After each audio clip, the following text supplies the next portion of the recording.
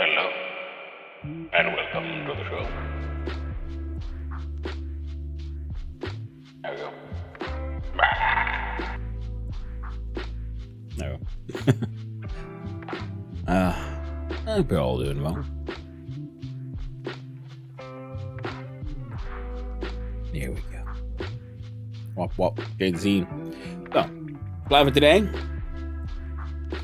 Continue untangling Fulgora.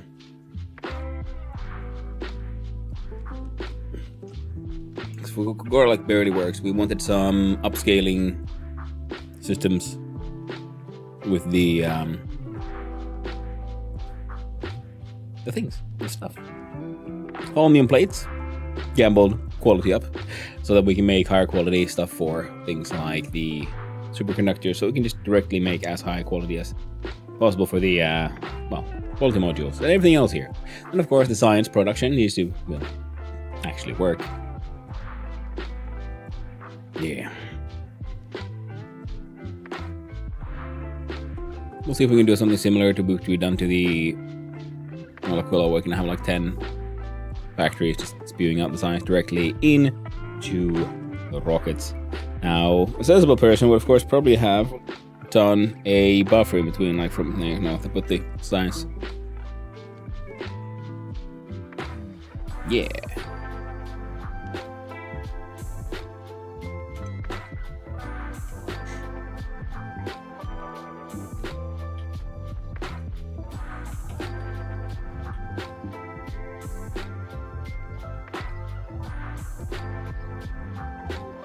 Where's the thing? There it is. Let's turn off that music.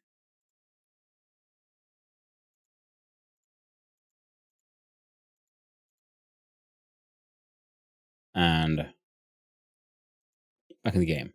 What? No. 100 times. That's the one. Not the multiplayer game. It's a fun one.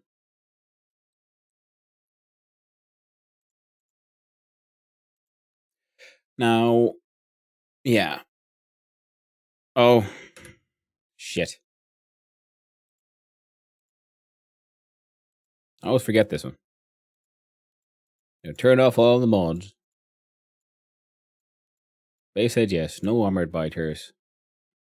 You only want base game, elevated rails, quality, and space age. Ooh, there's an upgrade.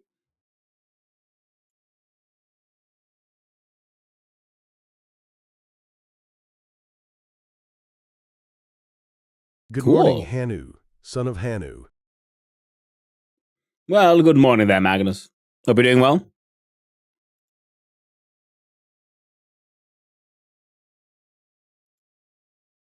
So, we restart the game.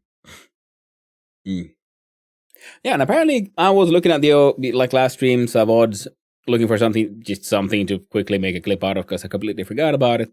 I had a very relaxing weekend. I did nothing. I had plans. I was gonna learn about video editing, finally do some proper shit for the YouTube stuff. No. Instead, it was a weekend of overeating and actually having naps. It was amazing. So that also meant that this morning I had to just quickly oh god, something vaguely clippable because the algorithms, they have their demand. And in doing so, I realized I was hearing TTS reacting to it, but you guys weren't. So that's an excellent way to spend your weekend. Yes, Magnus, it has been. I'm very pleased. I'm still tired, but at the same time, I'm more sort of relaxed than I've been in quite a while. And it kind of feels weird that I hadn't sort of realized how, how bad the situation kind of had gotten. Now, you require the red chips. Red chips require green chips. Green chips require iron.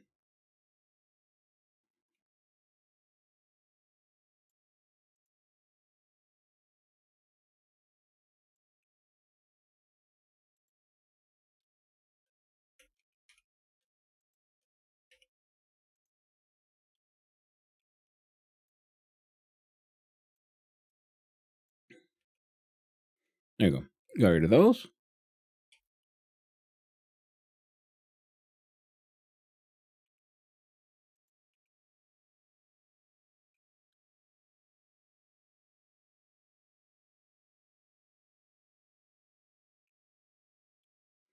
There we go. That'll help this thing get.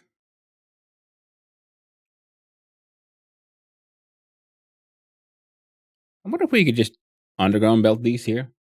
Hey there, Swick. How y'all doing?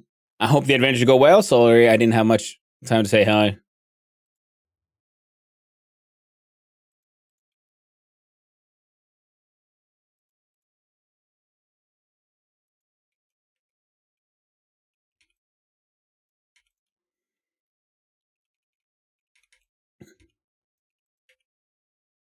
Nah, good. The Botafano is behaving well.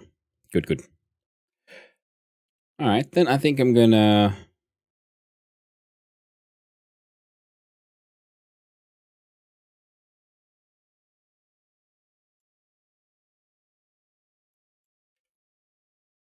I'm gonna see about how this would affect these because we don't really need. Yeah, the copper plates are kind of backed up. I think steel is good, but also we were making some here.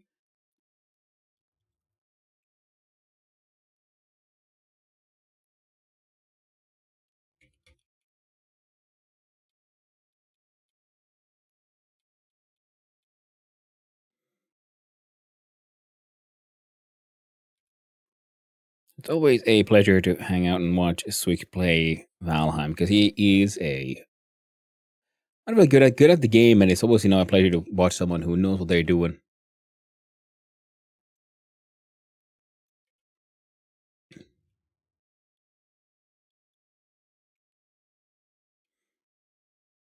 Okay, so all of that should be flowing slightly faster now.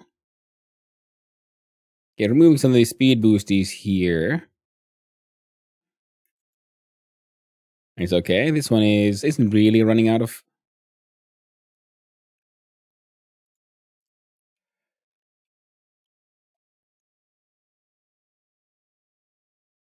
Yeah.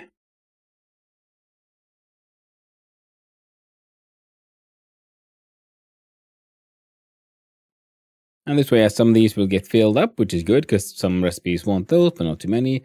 Then that shit's flowing there, shit's flowing there. Now, how is the HS Profit doing? You just dropped off shit at that.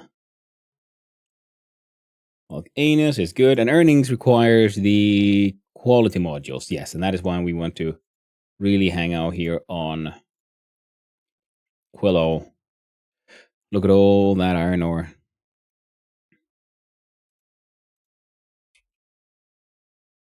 6.4 thousand, 6.2, 20,000 copper.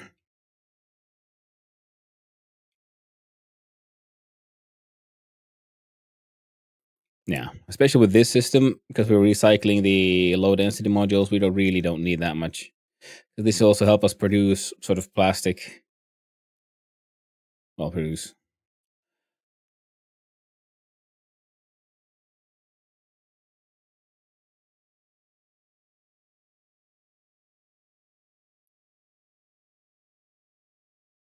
Oh, keeps the plastic flowing. Red chips are flowing.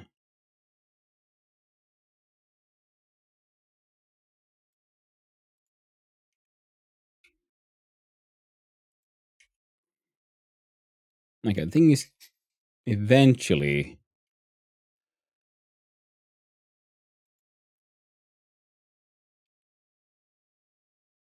you'll get enough of those.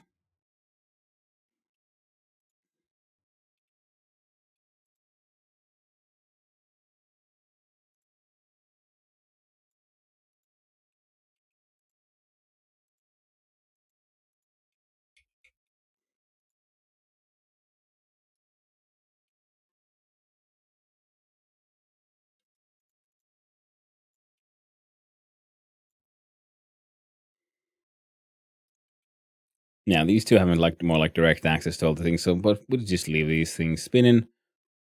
They'll feed into here. You get to do your speed things. Everything is okay.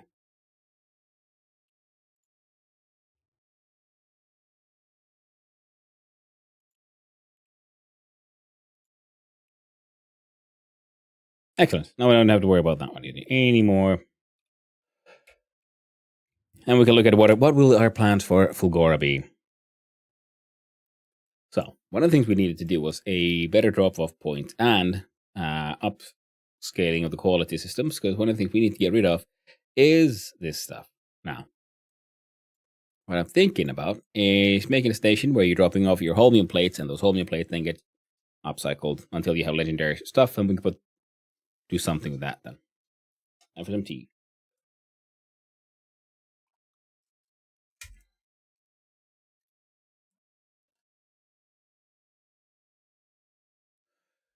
Doggos doing their doggy business.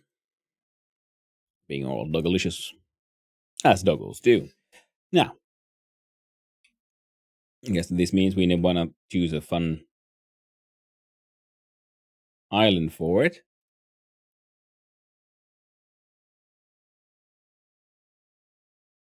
Okay, Holmium Plate Production is here, so might as well do this one. And then this one has...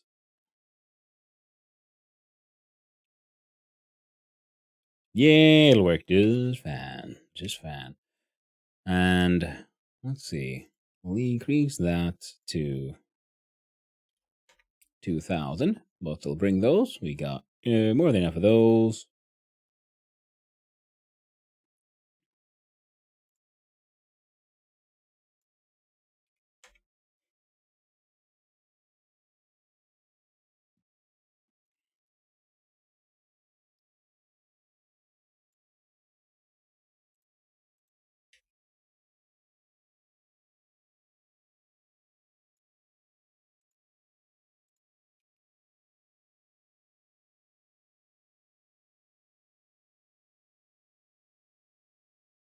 And some lightning collectors.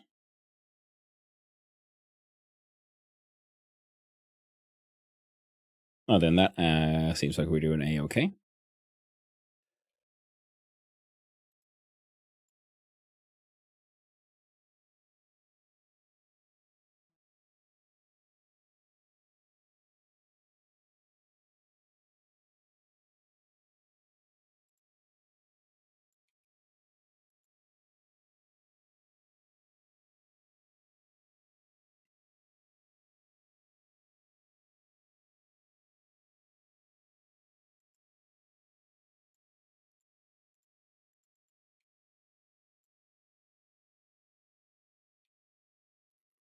There we go.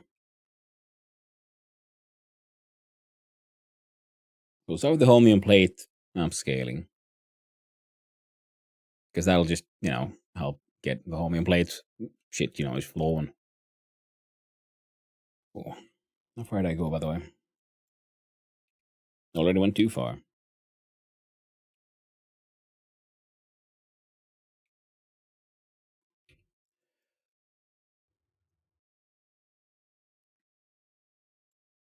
Now we use this island. This one actually looks a little bit better. So we'll look at here. Nope. Trains are us. Elevated roundabouts.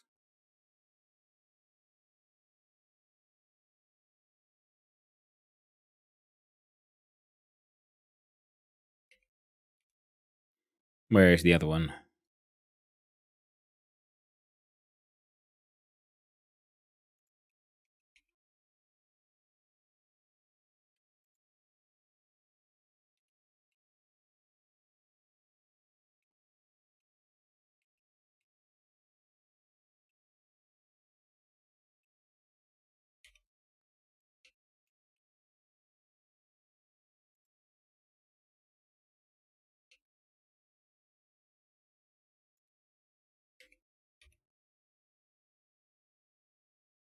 Now it's one way, and then we do this. Trains are us. Roundabout.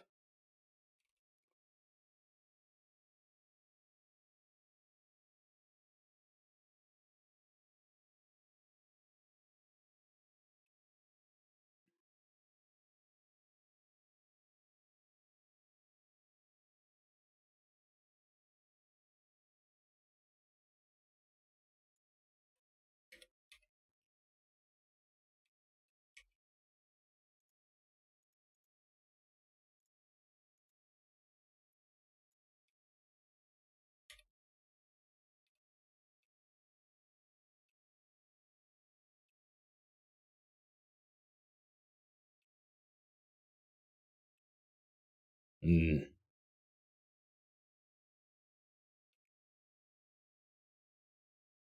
The power of bots. I can amaze.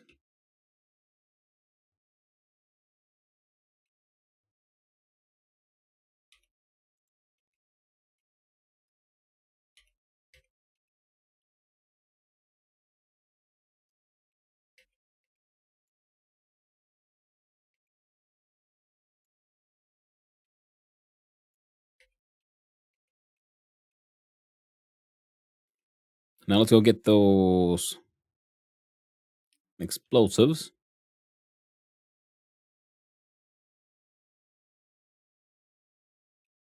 There we go.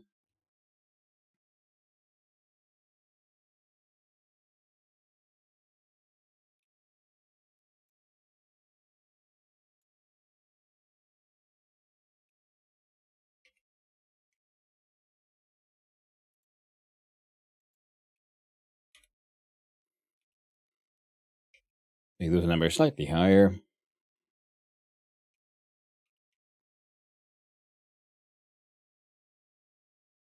There you go. Acceptable.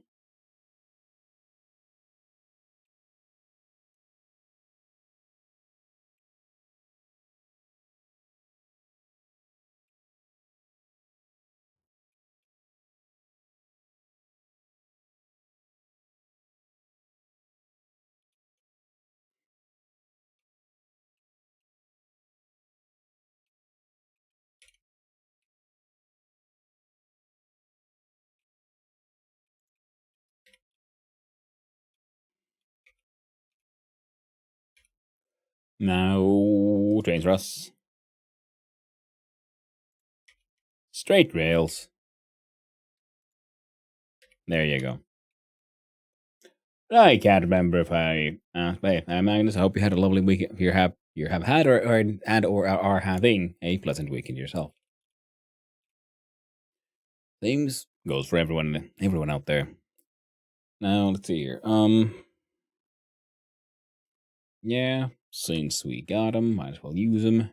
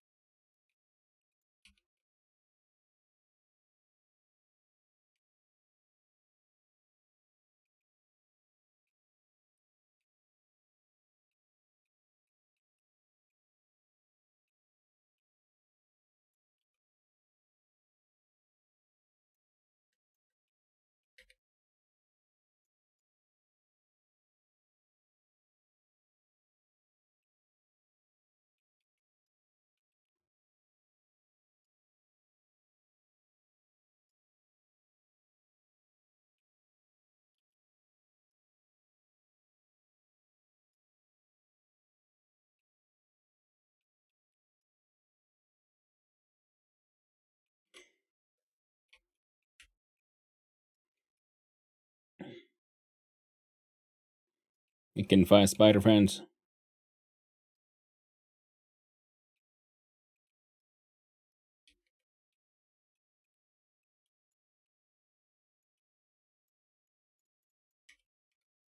Let's make that number even higher. Well, I just freaking zoom away. Man, those legendary legs are just wonderful.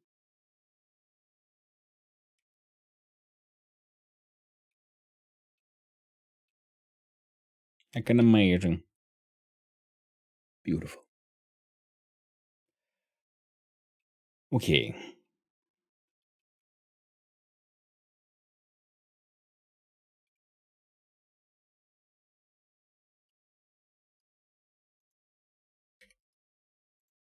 So now we do less than legendary steel.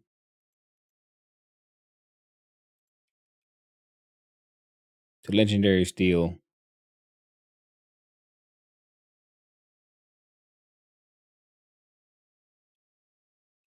Where was the? There it is. The actual juice manufacturing.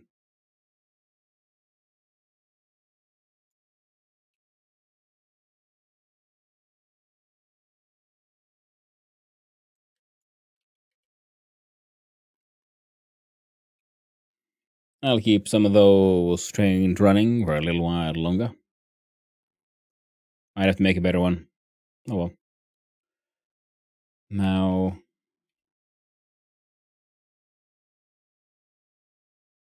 yeah, everything's gonna happen on this island will be happening pretty much purely on this island.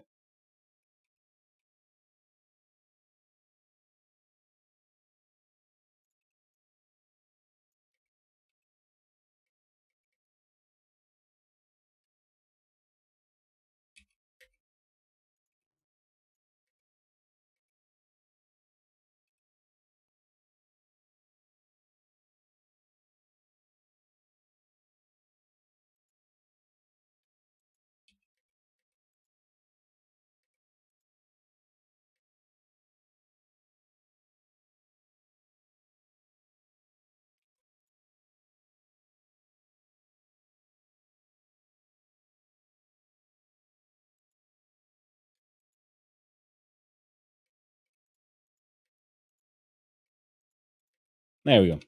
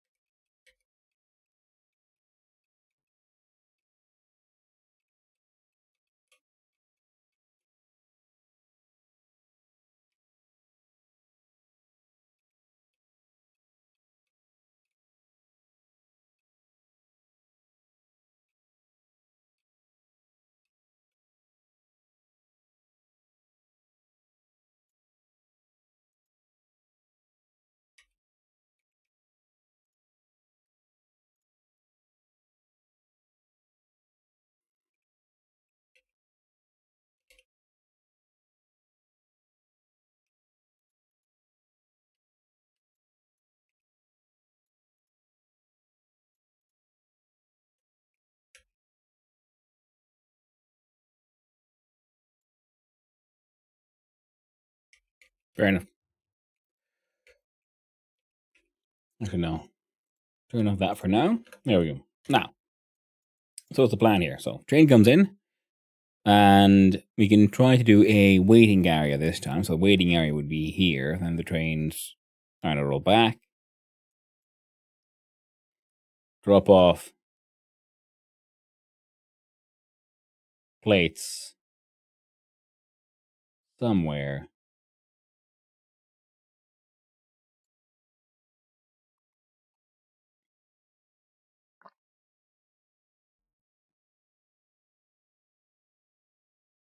No. Yeah, different things might want legendary plates, so we'll just make nothing but legendary plates here. Yep, works for me.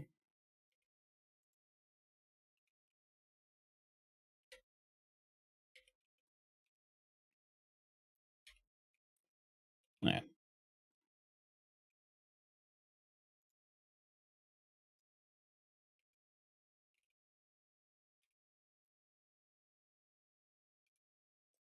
So good. Trains are us. The diagonal waiting area this way around.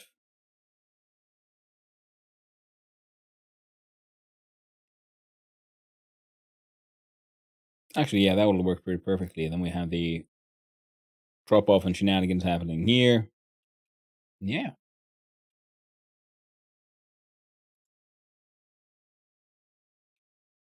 Well, hello there, Sankira. Hope you're doing well.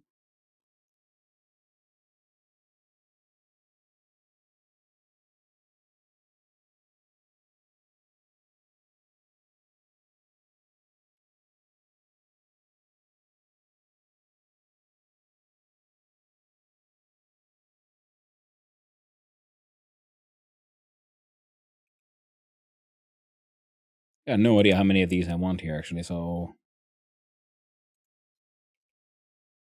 1, 2, 3, 4, 5.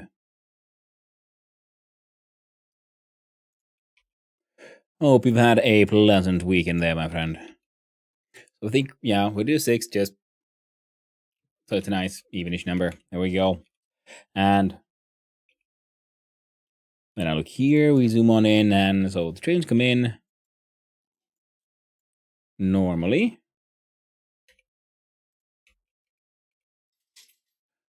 Ah. God damn.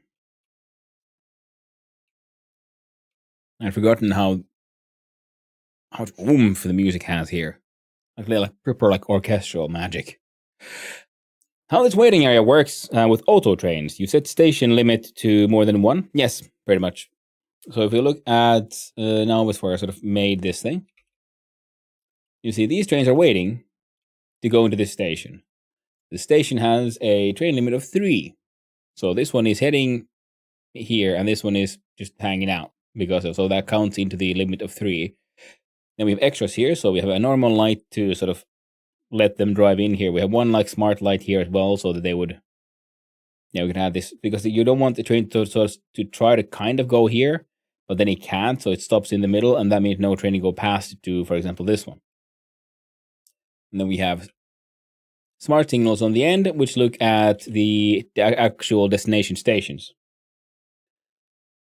So that one isn't the most. See, this one is maybe a better example because here we have multiple types of trains. So the idea is here that it would be better if we had more space for the trains to possibly wait on this side as well. But the idea is a train should stop at the latest here before trying to go into one of these waiting areas. Because what if this waiting area is full, but when it was trying to decide where to go, it tried to go somewhere where another train was also trying to go, and the other train got there first. So this one is to help the train make the correct choice of don't choose a stop that already has a train, choose somewhere where you can actually go. And then we have similarly smart chain signals are in this sense because these are blue, so they could technically go there, but they can't because there's someone there. And this one is just straight up red, like no, because there's a train here that is being unloaded. And here's that one says green, it's empty. Red. Okay, I'm not entirely certain why I think this one is red because this one is it's trying to go here. It has gotten there first, and these are all over there. Some red signals and then some green signals here in the middle, so they turn blue. I think I think blue is sort of like it depends. They're thinking, and here every station then has where you enter it. You can either have the light here right behind the station, but in this one, because we had the curve like so close to the end here, so I decided to put them here. And we can just use normal signals to say, like, is there a train here? Yes, no. And then, of course, I have signals here when the train has left the station.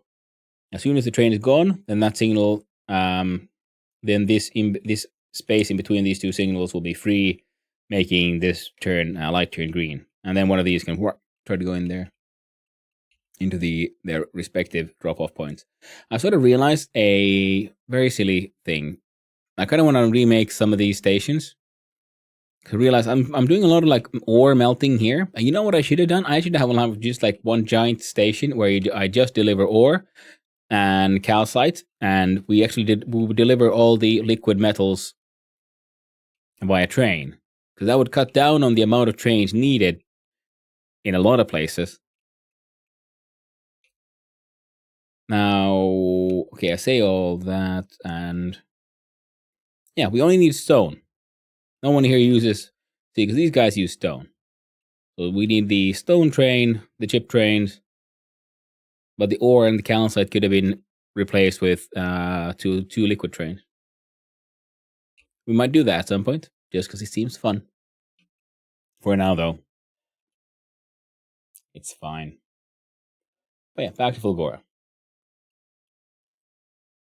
So same here. We're gonna want a smart chain stop here. Also because you could continue this rain line forward and connect it to a line that goes out. So a train could just drive through it all and head back. And these will then link to the actual stations. I'm not sure what all we'll be having here. And right now, I'm also just placing these down to sort of visualize, because we can see here already, there's not quite enough space. And again, in order to avoid a certain kind of issue that can arise, we're going to want a chain signal here in the front. Because this way, two trains won't be trying to go into the same spot. Because this will force them to rethink their choices. I wish we all had some of those in our lives now, or don't we? But okay. So this is then Holmium drop off. So we made now a whole large amount of waiting stations. So we could have a high train limit, and of course, yeah, you can change your train limit through the use of signals. So you can make your sort of train logic quite sort of adaptive that way. So it's only when the requests, like the needs of whatever the factory you have there, grow, then they'll start requesting for more and more trains. Just make sure you have a large enough waiting area to handle all of those. But that way you could have a sort of maximum and a minimum amount. But for the way I made everything there and now, it doesn't really matter, you know. Well, what if they only need a tiny little amount of, you know, ore or something? Like, well, it'll be there, ready to go. How do you balance that? Well, just more trains. Eventually, everyone's got somewhere trains waiting, ready to go. So as soon as something is needed, the old train leaves and the next one's already ready to, you know, drop off stuff. Is this UPS efficient and all that? Probably not. Nope, I don't think so. But it's fun for trains, you know. Sometimes that's all that matters. So okay, so the train tracks would then go up and to the side, then down and then out. So we would have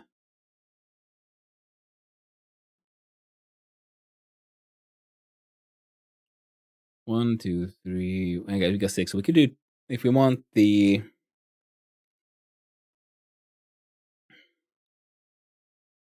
we might want to send the legendary plates around as well.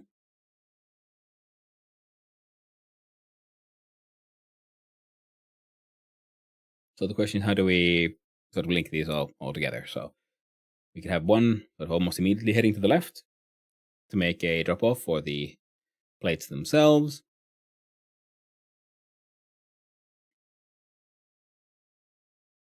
There's some scrap here on the island. We could have one station for scrap trains. We could have,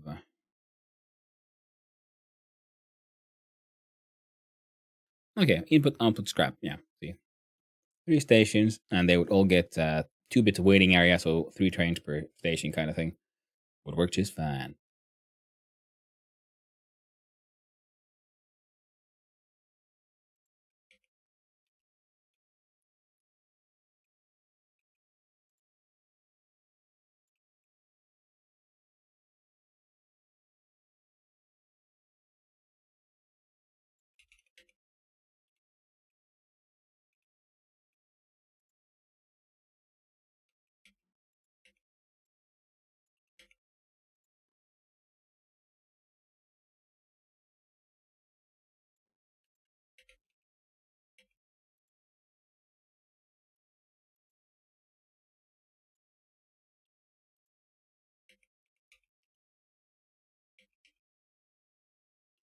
Damn, the legendary lightning catcher, man, this thing doesn't mess around.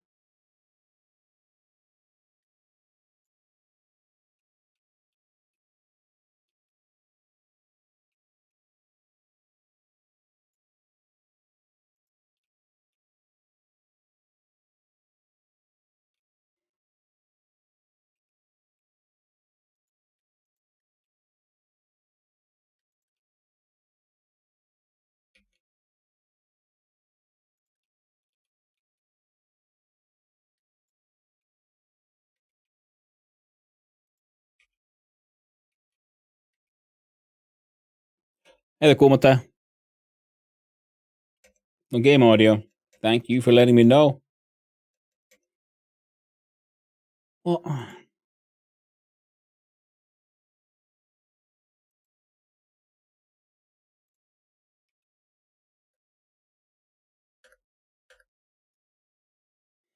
game is muted as everything else works. Okay, that's good. Yeah, because I just look at the OBS and I notice, okay, yeah, you're absolutely right, and I don't know why. I hate it when OBS, when the things do this. All right.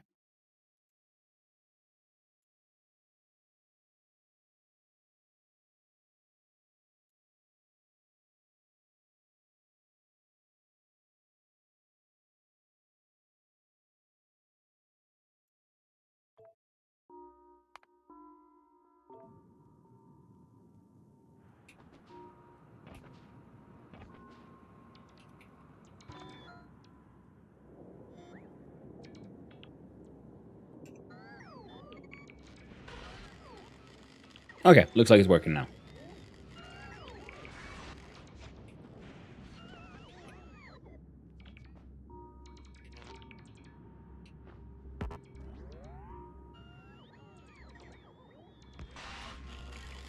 Windows changing its sound devices randomly is a feature, but it is. It is, okay. It definitely seems that way. It is a not a very welcome one.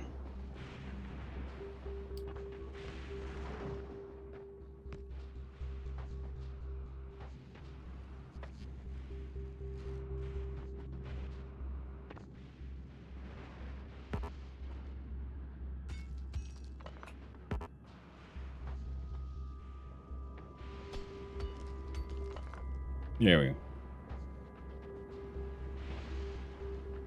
Okay, so now everything here is.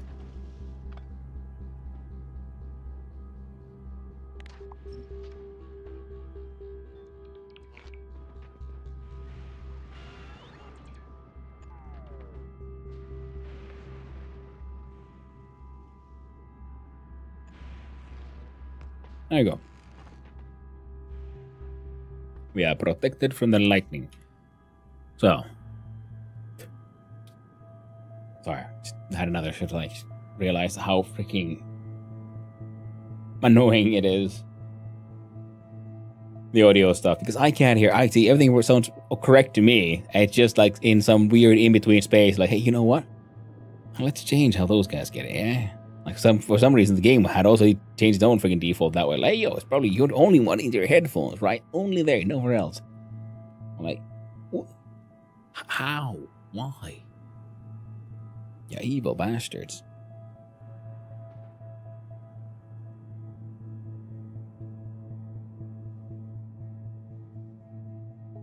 I'm probably gonna mine this scrap and.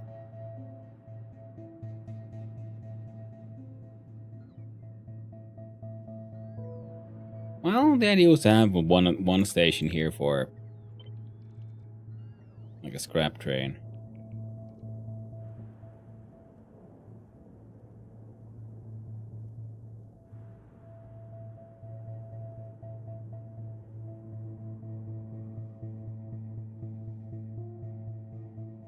We could put that one like here. Bill Gates probably was watching your stream and decided to troll a bit. Well, do the image to Gates. Please don't do it again. Or, oh, you got me. I'll send me money. Or I'll sue you for, I don't know, emotional pain. So,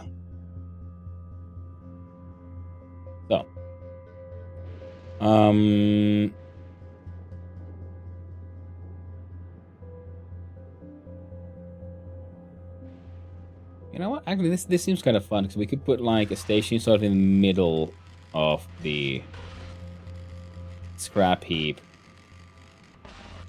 The deal is to just collect a little bit of scrap, so you'll be fine there.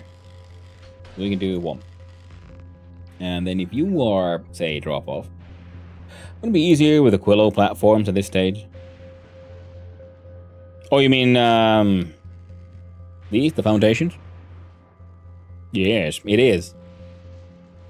I was just thinking about like minimizing the like surface area of the. See, that's what we went to Aquila. We did all this stuff. Now we're coming back to Fulgora. We have the HSS Foundational flying around, picking up all kinds of stuff and turning up all of that into just Foundation. Now,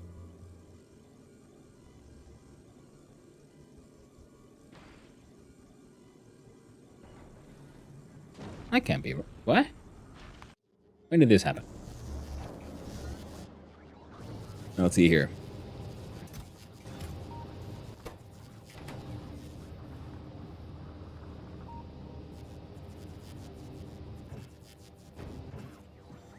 You're all out of lithium.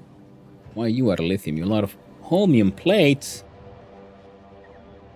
Well, I did put them all on this belt. This is true. So, I guess I got no one to blame but myself. Oh well, easy enough fix. We do good old cut and paste.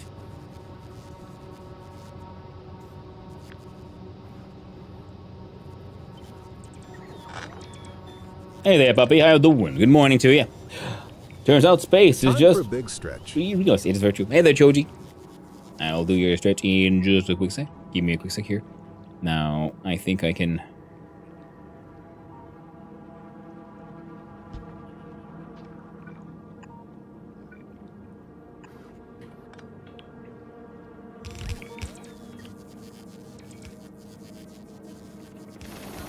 Go. Look at him go. Pumping crazy fast. Let's see, now this one will get the thousands of empty barrels slowly delivered. I am awake because my brain won't let me sleep again.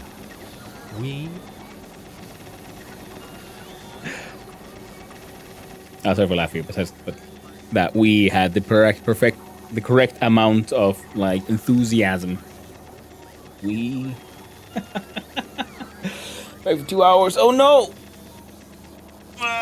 But I hope you're doing well, puppy. I was on Aquila yesterday for a bit and realized I need stuff for all planets to make the cryo factories. That have stable heating, which is a win. That is very true.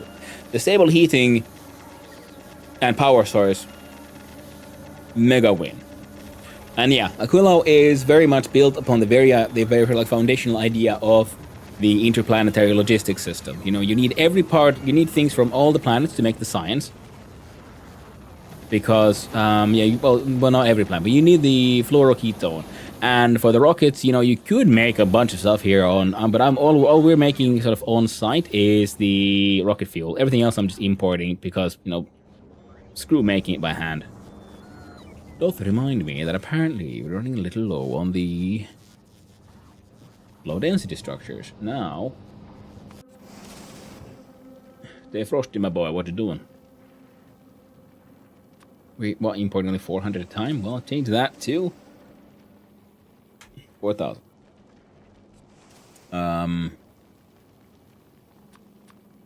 Stop with that shit. Going through Gleba, back to Aquilo. Bring in the carbon fiber, superconductors, holmium plates, tungsten plates, carbide, processing units, and an excessive amount of heating towers. Which is, of course, not excessive, considering its bulk anus. Snuggles are amazing, though. Aww, snuggles are always good. I like it, but I might need to return to Fulgora because it's underdeveloped for active support of another planet. Yeah, I mean, by the time I got to... Because I went to Fulgora and then I went to Gleba. So by the time I got to Aquilo, a lot of stuff has been like backing up. And things like, you know, blue chips, they're just made. I've been like destroying blue chips. It feels bad, man, but you have something, you gotta just destroy those blue chips. But I've also been storing a lot of stuff on, you know, on Garbage Island here. You see all these chests are full of all kinds of random stuff. So exporting like a large amount of things from here, through even just these 3 rockets have made life easier. And then because I got some sort of larger scale production of stuff.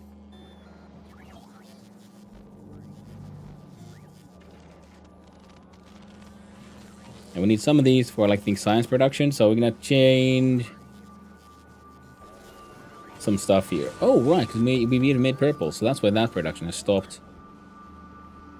You have stopped because you need green chips, and green chips are not being made because the trains are not running.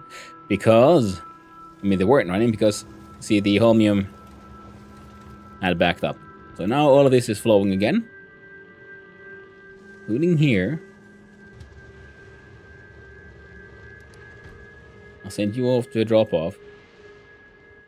You might want to make a bigger and better system for the green chips. A slightly even more convoluted form of transportation. Bleh. Saturday's leaving Wednesday morning. Aww. All good things come to an end, I'm afraid. But all the more reason to focus on what you got while you have it. Enjoy those snuggles. You can't sleep, well, very tragic, but at least you're not alone. Enjoy the company. You've definitely earned every snuggle and piece of comfort you can get. Let's see if we can get those stretches. We go. Stretch is kind of done. There. Well, hello there, Dr. Faye. Hope you're doing well. And space is fearless. I mean, space is known for being quite spacious. Yeah. Slowly filling up. And I have some ideas for making this thing even more silly. Wait, there's enough space here. We could make it extra silly. Nah, no, this island is, if it ain't broke, don't fix it. Make the next one more interesting.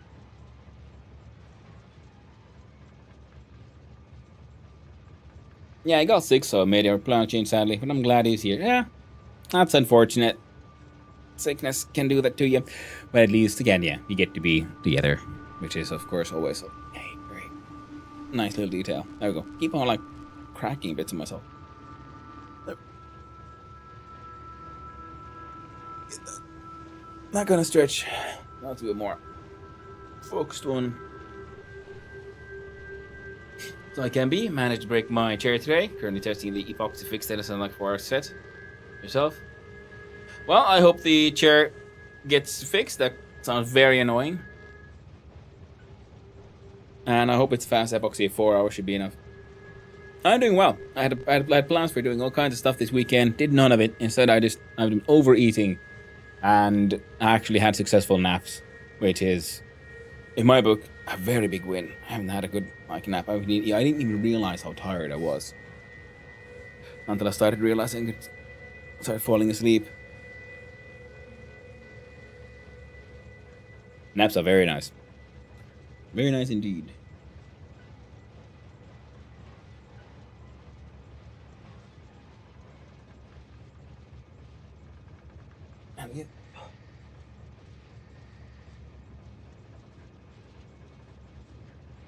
There we go. Good, done. On this OP, don't even use chairs. I mean, I do have a chair, but it's right over there. But yeah. After I got used to the standing desk again, I'm very much preferring this one. And then on the way, new RuneScape Dragon Wilds is actually kind of cozy. Okay, that sounds cool. Yeah, RuneScape does seem like an interesting game, but also seems extremely addictive with the whole number go up, and scares me.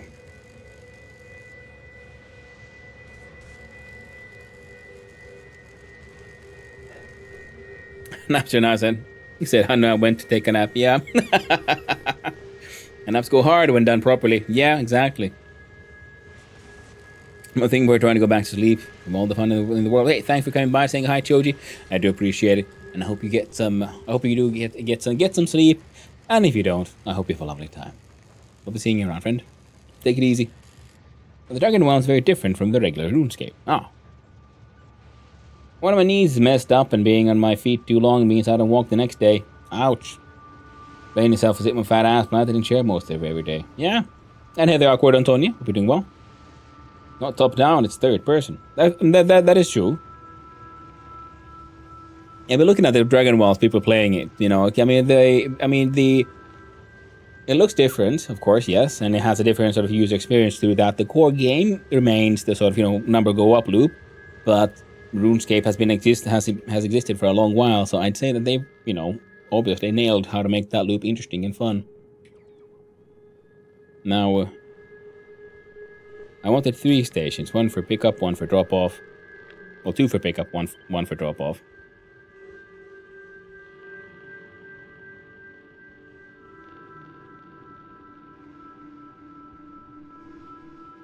I don't know, something like that. I don't think I've... Now, for the hell of it, we're just gonna... fill in the holes.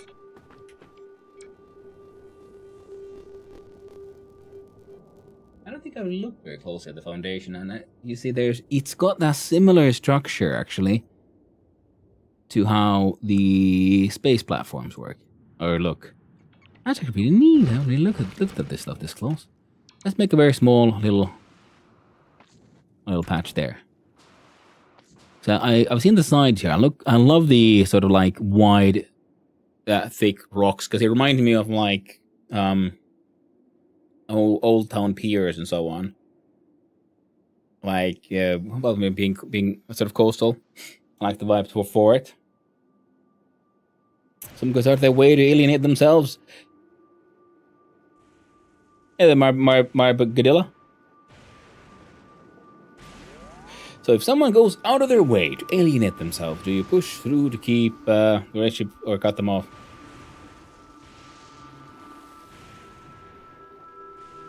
I am of the sort of live and let people do their things kind of guy. Like, yeah, maintain every relationship. It's fine. People come, people go. You know, just because you grow in different directions doesn't mean you have to, you know, either like fight for the relationship or let it go. It's more like, okay, well, we're just, you know, story of our life took us down a different path this time. Maybe they'll reconnect later on. Like I have friends I consider very close friends that I haven't spoken to in about, I don't know, a year or two. And it's fine. When we next meet up, we'll have an awesome time. I think some of the relationship system, how the relationship are viewed nowadays is kind of twisted by the fact that we can have instant communication all the time. You know, when I was a kid, you know, it was letters. And there were phones, magic, and so on. It's okay to go different ways. And most importantly, it's very okay to have different opinions and views on things in life, you know. And sometimes that's what drives you apart, and it's okay. It's not, you know, it's not good, it's not bad. Every sort of relationship, be it, you know, friendship and so on, or romantic, you know, everything that begins ends. It's fine. That's how they work. Don't worry about it too much. In the sense that, you know, come what may. And some people like Happy New Year. And yeah, same here, Kumata. Sometimes that is the thing we do. It's Happy New Year, happy, you know, happy birthday maybe, and the Merry Christmas. And it's like, hey, yeah, whoa. And then sometimes maybe we meet up. Have an awesome time. And it's like, we should do this more often. We definitely should. And then, you know, 2 years later, maybe again. And my brother has been looking at one of those fancy desks you can raise and lower. So I was considering doing the same. But they're so expensive. That is very true, Magnus. They can be very expensive. But having one... See, oh, you are now descending. Hey, which button was the up? Oh, no. No, it's not that one. There we go.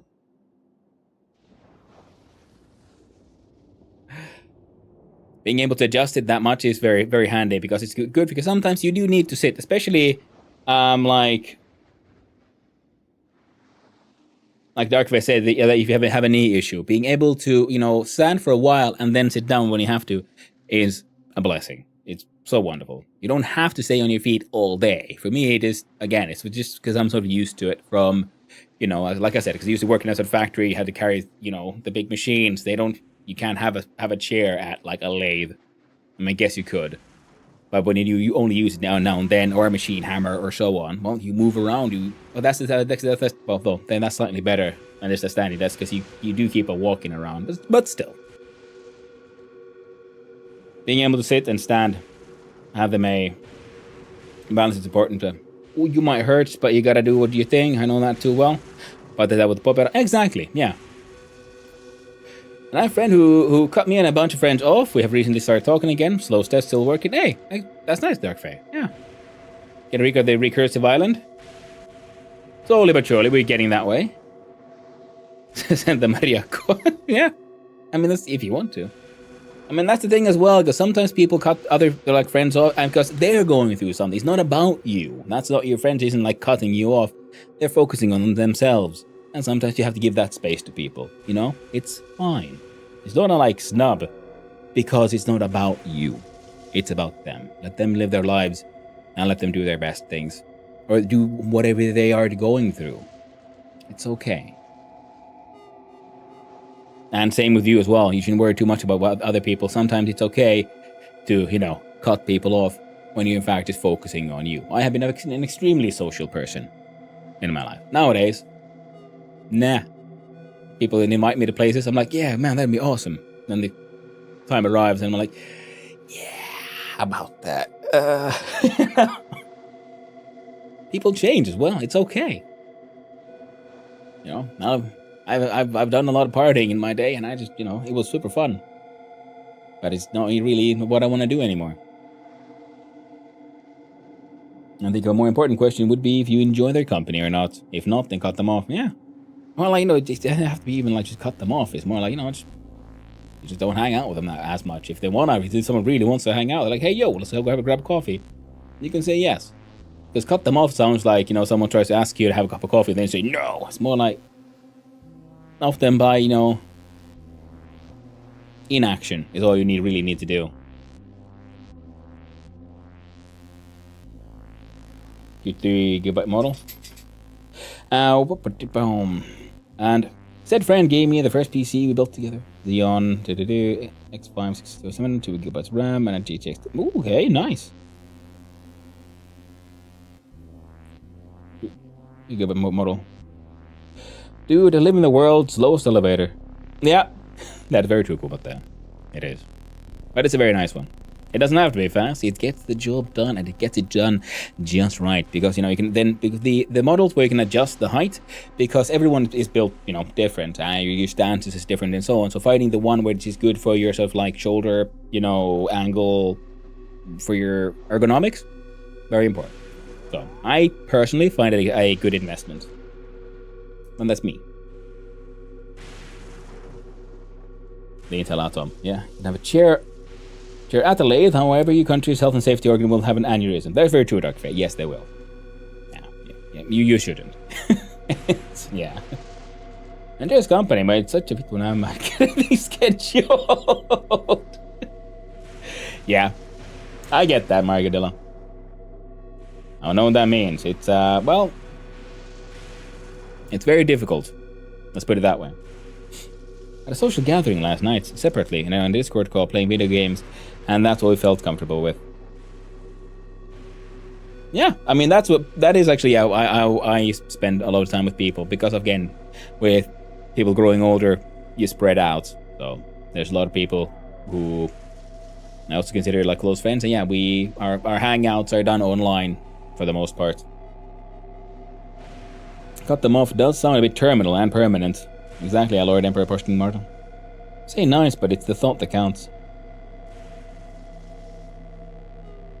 Yeah, it is. Yeah, exactly. It is the thought that counts, yeah.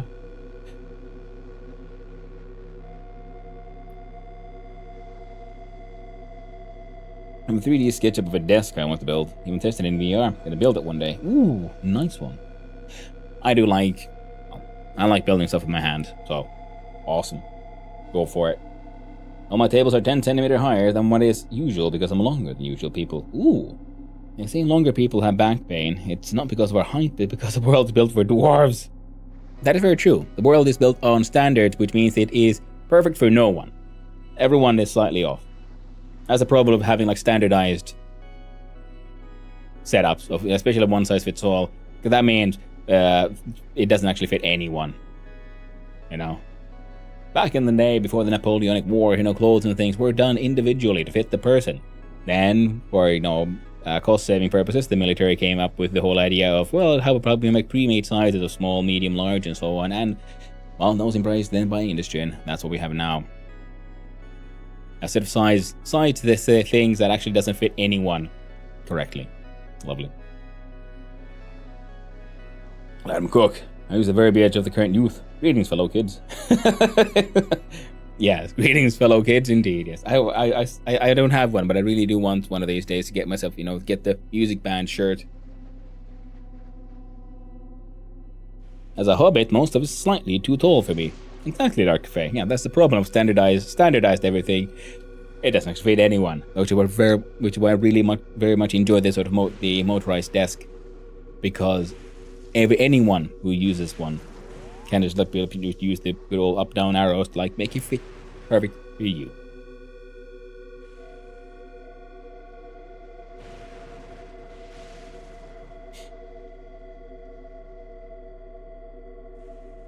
But again, Margaret, it's difficult in getting stuff scheduled. I mean, that's again the thing of everyone's living their own lives and their own stresses, and it'll happen.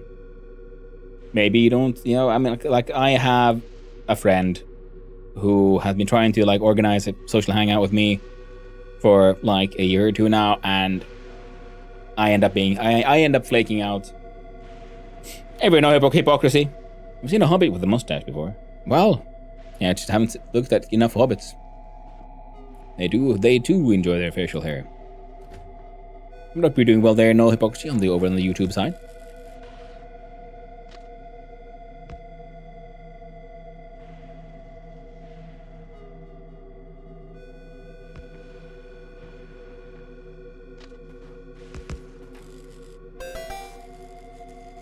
Thanks for the follow. I appreciate it. And I hope you have a wonderful day. Oh no, I don't like that. That curve change. Okay, so do we do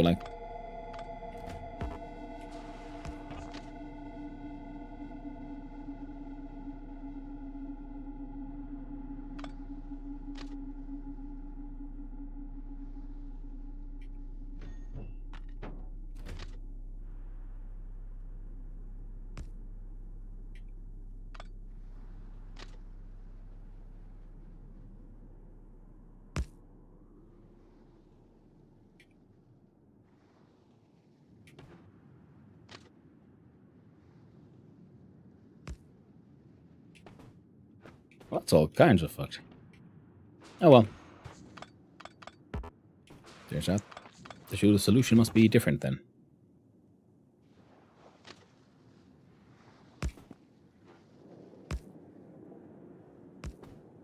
Yeah, so there we go. Sorry, I'll get to you in just a sec. There we go.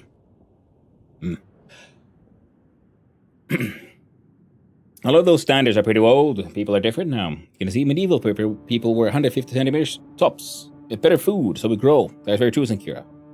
Except for cars. We have a lot of Japanese imports over here, and I always have the seat in the most far-packed position. I'm not a hobbit, but I also have a Japanese car, and it's not the most far back. I'm average. Slightly below average, but still average. Height. And after COVID, I definitely turned into a bit of a hermit. Yeah. After we were allowed to go out again, I realized I actually don't really enjoy being around people anymore. Yeah, man, I think that's just also normal. People sort of grow up because they're sort of should we say, aggressive socializing that a lot of people sort of grew up with is part of youth. It is, part of finding your place in society and so on. It is, I find it's just extremely normal. And then people eventually sort of grow out of it. Not to say that it's bad or anything, there's something you should grow out of, but it's more like it just happens. COVID was a great time for me. Well, Sankira, you're not the only one who feels that way. And start the turn, one track back. Yeah, got to get the name of the YouTube too, and stream on YouTube too. And hey, Dark Fae, double hanging out. I appreciate it. Yeah, I tried to do it the multi-stream because you can see on the YouTube, the only videos I have were old uploads because I had to upload them separately. And I sometimes forgot, and that was annoying. So that's why it's better to multi-stream on YouTube so the VODs get saved automatically for posterity. Because I like it that way. COVID got me into programming. Come on, Dark Fae. Me too, to be honest. Speaking of, I should get back to it. I've been planning on doing some changes on the schedule this week. I was thinking we gotta earn that the variety tag back. add more games to the schedule, and also get back to the whole you gotta make games to play games thing where we start with a couple of hours of game dev followed by gaming. I'm a menace who automates things I shouldn't. No such thing. Everything should be automated. If you can automate it, then you should at least try. Okay, and then this shit can also be then belted down here somehow. Alright, so this will be a...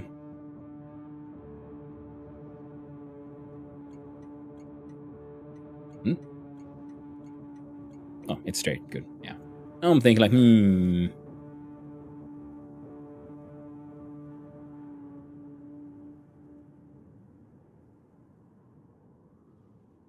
Nah, it'll be fine. Give her zoom out and zoom in and see. Did I did make a machine here for making just purely hecking legendary chests. Everything not legendary gets recycled. And it keeps the boss busy.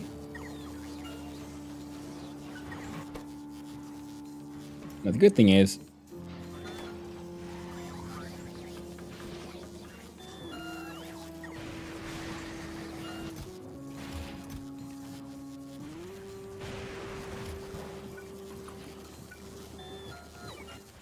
I'm gonna turn this one into a logistics chest.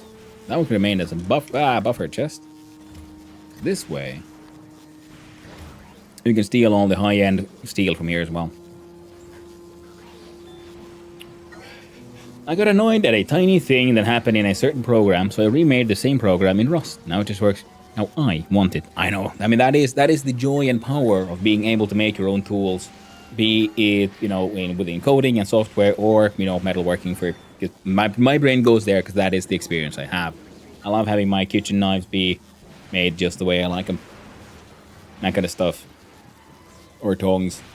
Or building a desk, I would really like them. This one, of course, comes from the store, but, it is very liberating when you realize you can just do a lot of stuff on your own.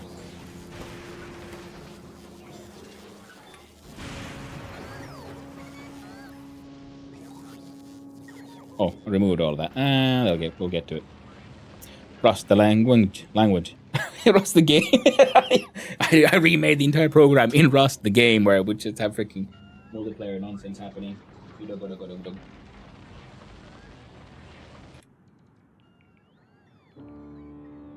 I personally struggled pretty hard during that time. I think it was because it wasn't by choice.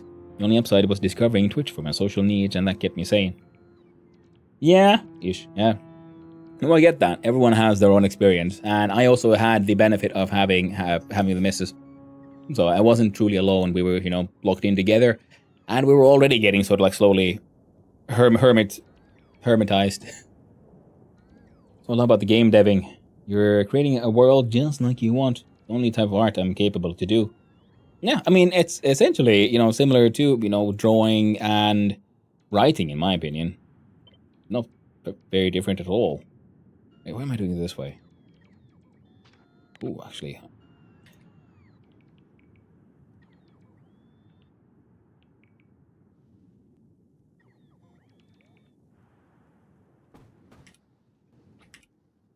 Do you have any chests left? Of course I don't, so but I'm here. I'll add here 100 purple chests. I'll run quickly back down, pick out some chests. Let my current friends post-COVID. So basically played Borderlands 2 and Minecraft for the duration of our lockdowns.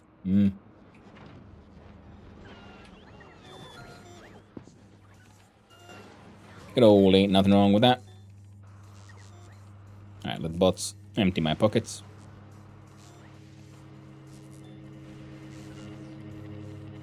And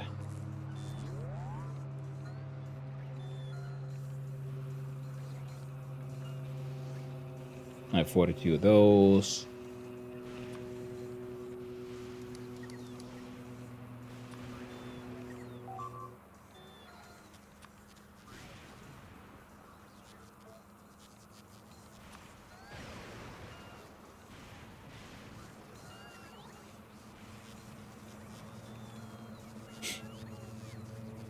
Hmm.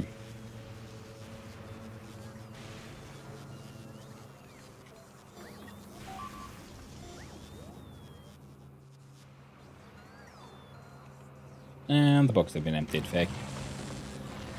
Make a name. There we go. Empty destroyed. Oh, tragic.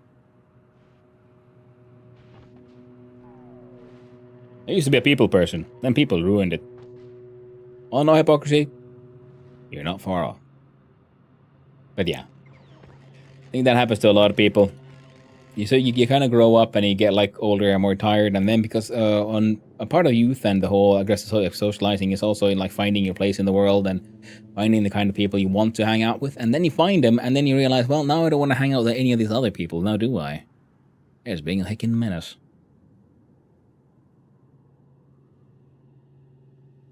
Yeah, Secure then agreeing there on the Twitch side, like with the good old holy shit, yes. Yeah, I'd agree with that. Although I will add the caveat that I would also then consider myself part of the people there, part of the problem. My own tastes have also then evolved, changed. Evolved implies they might be like better now than they were, but now I think like no, they might be. I'd say I'm just different rather than better.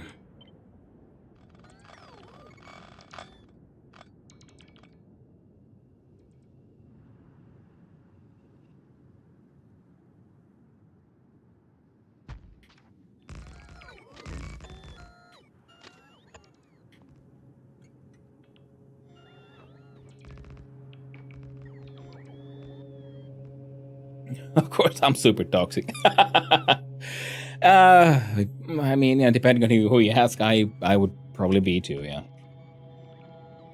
a lot of people who just like calling people toxic for simply disagreeing.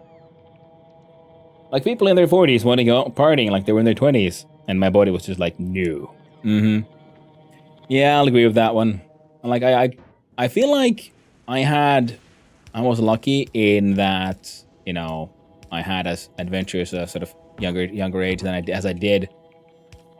Because there's a lot of stuff in the world that I realized like okay, cool, it was neat and it was fun, but I've been there, done that.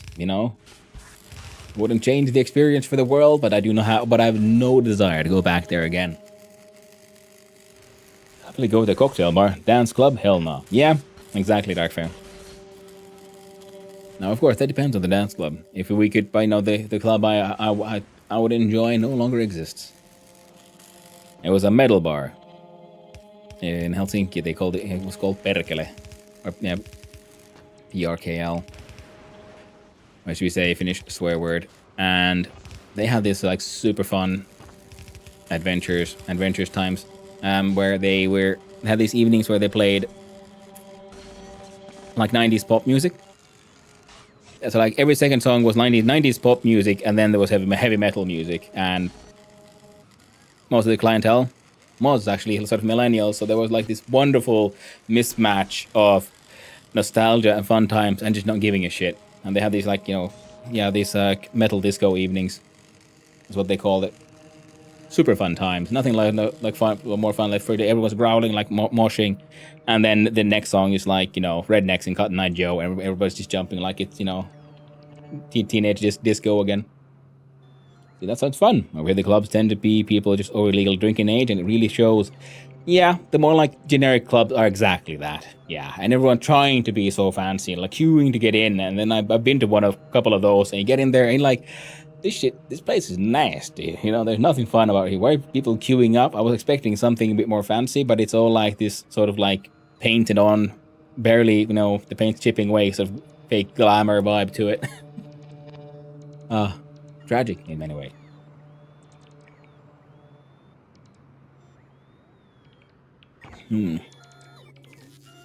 Oh. The bots are having a rough time.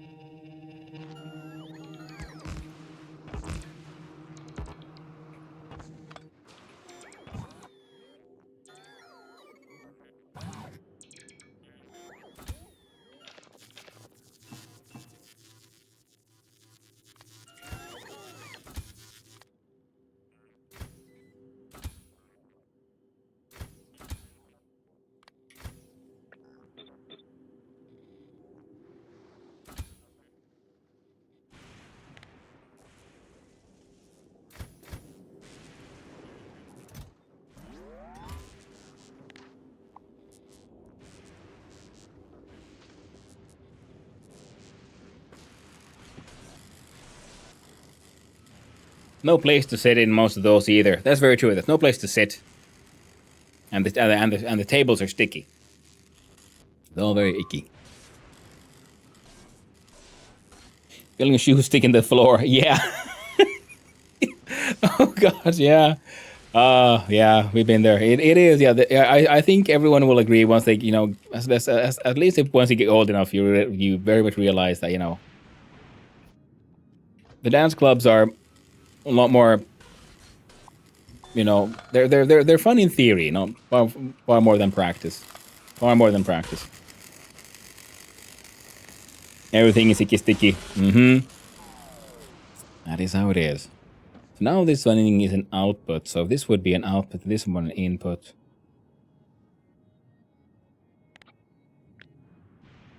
Ultimately, this will be better as an output, and we can flip these around for an input. It'll be okay. Wait, can I just...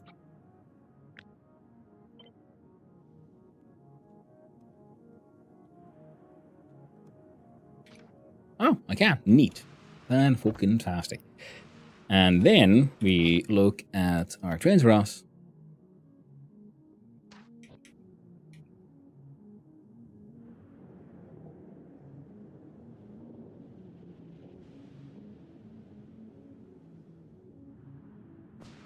Can I fit a small unloader here?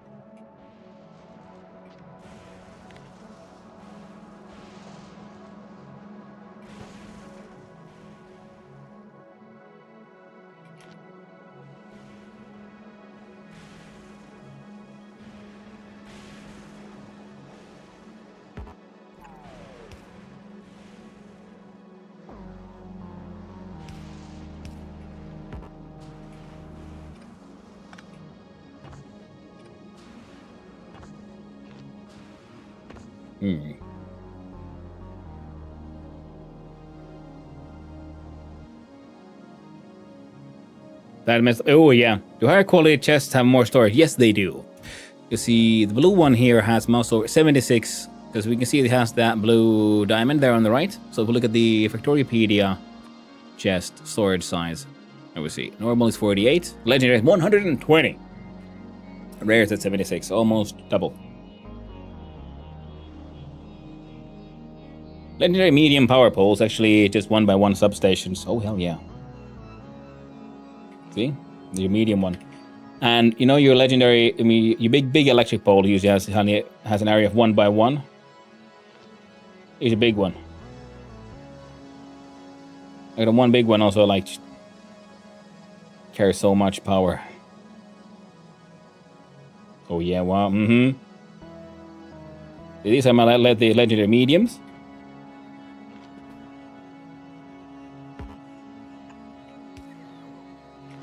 your legendary long, and your legendary substation, which is just ridiculous.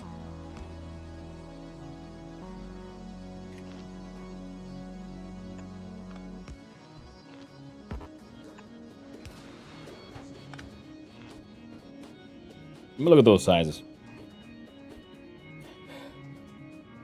Go with the Gambo and the Factorio Spark returns. Yeah. Struggling to Volcano, so I think it'll be a few years or decade before we get those. Practice makes perfect, you know. And of course, I can now mass produce these thanks to the building the stupid Gamma machine that then just crushes rocks to the highest available rarity, which for me then now is, you know, thanks to the research, is legendary. Focusing now again on iron ore and coal. I'm just getting leave a spawn. Yeah, that'll happen on any. That can happen on any planet, especially if you have. So I know I can be okay. So if we do this one and that one, so they're further away. But it also feels more sensible. Then we're gonna have the long one here now. So yeah, she ain't perfect, but they kind of work. And then our legendary, there you are, accumulator.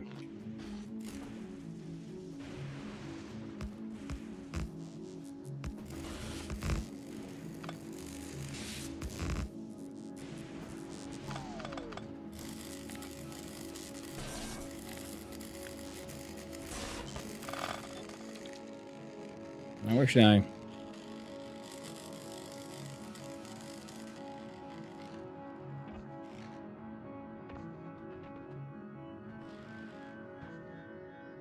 I guess we might as well do power storage down here, I guess.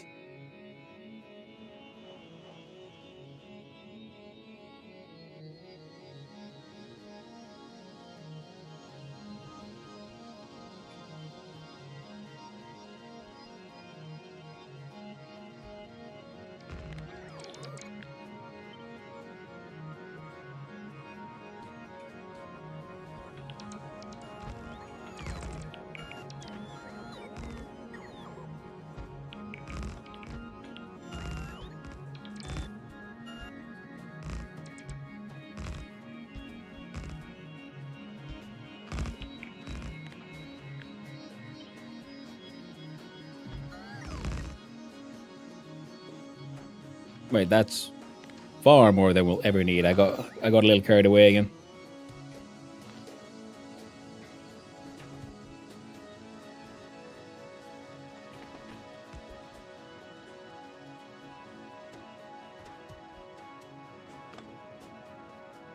Oh yeah, because the large these don't need to be right next to these either because of the large.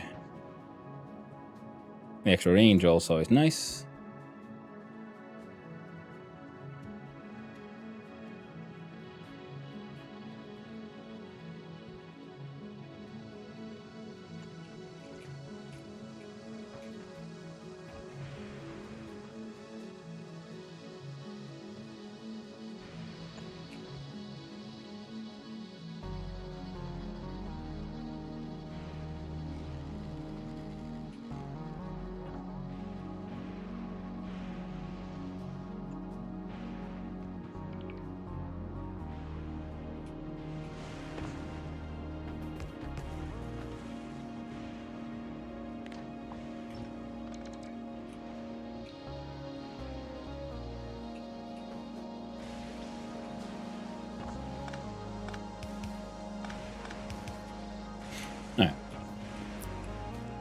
No, leave my dude to hang out here, so we're gonna look at this in map mode instead.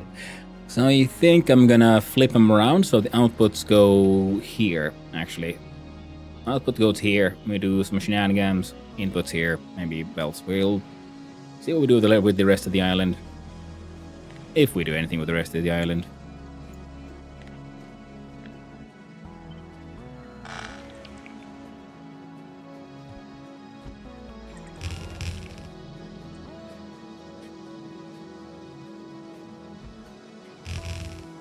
There we go.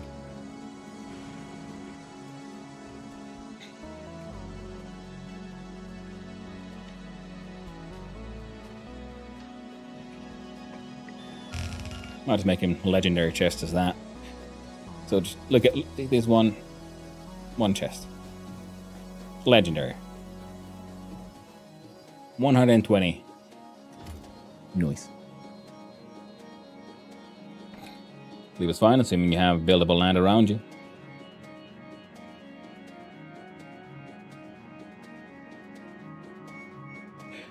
I've been on Novice and Volcano so far. I don't even want to think about Gleba.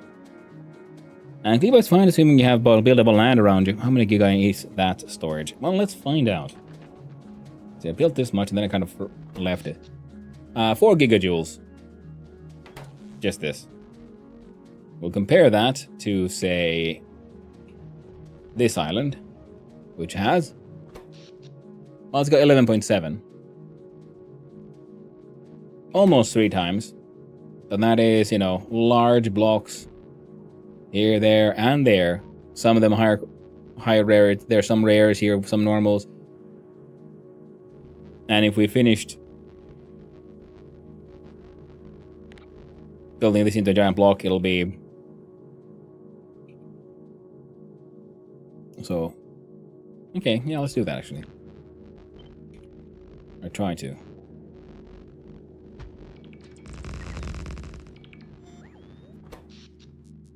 Now it's up to 6. So 2 of these is more than all of this. And just these, without, you know, these. 7.6. Yeah. Again, Factorio PD to the rescue. So your normal energy capacity is 5 megajoules. At legendary, it's 30. So 1 legendary is worth, what's that, 2, and so 6 normals. Not bad. And maximum input is also 750 kilowatts, and output 750. Oh, I didn't realize they also had throttled inputs and outputs, which, you know, makes sense. So the legendary, especially here on Fulgora, will then get charged a lot faster as well.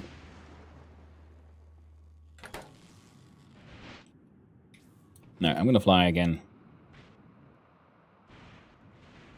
down to Bullshit Island, because that's where I've been importing my legendary batteries, accumulators as well.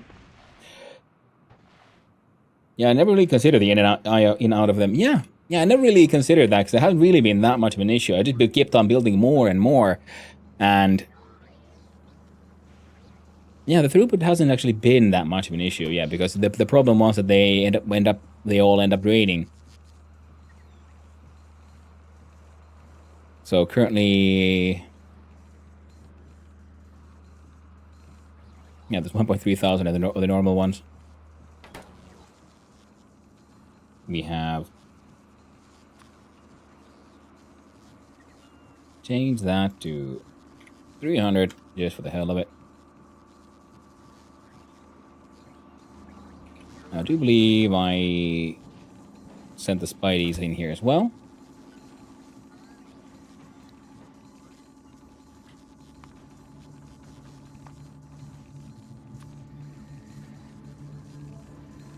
There's Fulgora Spidey. Change those to legendary. We'll request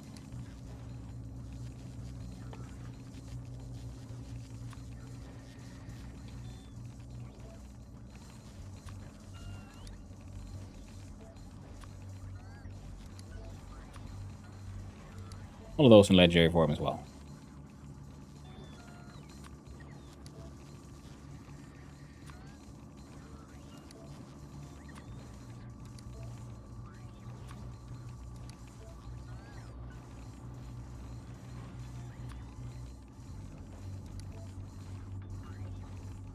There. Crashing in the unrequested.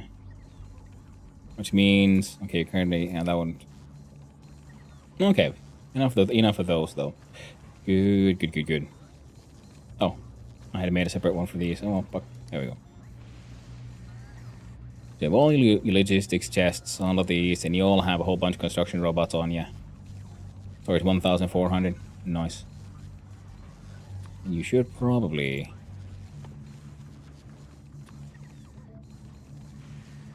get 1 stack of these per, just because of the Roboport thing. But okay, now we got more than enough of those.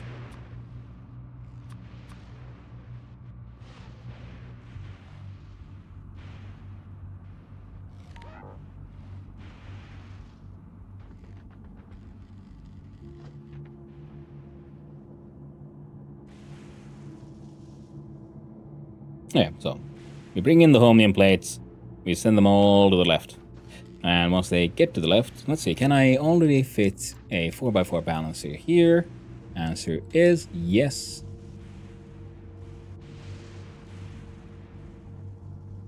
But I think we're gonna want to do it. Aha, now push the wrong button. I hate it when you put your like hand on the keyboard slightly off, like off by one, and then you wonder like, why are all the buttons acting so heckin' weird? It's like, oh, because I'm pushing the button to the side of it, not the actual button.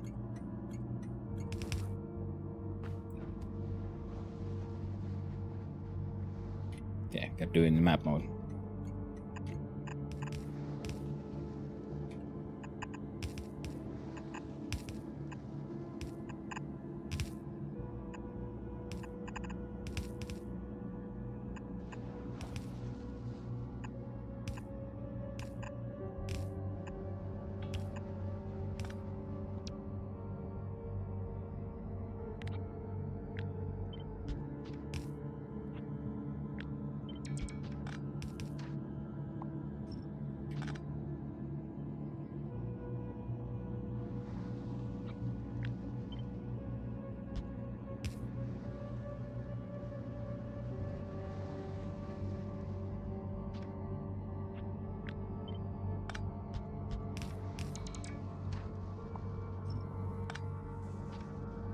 There. Slightly more cohesive. Any point in that? No. None. Okay, put in the last ones. Now, one of these with just survival legendary is a grand total of 6.7 gigajoules. God damn. Well, that's all that's more power than this entire project is ever gonna need. Of this I'm quite certain. And in case it ain't, we had, what, over 1,000 of these just waiting out. So we're good. Okay, so then here we go. Logistics. I love the fact that I made an entire like book to like figure out all these extra balancers, and the only thing I need is the 4x4. Anything less than 4, well, you put it in one of these inputs and it'll get equally balanced. More than 4, well, just slap 2 of these next to each other. It's because the outputs also get equally balanced. Is it an elegant solution? Who gives a shit? Okay, it works. It's sort of what I'm getting to here. Good old. Getting used to practicals. Okay, so let's see. Okay, it's putting out stuff in stacks. Why are we putting it in stacks? Well, so we can increase the amount of stuff being stored per thing. Now, every belt would then feed into an X amount of recyclers. I see.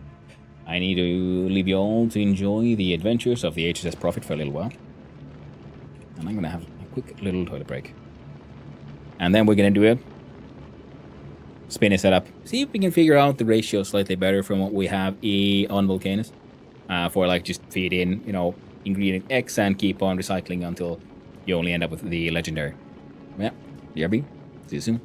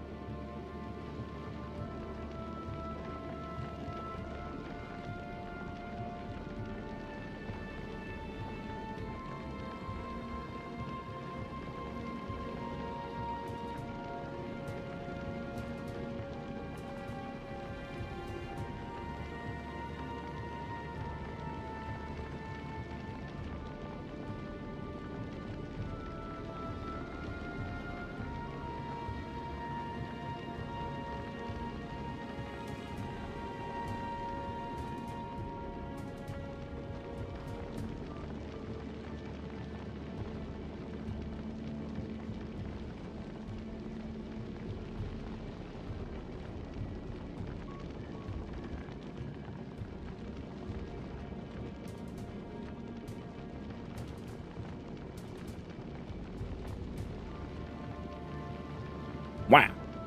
I have returned.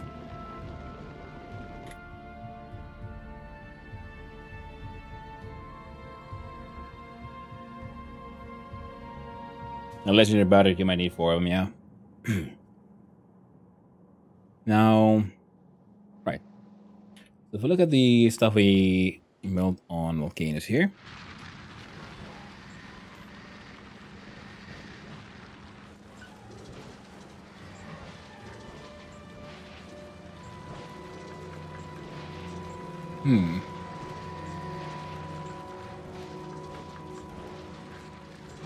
Now the problem with this one, because it has like a steady input, is you might actually want to have a sort of secondary loop.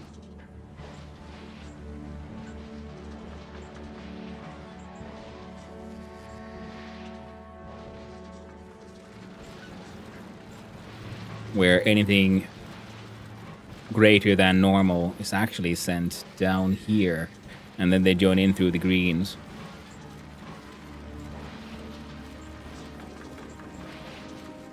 That might help here. And having this separation happen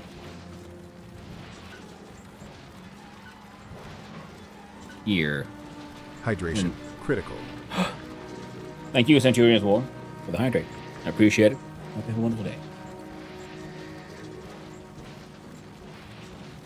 Ah, sweet, delicious tea. We have this one.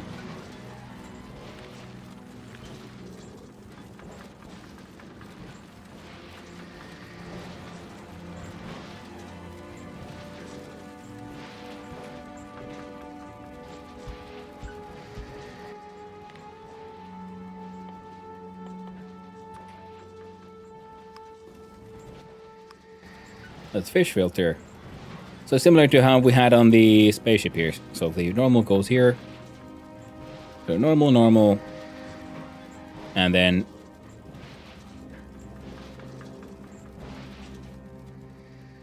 reset.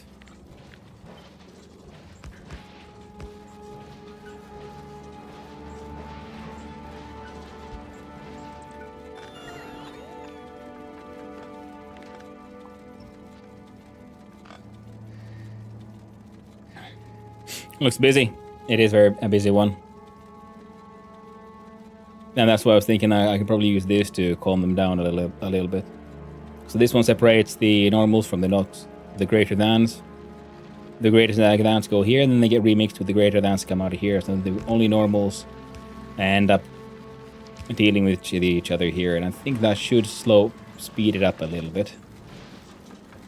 Especially this part of the flow. Now it's got some stuff backed up, but you know, it'll get there. But okay, it already looks like it's flowing slightly faster. So this kind of similar situation, I think, is what we want to use here. Especially because we could then have multiple, we could have 2 inputs here.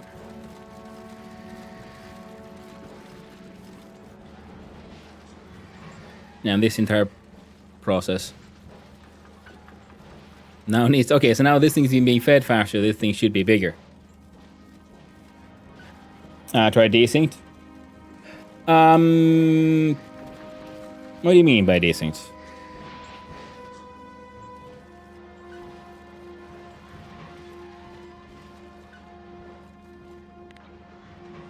Well, I made the entire thing too powerful.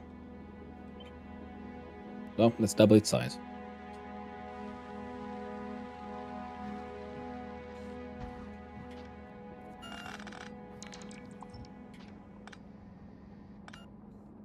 There you go. The game is similar to Factorio with bugs that you try to kill you. Oh, that one where you have to code your own bots. No, I haven't tried it. I know it. I've looked at it. It looks interesting. I think it recently had an update or something because I've seen a lot more people play it, giving it a go. It looks very interesting. And I might have to give it a go at some point. I was thinking the next factory game for me will probably be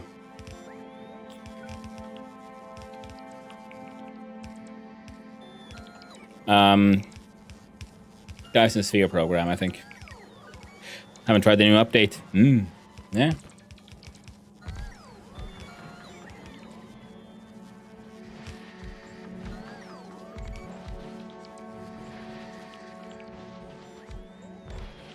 Like the better graphics. Hey, nice. Yeah, well, I mean, yeah. Like I said, I've been considering trying out DSP.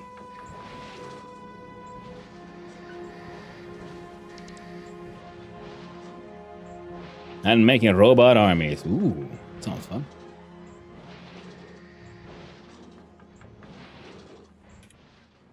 Now have I...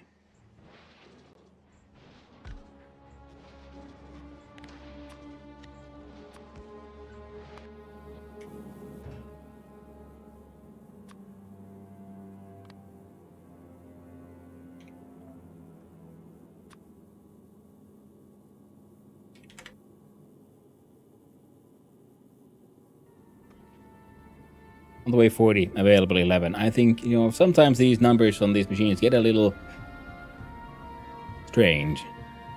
Oh well. Doing their best, I suppose. And those down.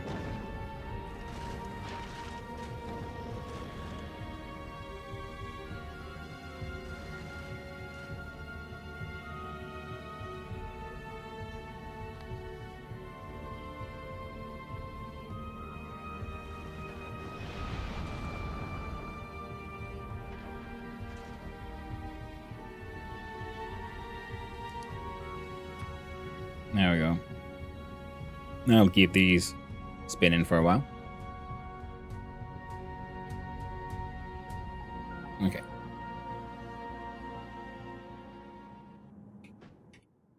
Here, though, we have slightly faster machines.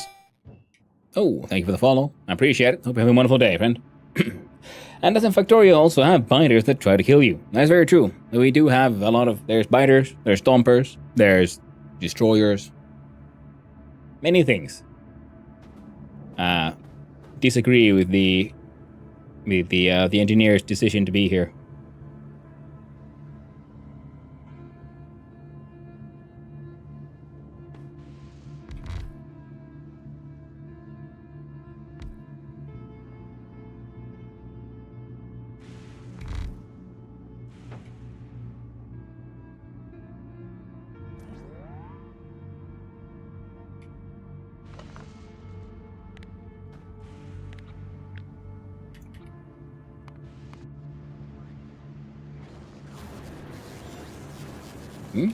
Leave us run out of storage. Why?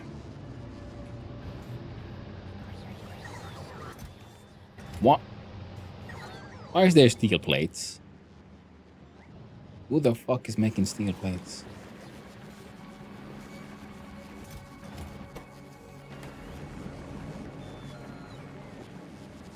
You're making steel plates. Steel plates are sent into here. You do not use steel plates.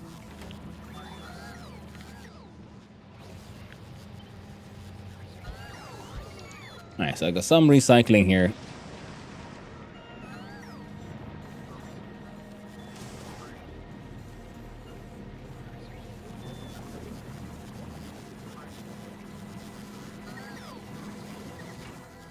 Okay, y'all are doing good. Y'all are good. Where the heck did those steel plates come from, though?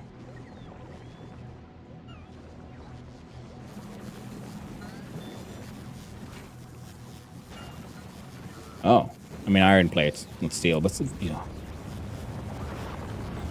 Also, robot armies, that's literally the defender, constructor, and logistical bots.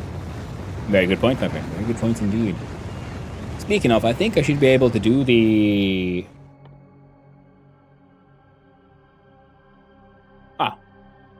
We should make some, follow some... I guess I should make some bots. I suppose, also. That's very true. Yeah, but the desync seems interesting because, you know, as some of you might have realized, I quite enjoy coding.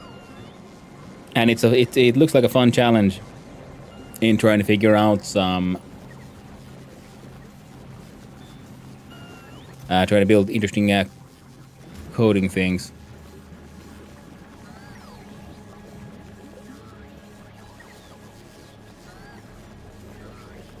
Okay, these are all slowly but surely trying to make legendary stuff.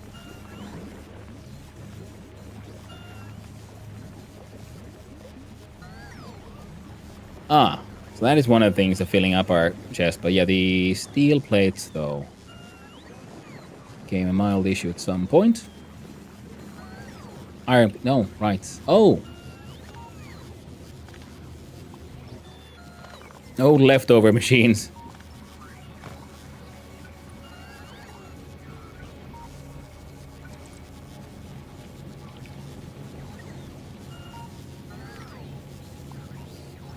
Yeah, you guys aren't...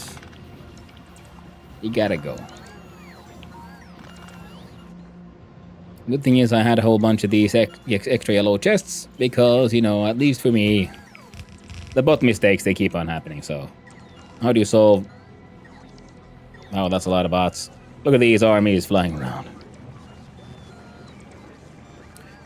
Let me get me started on Factorio's graphics. The gorgeously detailed and animated color palettes are well thought out. Give this rustic steampunkish look to everything. Oh, yes. Factorio is freaking beautiful. In every way. We're more modern than the CNC style. And this idea for a game in my head for a while. Keeps evolving too. Guess that's not uncommon. Oh, nope. I have these game ideas as well. You probably might have noticed.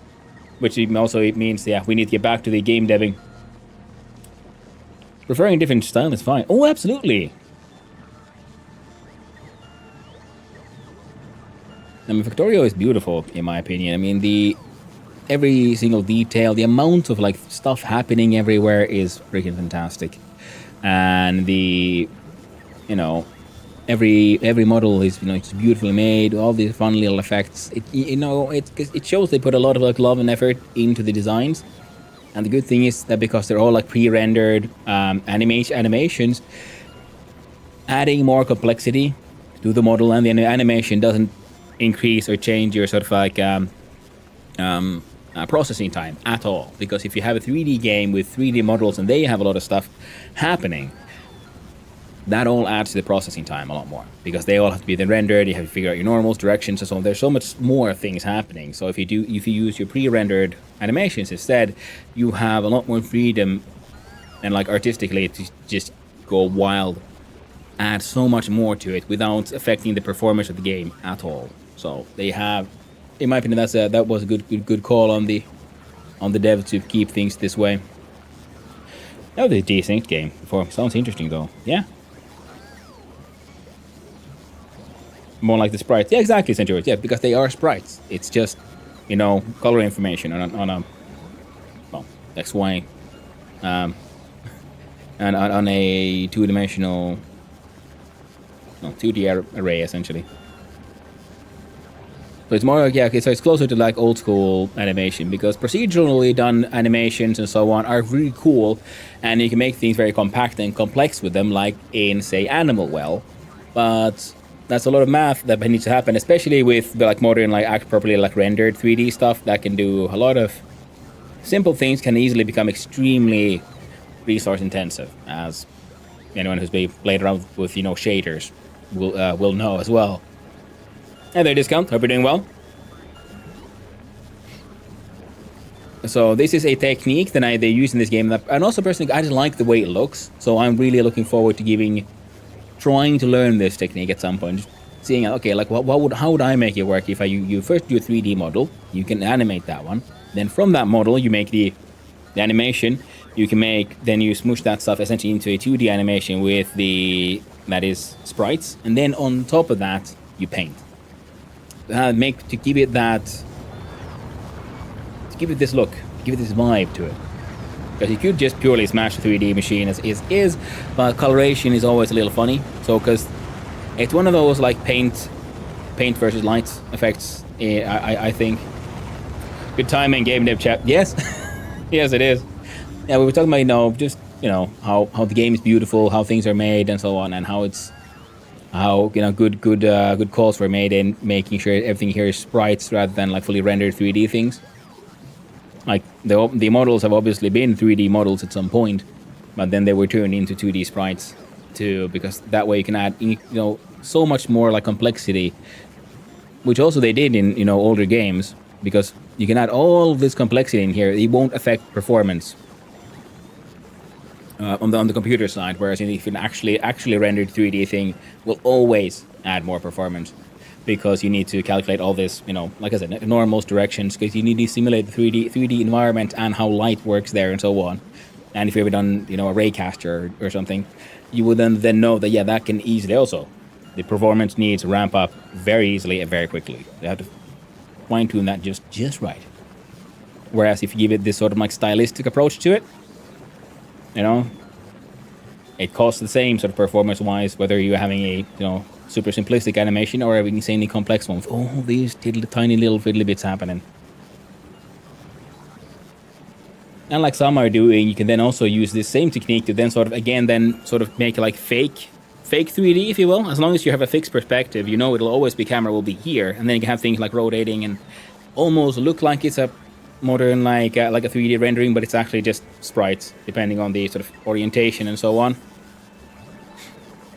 You can do a 3D model to 2D sprites for asymmetric. Yeah, exactly. I mean, you see it mapping very clearly, for example, in the assemblers when they move and so on, because you realize there's these how the shadows work and so on. And see, this one looks more classically painted, but then every now and then there's an object that is more obviously, because you can see the like tubes here and so on. It has that certain plasticness that comes from a 3D model, and then they've like painted on top of that one. I don't know if they did it while it was still a 3D model or after it turned into a sort of sprite. Either way, looks great. Now, Satisfactory is one game where the performance hit of having everything 3D is really noticeable. Yes, because you're doing at the same time 3D the math to show you a 3D world, which can be very complex, and on top of that, having all the mathematics and complexities of having a factory game. Speaking of MMO, imagine a planet, a 1x1 scale of our pretty little globe, handcrafted and brutal survival crafter MMO. No XP to speak of. Maybe some very small skill XP or body conditioning that you can lose again if not exercised. Okay, so we see DDA project onboarding here. Okay, but it dives into the sci-fi fantasy system that mostly relies on gene modifications. Okay, yeah, I'm seeing it so far, yeah. The idea is that you are playing a clone in a sort of avatar setting, as in my head the game is called ACES, Avatar Colonization and Exploration Systems. Yeah.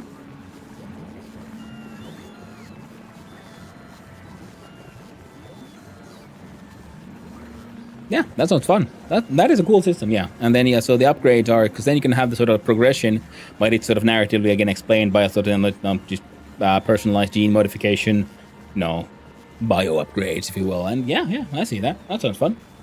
And that's how Factorio does their graphics, yeah. So they're able to make really beautifully detailed animations. Yeah. And also, because if you look at this, if you remember old games, like, say, the original Fallout games, that's what they did there as well. Because if you look at those models, you'll nowadays you look at it and you can clearly see, wait, that's a 3D modeled car that they have there. Or they like smush it into a sprite, because having a 3D model car in a game like that was insane idea. I mean, no one had those resources back in the day. Nowadays, it's just the easiest buy. Perspective-based 2D image like each cardinal and diagonal view. Exactly, Centurions, yeah, that'll be fun. Like when the player moves past the launcher, it's supposed to look like your PC is your link to the avatar. Yeah, that sounds like a fun one, by the way. But making all of that and an MMO that's a AAA studio budget kind of thing. Unless you have personally the skills of entire teams of people. Some people do. But if you skip the MMO part and you think of that like, okay, how would I make that work as just a survival crafter? And that sounds something that could be done. On a much smaller scale, because MMOs are problematic because they require a large amount of people just maintain the servers for it to just exist. MMOs are very expensive and very difficult to make, but if you can make like local multiplayer, peer-to-peer, you can like Steam handle the multiplayer, which is very cool nowadays. The connections, you can just offload that to a third party that way. But yeah. I'm learning to know the top-down boat game project. Turning it asymmetric would be fun. Yeah. Oh, that would be a fun one. That could be a fun thing for you to try at some point, because the logic doesn't really change that much from top-down to isometric. It's more like, you know, your sideways distance is the same, but top-down it gets halved pretty much, and then you have, and then that is like the underlying math, and from that you can then start to build work on the illusion. Take examples from the local fauna, use the enhance your body, scales farmer. Yeah. The original Doom kind of did that too. But instead they had someone make physical figurines of monsters and the artist would use it to make the sprites. Yeah. People do that still. And MMOs, the most hard thing you can develop. Yeah, I do believe so, and also then maintain, because once you make a game, you can sort of, like, you know, unleash it, then you just keep on maintaining it, fixing bugs. Whereas an MMO is it's like a raging fire you have to keep fed, because, you know, the progress never ends. It has to keep going. Rather than now you can like polish and tweak and fix all the bugs, but at the same time you always have to keep that thing running. And there's always bad actors in every project, and an MMO is even more susceptible for bad actors. So that's also an entire extra stress. No, I'm IT educated in networking and infrastructure. Ooh. Steam Multi is honestly a godsend. Yeah, I mean, that's what I didn't even know about it until, I mean, it's been some months back. When I learned about it, then I suddenly just realized, wait, that means multiplayer is an option for me, because I don't know enough about web dev to handle all of that. But if I can make Steam handle that, then that's super easy, because then I could make, essentially, you make your sort of simple peer-to-peer sort of multiplayer game, and then you just let Steam handle that.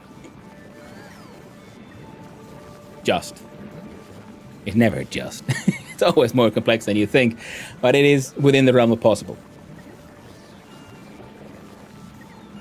It's a thought of mine, not remotely realistic unless it could be pitched to someone. Yeah, but then I mean that's the thing. If you want to, and you find the time and energy, if you can make the single player game work, even as a demo, then you can pitch that as an MMO maybe. Though MMOs are difficult to make money with right now. Unless you're already established, so it's not really. It's a difficult market for new player for newcomers. Enjoy, yeah. Current headaches is I've got a random terrain generator, but it's running twice and giving me twice as many islands as requested. I haven't even started on my random terrain generator thing. It's gonna be its own headache. But yeah, that's how it is. Good old off by one, or somewhere. You know, why does it go too far? And then you remember, oh yeah, math. Computers start counting at 0, not 1. So 1 is actually 2. I know, it gets weird. One's problem solved. And nobody's going to realize your ideas unless you're really good at lobbying. Make them real yourself. Start small, make prototypes, build on that. Yeah. Everyone's got ideas. No one buys ideas. But what people will buy is prototypes. Concepts. You can show it can be done.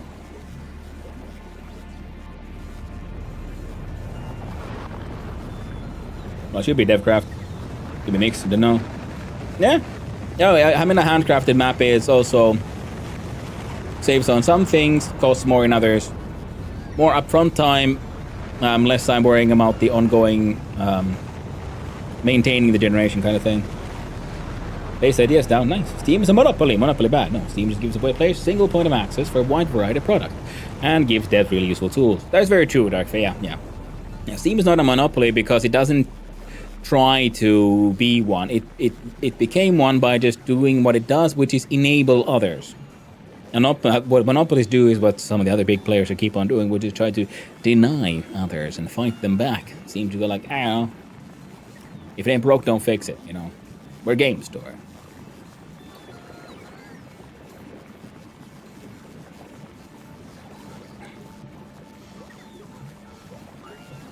Take 30% of your profit because it's monopoly. What? Saying there aren't a monopoly, so there's reason, and it is an entirely bad practice. And would rather having 350 companies having your data and less support. It's like Amazon for games. I mean, they don't take 33% of your profit. That is the fee you pay, like anyone does. If you make a product and you want it to sell at your local hardware store, you have to pay the hardware store. Same as Steam. They just made a number for it. We do that. And in this one, we'll include marketing, maintaining the game, and the storefront. There's actually a lot of work. You could do it yourself if you have enough people and a team and a whole entire, like, half of your industry that can do it for you. But you're unlikely to save that money. Especially for a small dev, small studio, paying 33% for it to let them deal with all of that. It's actually a relatively good deal. It's better than you get in other industries. So, you know, I'm totally okay. 33% is a bit much. No, it isn't. No, it ain't. Considering everything you get for that one. Nope. It sounds like a big number, but considering the fact that you don't really need a equally large marketing department and distribution, server maintenance, management, maintenance, all that, those costs add up. So it's a website and a server setup and the bandwidth.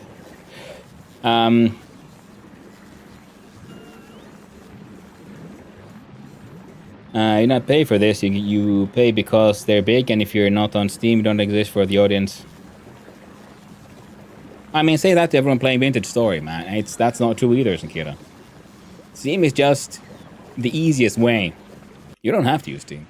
Steam will never stop you from using Steam. We'll never sue you for not using Steam, unlike some of the other larger players on the scene.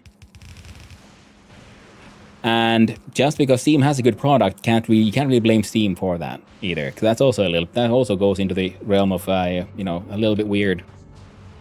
Like, oh no, Steam is too good, therefore it should be forbidden, because they want to get paid for their service.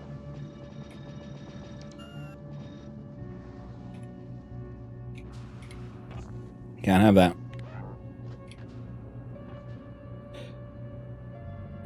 Business bandwidth, where if they download the game, etc., you pay a lot more. Server setup and bandwidth, yeah. Technically it's not Steam, but Valve and Steam. What? Yeah, switch to AWS for their downloads a month and was costing millions for bandwidth.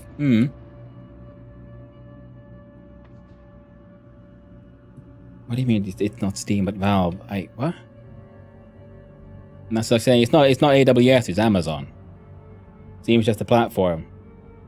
Yeah, Steam is the product. Company, yeah, yes.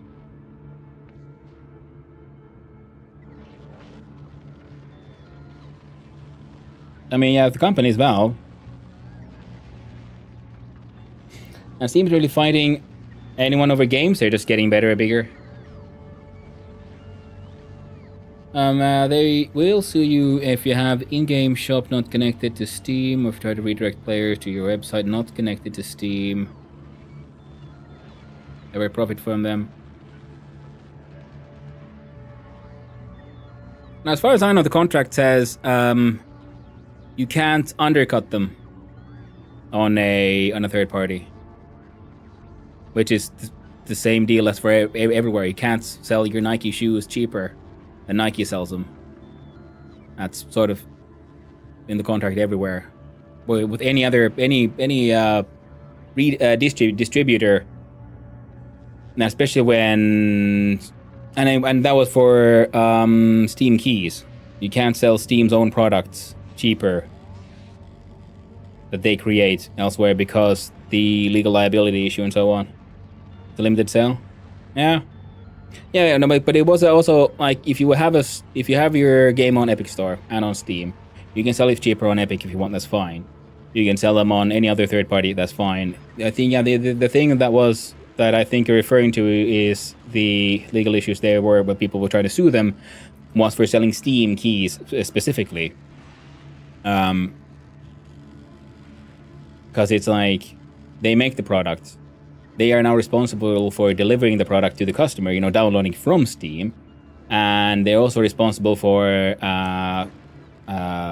giving money back for what people paid for it. Now, then it was difficult to prove what people paid for it. There's the whole, because these are now two legally separate entities, and you're now using an internal system to deal with an external, deal.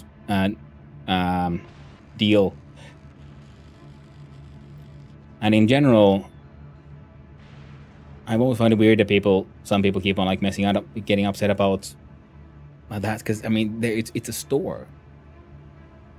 You know, of course, there's like non-competition stuff. It happens everywhere. But you know, that's me. Not always understanding why people get upset about. Well, it's been basic shit so far, and suddenly, because well, competition is upset, so they keep on like hiring people to sue them and fail because their cases make zero heckin' sense.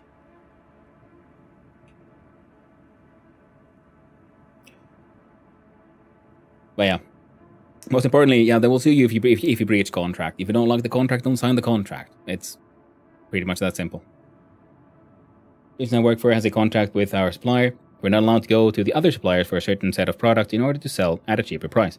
We can't go ahead and sell the products at the same or higher price, not cheaper. Exactly, Dark Fate. That's what I mean. Like, that is like normal in all form of manufacturing and retail and so on. You know, it's the same for your freaking food store and so on. There's so many like competition clauses. And as far as I know, yeah, the Steam's issue with the third-party problems mostly, or like only had to do with selling Steam's own product, which would be the Steam key, because they're responsible for it. And when Amazon exploits small businesses, people rate, but they shop there anyway. When the Steam do that to indie devs, they say they need the money to maintain the infrastructure. Sure. How are they exploiting people, though? See, that's the weird part here. It's like, you know. Because Amazon like uses legal businesses to like make competition illegal and so on. You know, they're up there with Nestle making, you know, lobbying against, you know, drinking water being a human right. Steam like just has their own deals and won't stop you from using any competition. You know, like Epic Game Store's out there. You can use that one. Steam will never stop you from having your product on other stores. The only thing you can't do is sell a Steam key, because they're responsible for delivering the product and maintaining the product, and you know, and because your contract includes a money back sort of guarantee to the customer. So if you sell the Steam key for a lower price somewhere else than on Steam, then Steam is kinda obligated to give them back the full price that it is on Steam. So that way people could buy your game for $5 and then demand the $10 back from Steam. So it's, you know, you see the issue there? Belarkin just wanted to say hello. Hey, thanks for the hello, Aurelia. I hope you're doing well. And hope you're having a lovely time.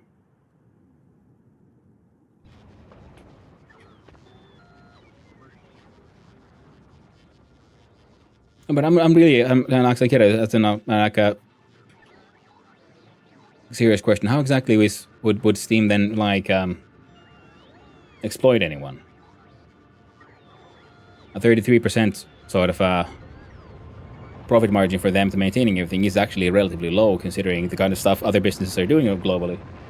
Copy and paste there. I pasted the node that contained the script, so it's running twice. Hey, discount, nice. It happens. Happened to me too. Happens to all of us, I think. I think. Now you are lacking.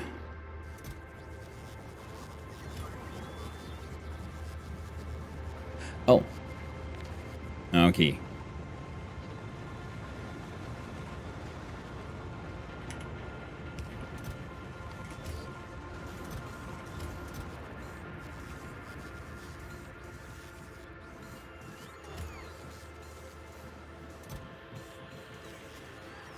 Now it's better. Now this one can request from buffer chest as well.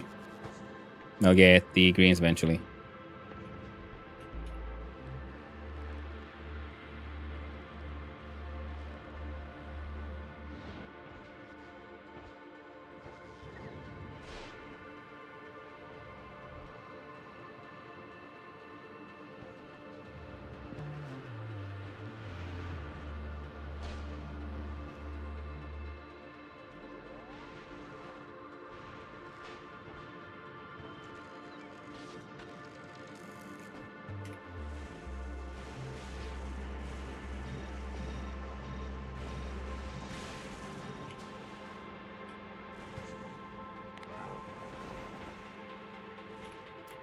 Okay, so this one has an issue because we're not getting enough legendary.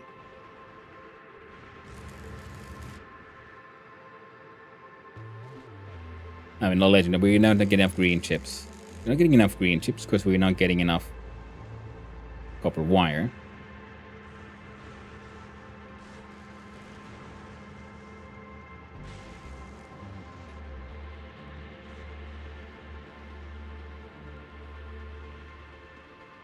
So we need a smaller local stop here.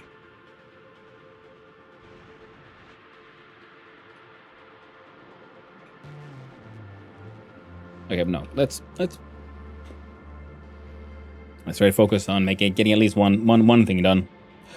Okay, and since you're wondering, let's say you decided to realize game solo. You'd have to purchase servers, building to have them, the power system, the internet, site for backup, staff, engineers, insurance, and maintenance. Yes, upgrades to hardware, license for the software, broadband, bandwidth, costs, and usages. Lawyer, accountant, costs for certifications would be a lot more than a couple of forms and a percentage. That is exactly true, Centurions. Yeah, and then you'd have to maintain all of that, and the legal issue of when people want their money back, because some people will. Not everyone loves everything, and that's fine.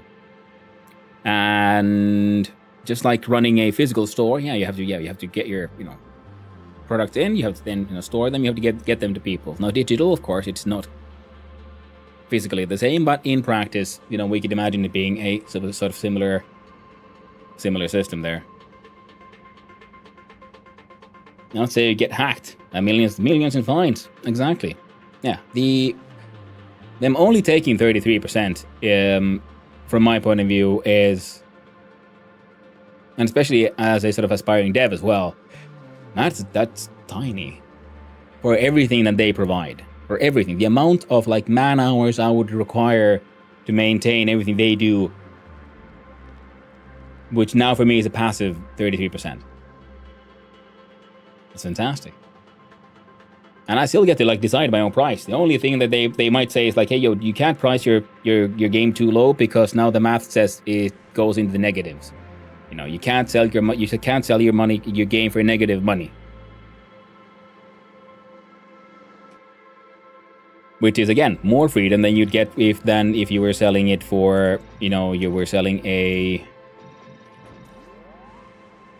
your new oat milk in food stores.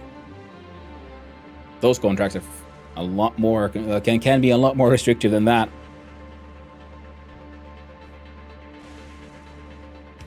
Now I get it, they could be. I mean, they do have a monopoly. It is undeniable. But so has Google and everything, and Amazon is doing its best to build a monopoly as well. But the difference is if you're striving to make a monopoly, or if you sort of accidentally made a monopoly because.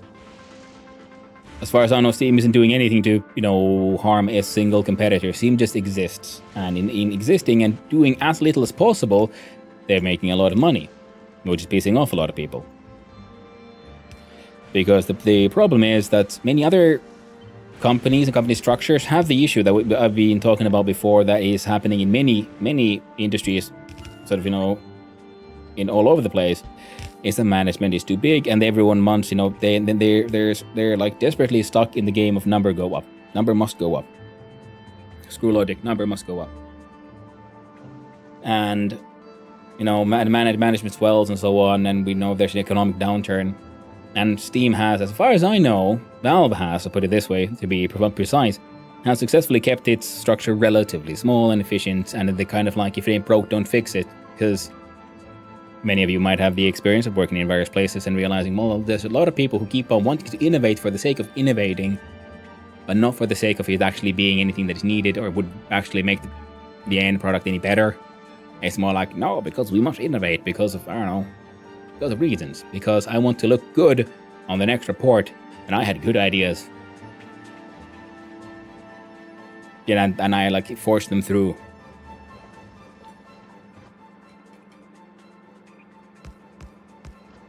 Was it a good idea? Who keeps you irrelevant?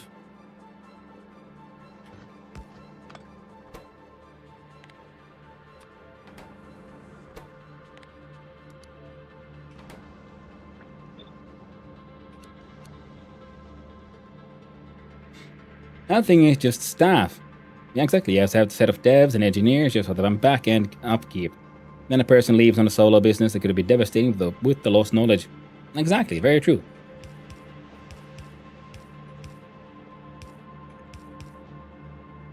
Sorry. Yeah, and it is exactly a lot that stuff like that, which then keeps on making things interesting. Because let's see if I can get my thoughts together. Sorry, I'm also mildly hyped up on caffeine right now. So, yeah. So it's, but in the end, like I said, like unlike certain other industries, whatever Steam does, they are not lobbying to make competition illegal, which some people might know. Some people are doing. Did you get your legendary Spider-Tron? No, actually, Magnus, I haven't done that yet. It's on the to-do list. I guess once we're done here, we'll go back to Novice. Then we'll have to make a legendary fish farm. And I think I had kind of like not realized that you can put the fishies back in the lake. So I was wondering, wait, can I just also then put like legendary fish in lakes? Can I have a lake full of just only the most legendary of fishies? Yeah, that sounds fun. Did I get a bunch of these?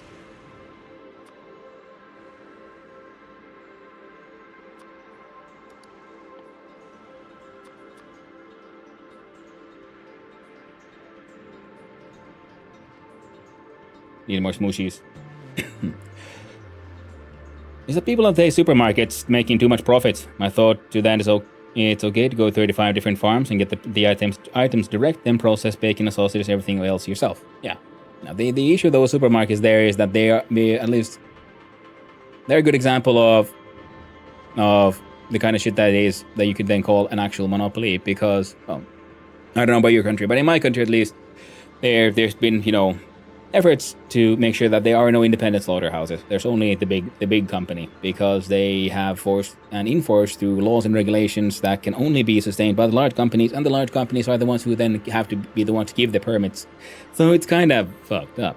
And in the same way, there were in fact a lot of people going directly to the farms to do stuff like buy milk directly from the farmers. So naturally they made that illegal. Because that's how you make that's how you maintain an unethical monopoly. It's when you make competition illegal. When you make sure people can't do that. They can't go directly to the source. Legendary fish pond. I didn't know you could put them back in the water either. Yeah, I didn't know it until we were multiplaying like last time, and I think so. Yeah, I saw someone put like fish in a pond, and I was like, what? I didn't know you could put them back. Okay, here's the thing about that one, because over here we have a mad multiple supermarkets investigated by the government. Yeah, same here, Dark Fae. Basically, they get setting prices that they will pay, and then setting the price they still to way higher than is needed, even though it turn a good profit. Not half the time it's... With that, it is the farmers to blame.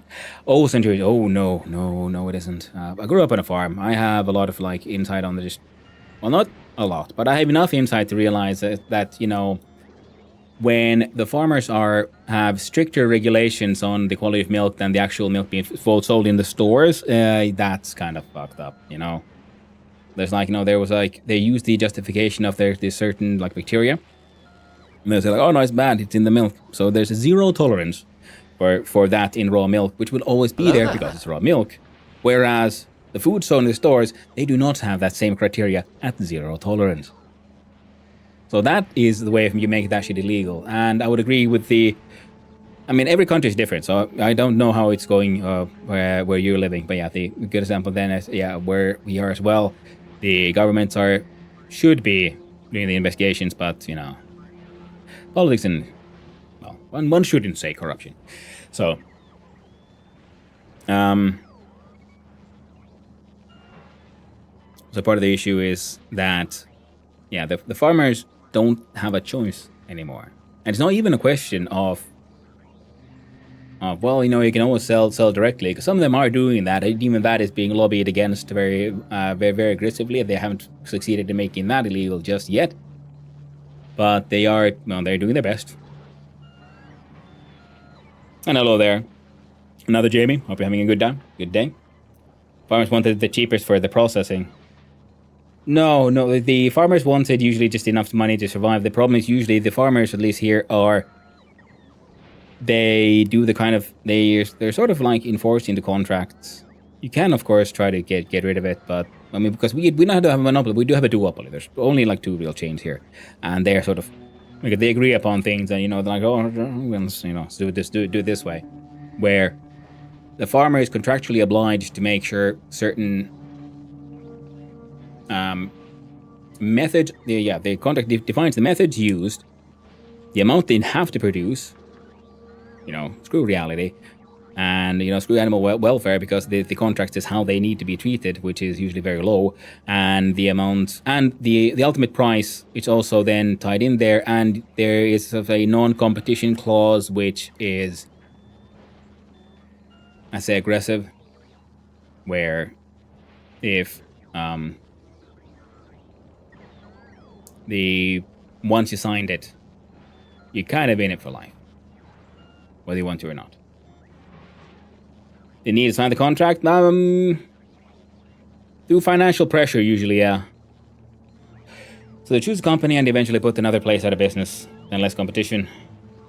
It's fine because they didn't fit, they would say cost less. No, because it's duopoly. If you don't sign it, you can't sell it.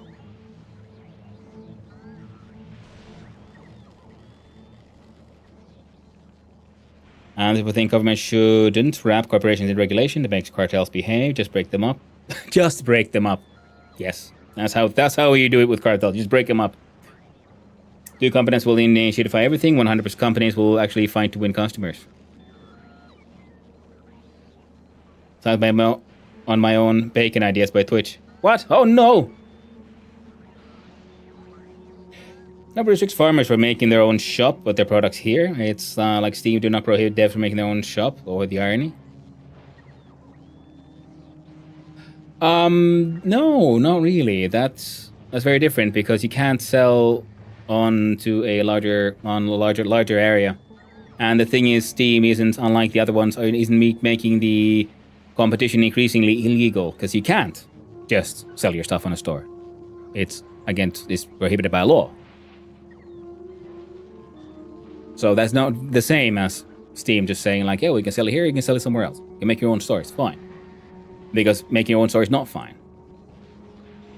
That's the difference again between an actual unethical monopoly and a sort of like ethical accidental one. Is competition legal? It isn't here. So, yeah. People have to go through the gray zones and end up in trouble. And there's active and ongoing lobbying to make sure that even the small amount of stores that they can maintain are turned slowly but surely illegal. That's the difference between ethical and unethical. I realize a bit of a draw the rest of the owl. Yeah, draw the rest of it. Yeah, because if just breaking down a cartel isn't. Yeah, that doesn't really happen. Fun thing is, yeah, they just broke down a cartel around here relating to in a certain business. I won't go into too much detail, but the leaders of the cartel are now just in management businesses in other companies within the same industry. So the cartel was broken down. The companies no longer exist, but the people who were the cartel are still there and still doing the same thing. Everyone knows it, but you can't point it out, because then that would be I don't know. What's the word when you like call people names, but on like a legal level?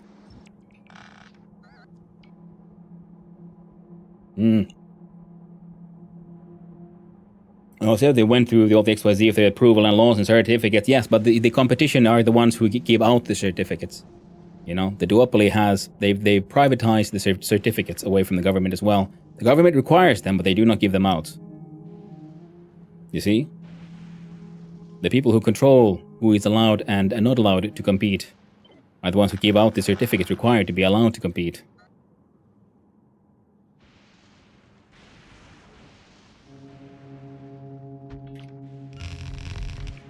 Make me anxious about partly because how this shitty reality is, and partly because you defend it.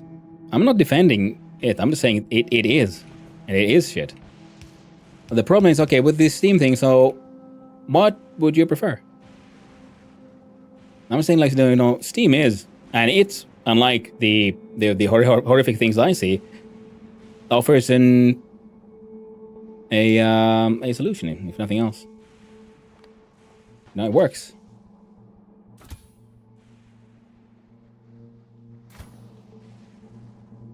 I'm confused. Oh.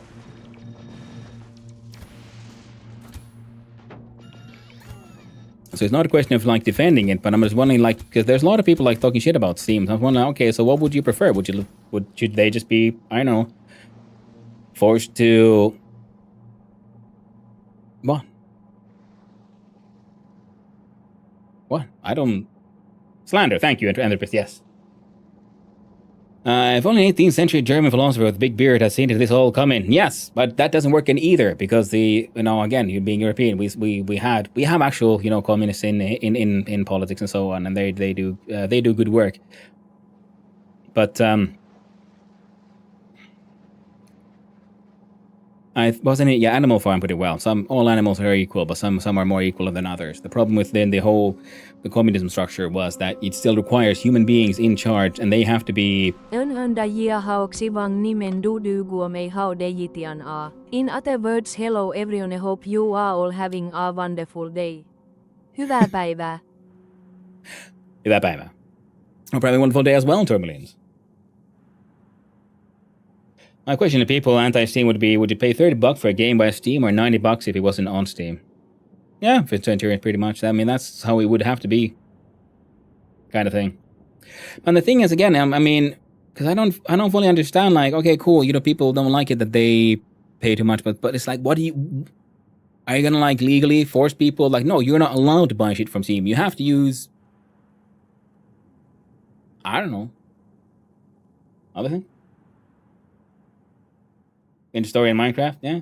I mean, Microsoft has its own platform. Microsoft doesn't need Steam. It has Windows. You can sell its stuff directly. And it's great at identifying problems, less good at identifying solutions. I mean, that's very true. A lot of people have been identifying them for a long time. That, all from, ancient Rome and so on. That, the problem is that human beings in charge will end up gravitating people who really shouldn't be in charge to be in charge. Microsoft has the Xbox platform. Microsoft has the fucking Windows, man. Away that they like they have, they can do what the fuck they want. Winter Story is a good example of cool. You can do other options are always open to you.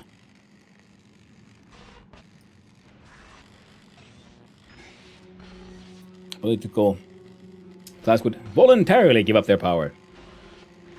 And with a true communism.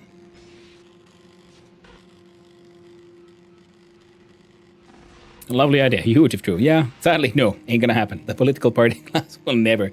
And anyone who ends up there will never give up. Because was it waiting for Microsoft? There's Epic Game Store too that has most of the same major titles. Exactly. Yeah. Epic Game Store exists.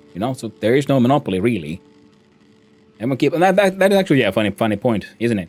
People keep on crying monopoly, but it's not actually a monopoly, is it? Because Epic Game Store is there. They're just not doing that well. That's more of them problem of like maybe they should run their stores better, getting more customers. So it's not really a monopoly because the competition is there, and it's even less. It's actually because then there's it's like Google's monopoly on web browsers. Everything is Chromium except for Firefox, which, if I remember correctly, is technically owned by Google and is sort of maintained to make sure Google doesn't officially become a monopoly. Which is still nice. At least they get to work on the project.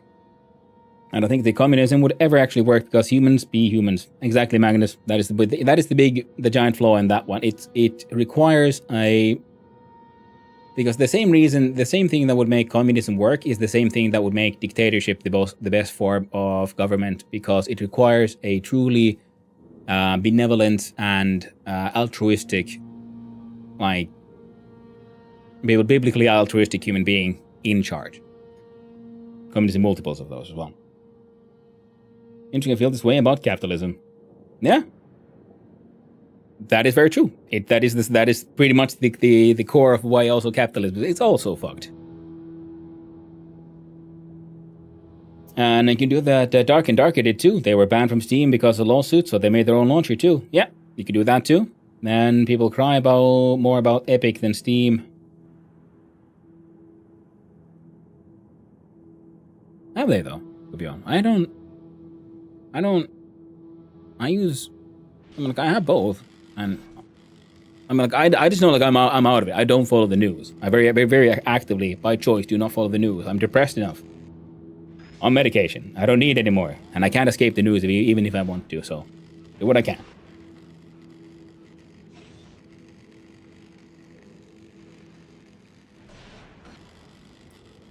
And I don't know about being owned by Google, but I think Google is one of the major funders of the project, as Google is paying to have Google as their default search engine. Yeah, and they're best, yeah. And that would make sense, because they can't directly own it, because then it would be very obviously, breach of clash of interest there. So they would be an illegal monopoly station. But they're a major founder because it is in Google's interest that Firefox exists. Firefox has to exist so that Chromium doesn't become.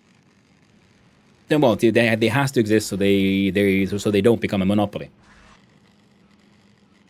Spent entire nest just yesterday just watching news. Oh, I'm sorry, by the way. That sounds bad. A fallback position tends to market failures are usually democratic failures in a trench coat. Could be.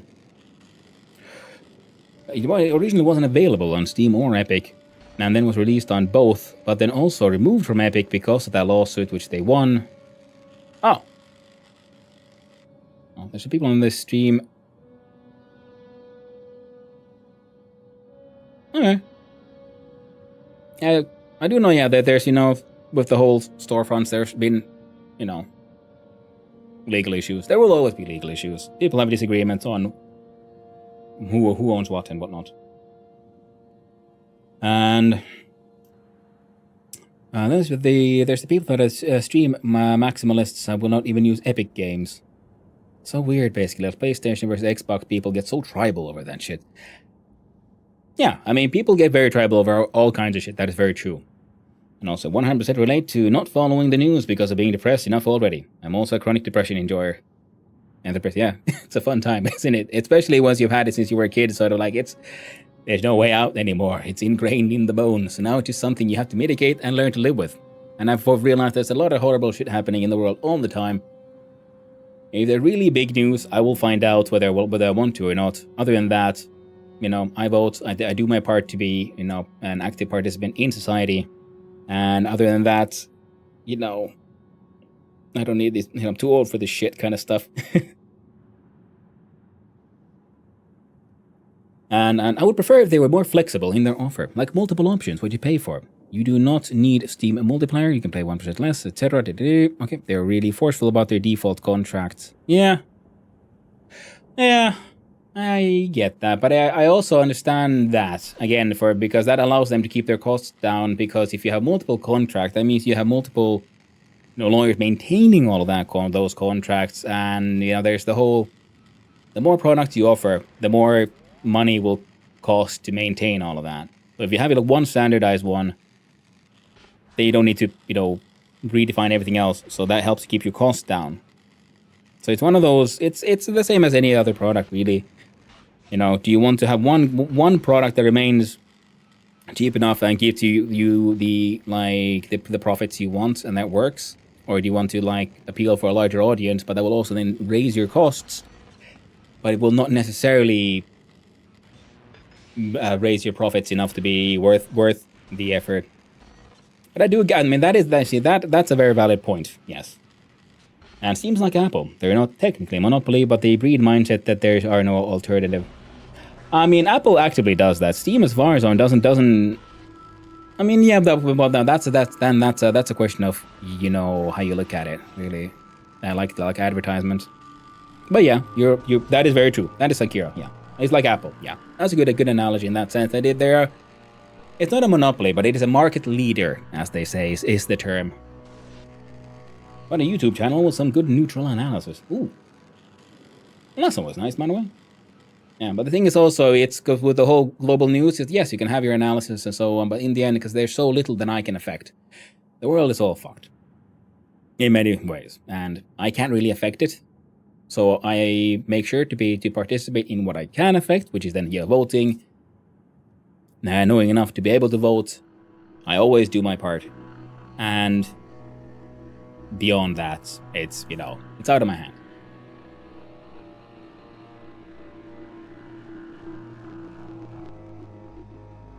For me, my reason for basically just using Steam is that the Epic/GOG are more annoying to use on Linux. I'm really looking forward to the GOG client being dev'd for Linux. Ooh, yeah, that's a good point.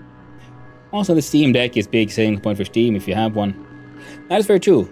The Steam Deck has been a wonderful addition to the mobile marketplace, where they are now then competing more openly, not just for the PC space, but then with PlayStation, Nintendo, or so on, for the console space, which is a very, very neat thing. Now, Lucius and Heroic both exist for Linux, but nowhere near as polished. No shade to them, but they have made an amazing thing, just not as well funded. Ooh, that's very cool, actually. I don't think I heard about Lucius and or Heroic. But then again, like I said, yeah, I'm very out of most things. I've learned so much about the world and, all kind of, web browsers and stuff by just starting streaming, by listening to all you wonderful people. There's reach or market, so they are providing a middleman service to sell your product to many customers of that product, yeah. Very true. And my issue with Valve is it's one by one a relatively pragmatic grandpa. Once he dies or retires or the NBA starts running the show, then it's going to be bad. Another Jamie, that is a fear I have as well. Because right now it is, steered by a sort of benevolent dictator, and it will take so little to fuck all of that up. So yeah, that's when I'm glad competition exists, and they keep on working at it and keep on doing their best, and Steam hasn't done anything to actively attack and hamper competition, because one day it'll go to shit. They always do. So gotta enjoy it while it lasts. Yes, you go to shit real quick. Oh, absolutely, yeah. They are recognized and follow laws and guidelines for consumer protection. That is why they're the leaders and control the market, because it's the safe and reliable way to purchase new games. Yes, exactly. And it is. It's the meme is real. Steam does not. Valve does nothing. Wins. Because in the end, they are a middleman. They don't need to do anything. And the problem with Epic that they face is that it's Unreal behind it. It's a large company that does many things, so the management is trying to do too many things at once and then gets a hiss of it when their ideas don't work, whereas Valve has a sort of benevolent dictator. Gabe, they're running things for now, and as long as there's Gabe or someone like him at the helm, who will just be like, you know what, hey, shit works, don't fuck with it. Just deliver a game.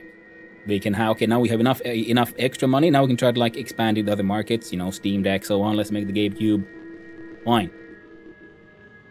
And they're doing it now, and they're doing it at a time when they can afford it. They don't taking crazy risks. They're not doing it like the venture capital way, as far as I know, at least. Let's take crazy loans to pay for this insane giant project, and so if it fails, we're all mega fucked, and that's why we have to aggressively lobby and try to force people to use our product, because otherwise we're so fucking fucked. Whereas Valve can be like, oh well, if the GameCube fails, we tried. Because the base product will still keep us afloat. We're good to go.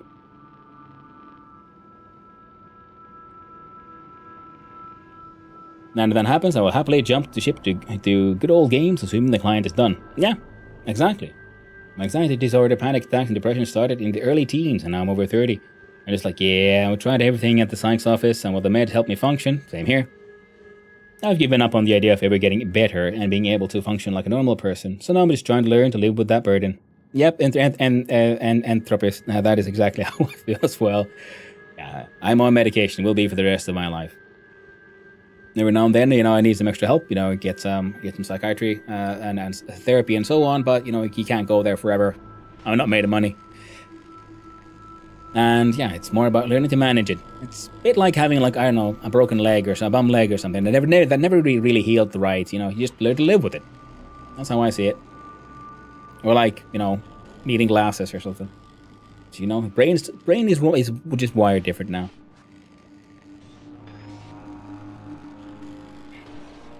Jumping ship completely in this case would mean spending a small Mortgage on repurchase an entire library. Would solve the core of my worry. An IPO really is as close as selling one's soul to the devil as one can get in real life. Yep. I would. Absolutely. I like the off-the-cuff idea Steam had with the current lawsuit for being a monopoly. They said, imagine we lose and we decided to just close. Yeah. I mean, that's the thing as well. Yeah, I mean, if we lost Steam, that'd be very tragic. But the problem is that our options, the big boys, they wouldn't win either. Good old games would probably become the market leader because the big boys wouldn't have all the AAA games, but at the same time, they're playing a very different game from like gamers and people who want and can enjoy these things. It's because it seems so much like they keep on like trying to push these ideas that they came up with in boardrooms and so on without anyone actually consulting with an actual an actual expert. Then again, this is all just like my point of view on things.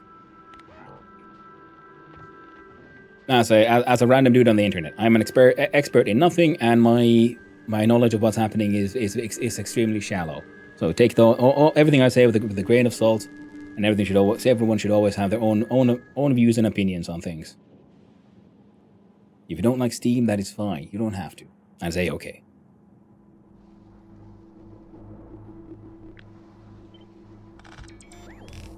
You're allowed to, and you should have your own opinions on things. I think I'm gonna rotate this thing around this way.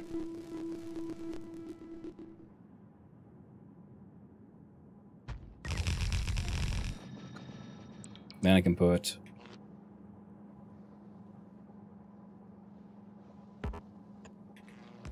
Now there.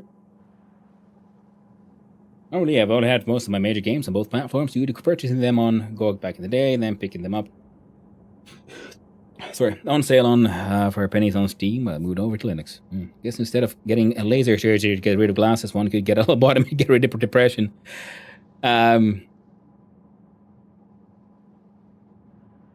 Tragically, not too far from the truth, actually. At least not historically. The kind of decisions people made. Like, oh no, she's so sad. I know, but she needs an ice pick to the brain. Then, then you can't worry anymore, can you? Alright, I'm gonna make this in a stupid way for now. It'd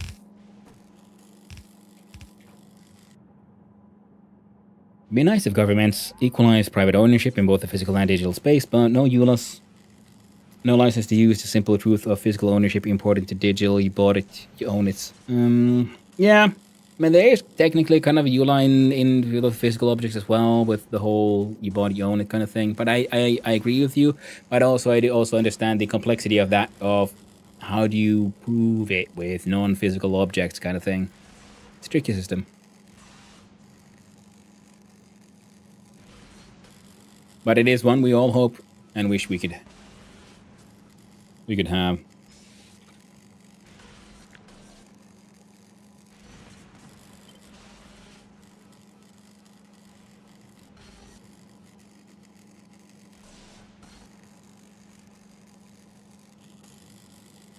It's beyond the blockchain, that's how. That would be one option, yeah. But then the problem is that the scale. Can't do all that on like one blockchain kind of thing.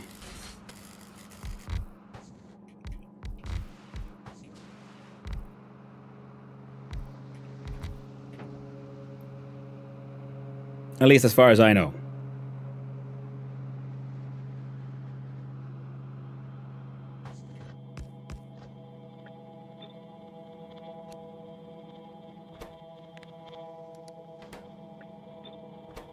What? Not? No.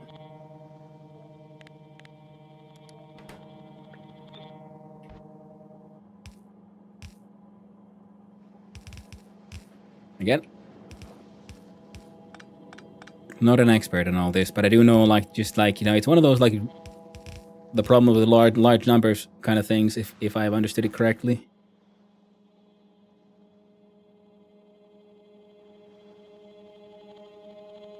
Getting there with the EVMs.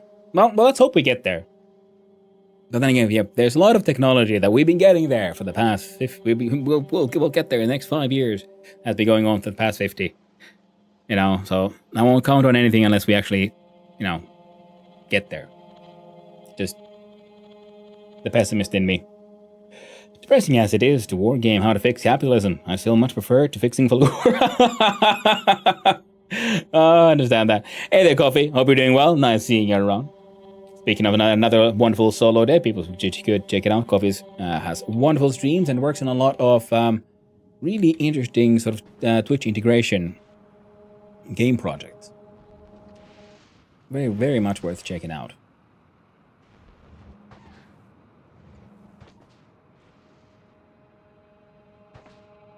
Kosovo EVM and like SEI, SUI have a very fast throughput and time for finality and processing blocks. Okay, that's cool. Team latest one? I don't think I have, actually. Oh, no, I went too far, didn't I? Yep, up we go.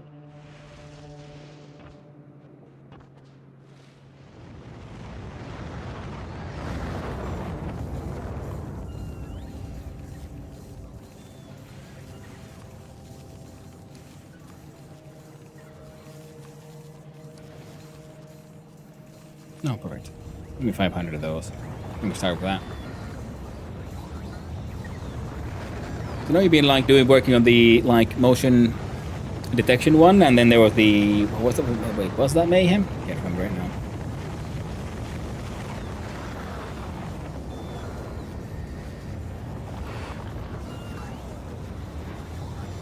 Bots are so fast. They are. That is, you know, end game research.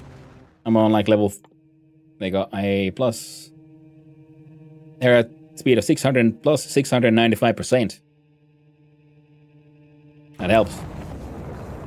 Oh, size per minute is 0 because again, Gleba is a bitch.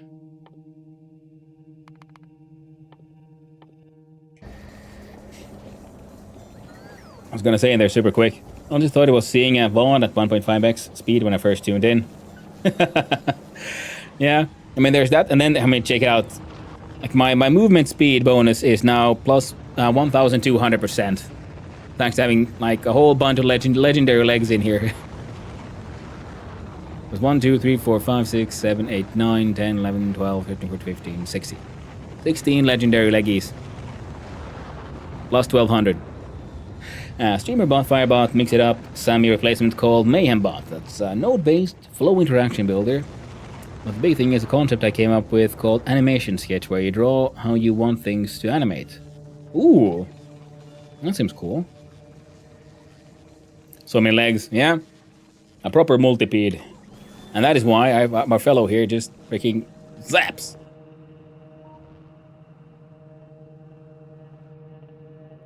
Faster than the trains. And you know, when we run on the ground, just look at those legs.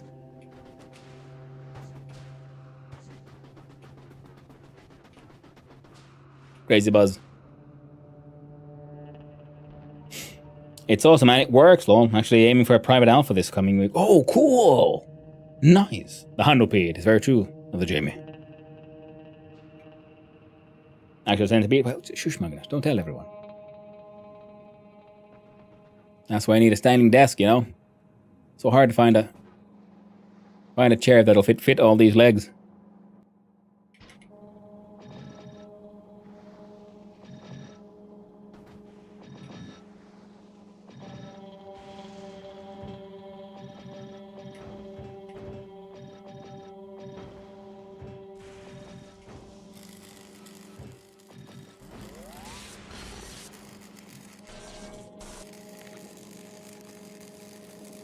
Almost like now. Like a centaur, but instead of a horse body, it's a centipede. Mm-hmm.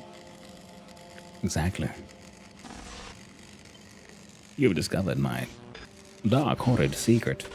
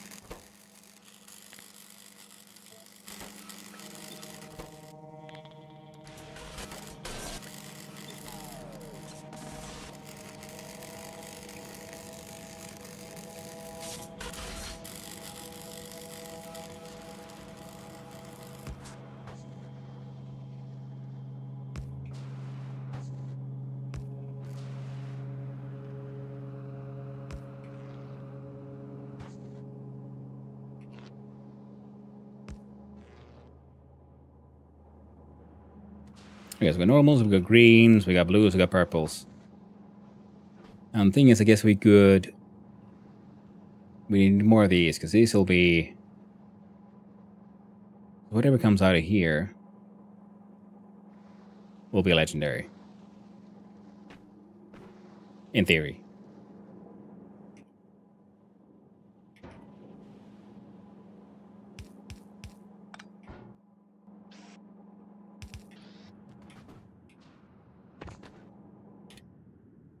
Now if I go... Oh, need some more lights, though.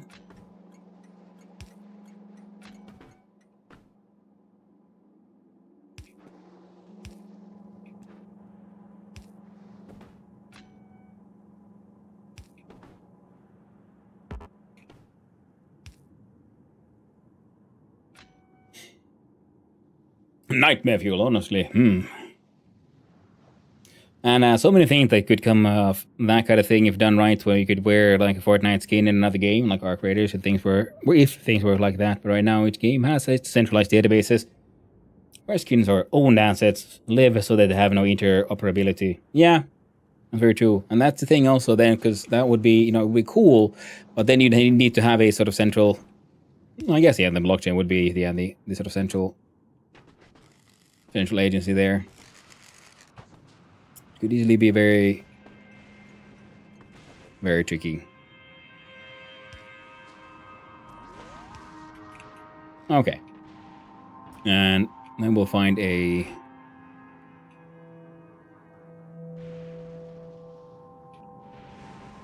Oh, we don't, do we?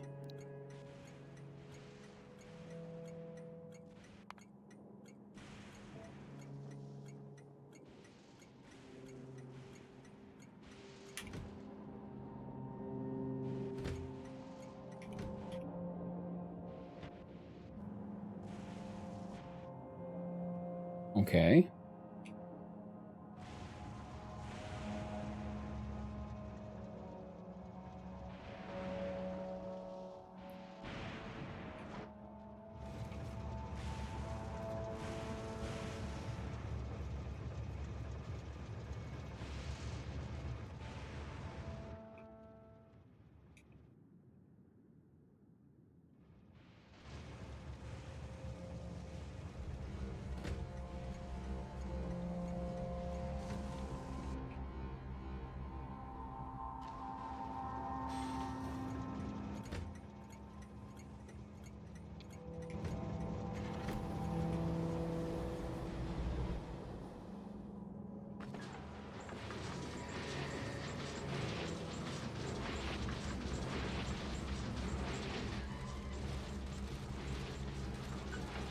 This could make this work if we had multiple of the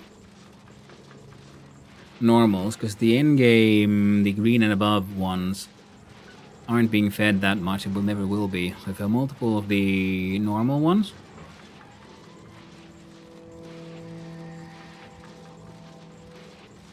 that would be the way to go, I guess. I don't think technology is the reason that doesn't exist. Greed. Companies not wanting to support assets you bought elsewhere. Also a very good point. That will be ultimately the big issue, I think, as well. We wait for the people who own the IP to get the fee from the sale or resale of that asset. Yeah, there would be a way. Yeah, someone has to do that, and that they also need to get paid. Every single way needs its own infrastructure and, payments and so on. Control over those assets. Absolutely.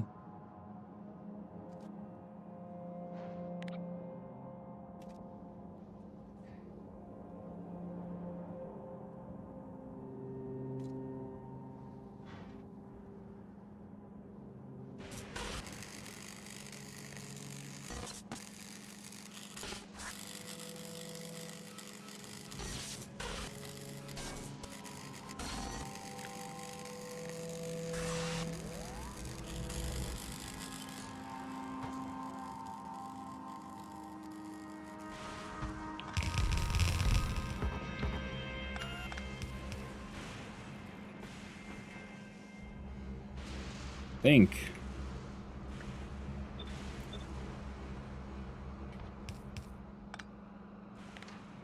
Please help. The Weebot's out here like this.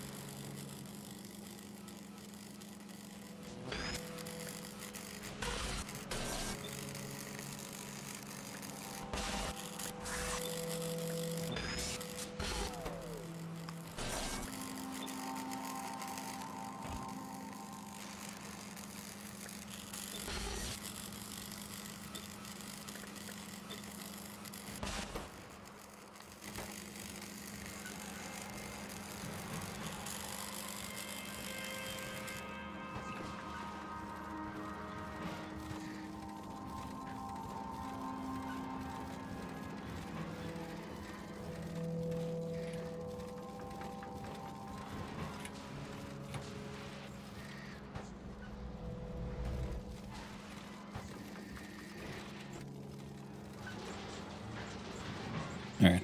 Well, they're flowing slightly better. Keyword being there slightly, though.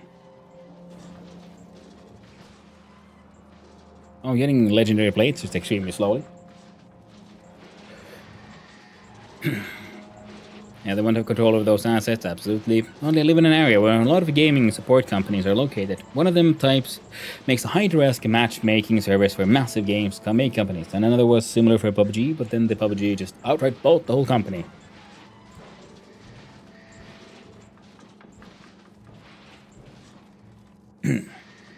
For anybody really want some tea?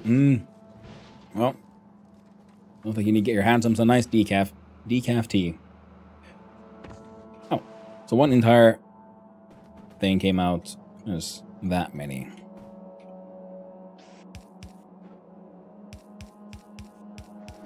I think we're gonna make this, yeah, just have normal inserters all the way. There's no reason for them to be stacked, to be honest.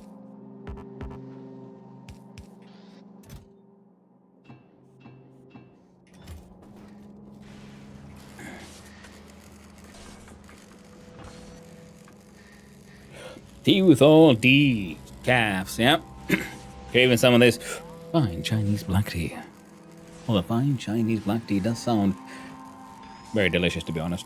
Very delicious indeed. No, tea was horrible already, but tea shit sounds worse. Oh no! The tea shits.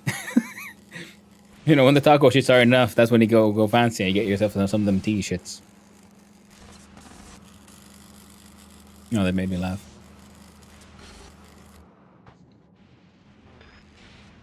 Alright, so I think we're gonna have to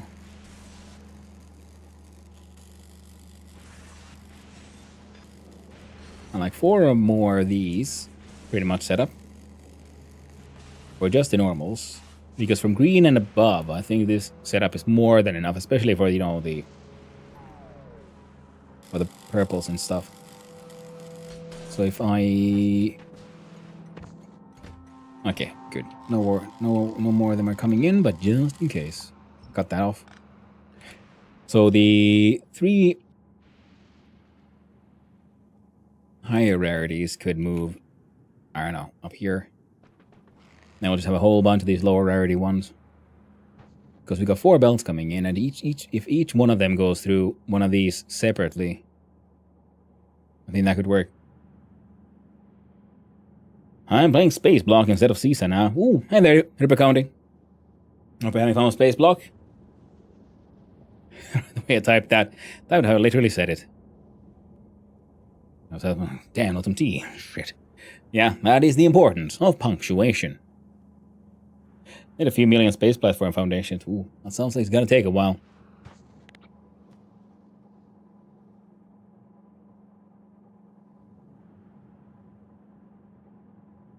Platforms of 1750 by 1750. Ooh.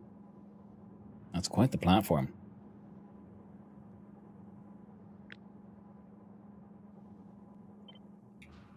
Now if I...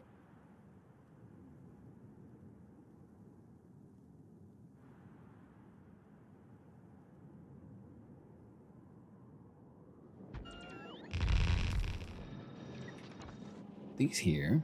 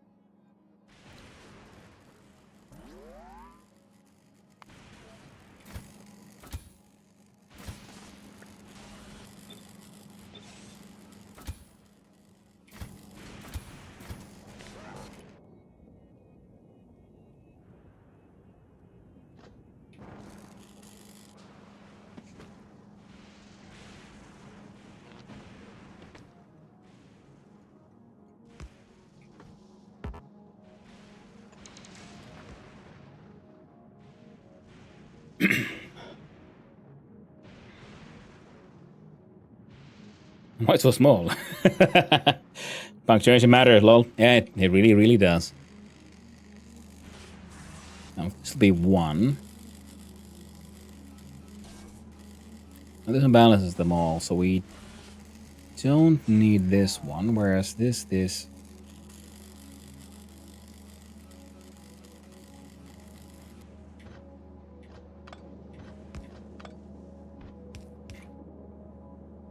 Yeah, because they'll just catch all the normals, keep on spinning the normals, catch all the normals here. This just makes sure the belts get.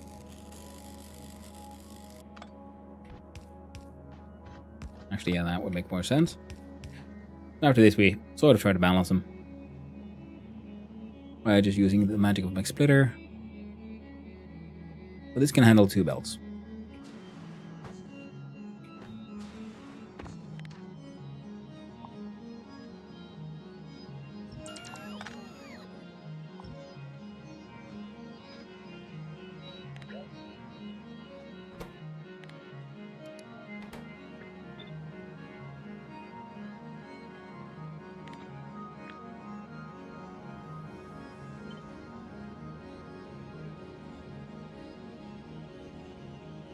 I tend to not use any punctuation when typing in Twitch chats, to be honest. Maybe some comments, quotations here and there.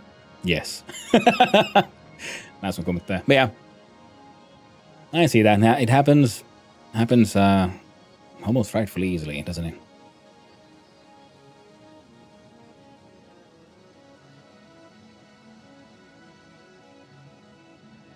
If we do 4 of these.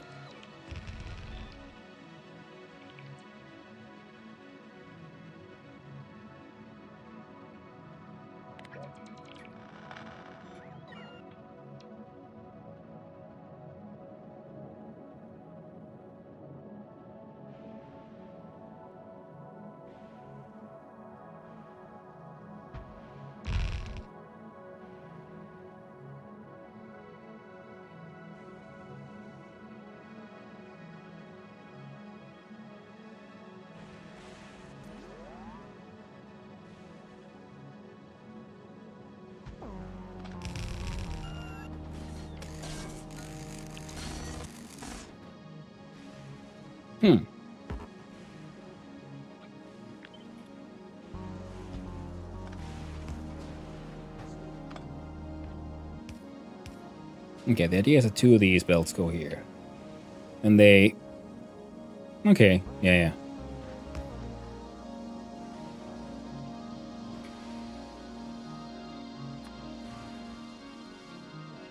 Is this to 300?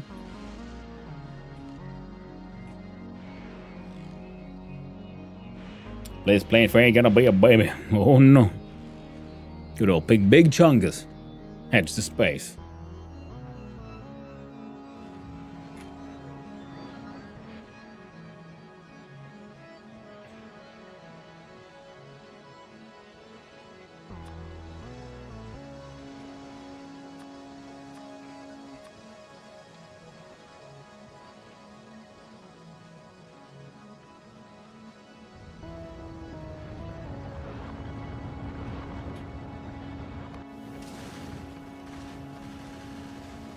Alright, Casino Royale almost here. I'm gonna need those.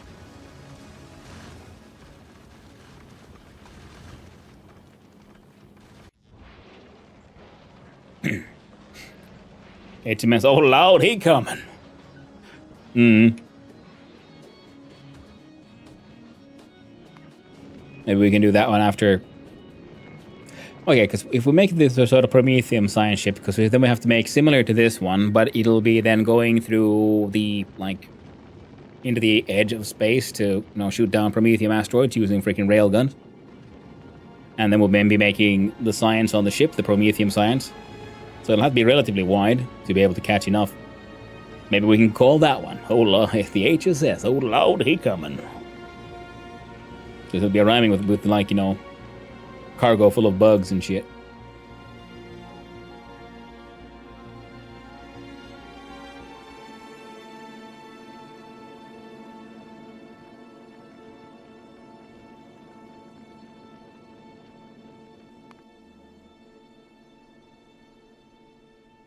Let's see here. Oh, yeah.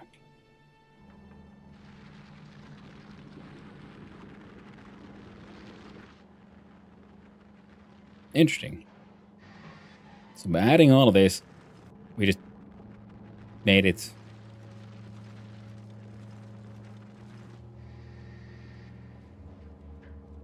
Okay.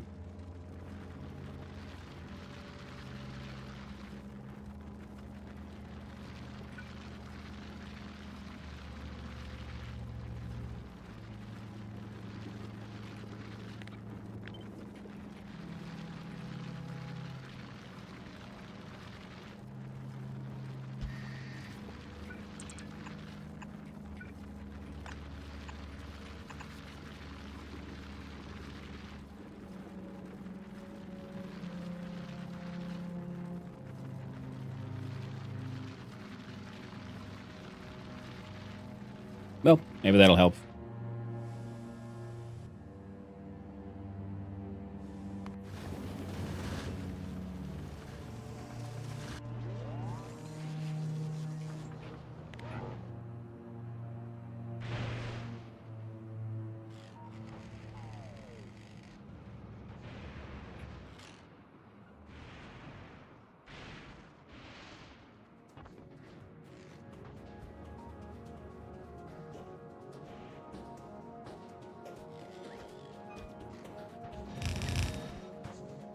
Alright, so we have this thing.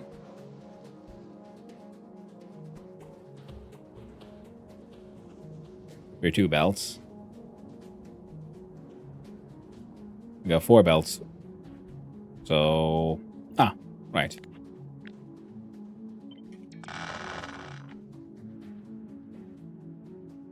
We gotta spin it right around, baby. Right around.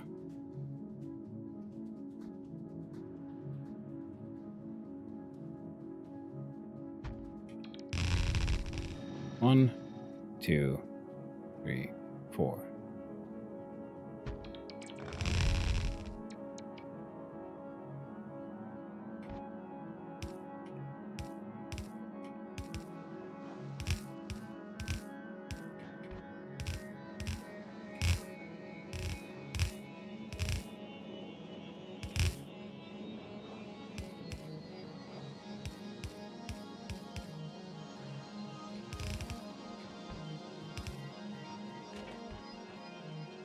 Come on.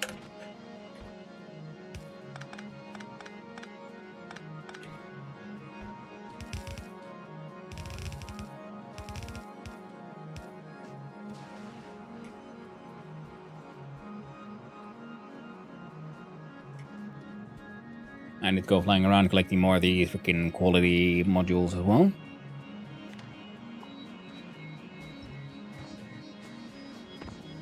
Yeah.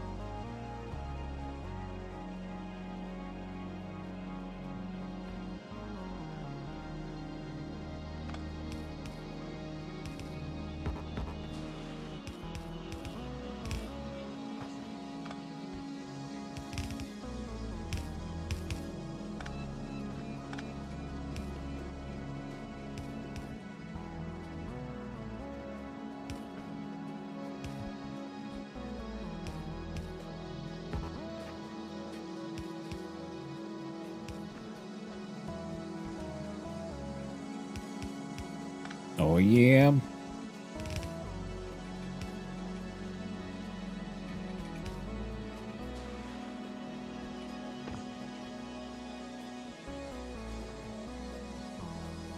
You know, that one has to be there.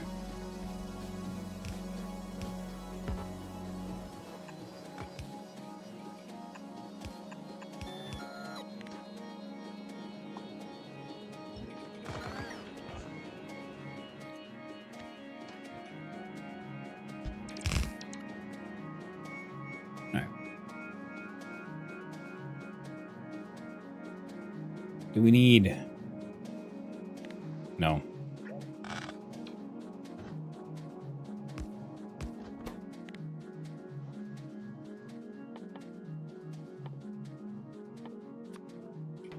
Fish filters are the way to go here. And then one normal balancer.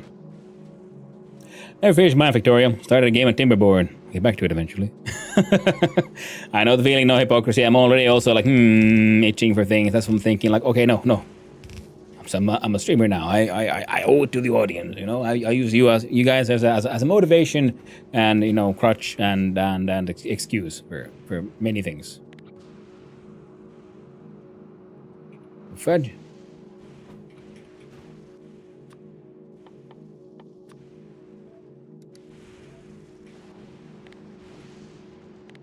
Alright, come here, Spooge. Fix that thing for me, would you?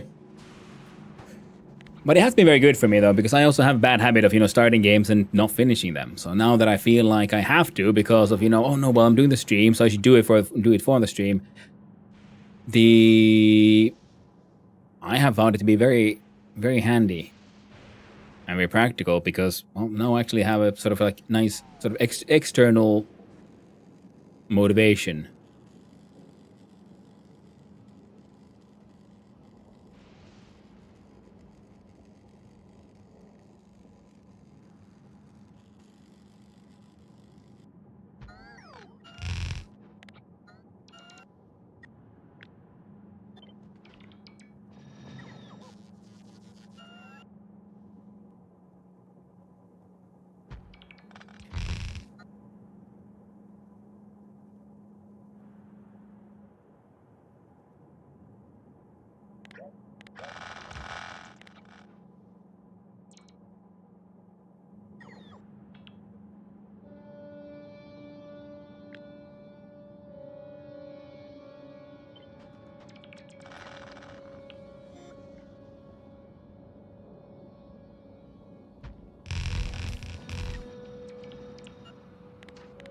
And it really is helping me sort of like, you know, stay focused. So thank you.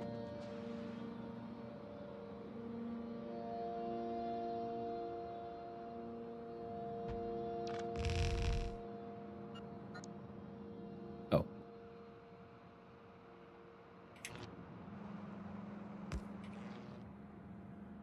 There we go. Anti-zap stick.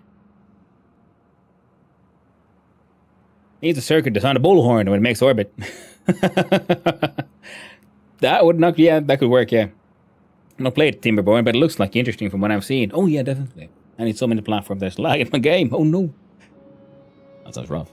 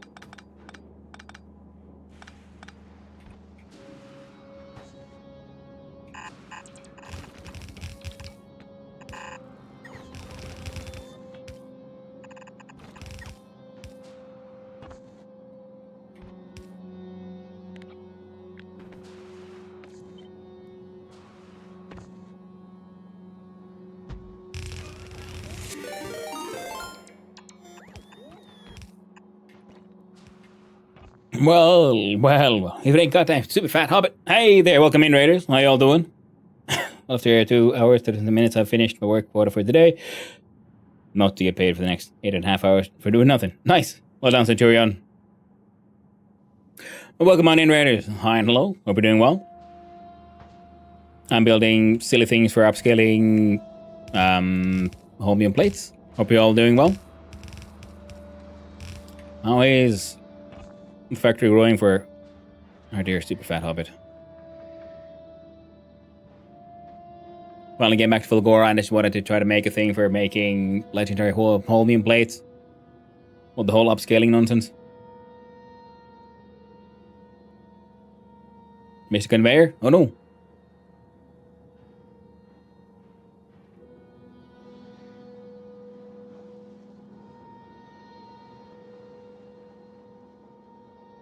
Did I? Legendary holmium plates are broke back. Yeah. But everything is, kind of working, and I just want to make a legendary. Never mind, it's wonky. Yeah, it's just a bit wonky, see, because come here so that they get like sort of, lane balancers kind of thing. Let's just call in a train, see what happens. So these are all to just do the normal quality. Anything above normal will then be filtered away. And it goes here where we have a smaller one to deal with the greens, the blues, and the purples, and whatever's left over should turn legendary. Got a couple.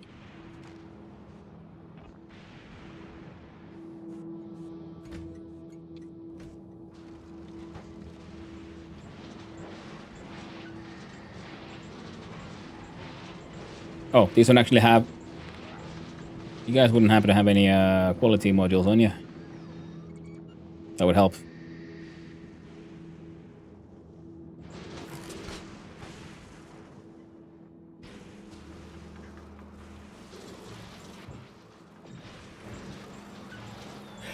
Before it's even done, and it already weighs 50,000 tons. Ooh, nice. People upcycle end products. They're a pain in the ass.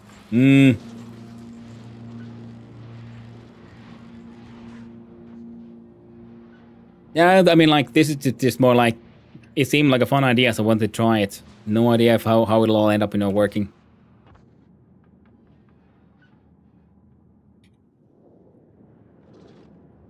I just need to, to make my whole Fulgora thing work slightly better. I mean, they're kind of working still. But we need to make more science, because our science production is lagging, because it's all just up to these few guys who... Oh!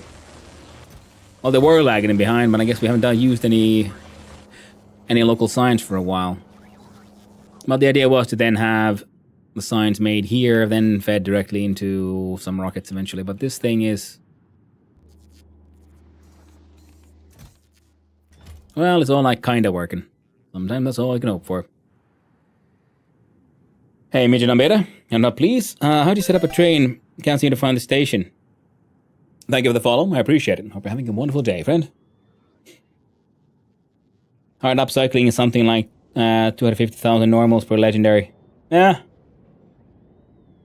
Well, it's okay, because I also had an issue where, because I'm sort of willing to throw everything away into my sort of just garbage dump station here, except for the holmium ore. So some of the stuff here was getting severely lagging behind because I couldn't get rid of the holmium ore fast enough. Because no one was consuming the plates fast enough, because I wasn't making the science fast enough. So I decided, well, we're gonna have a sort of pressure relief station here. And I wouldn't have happened to have been smart and brought any kind of radar, would I?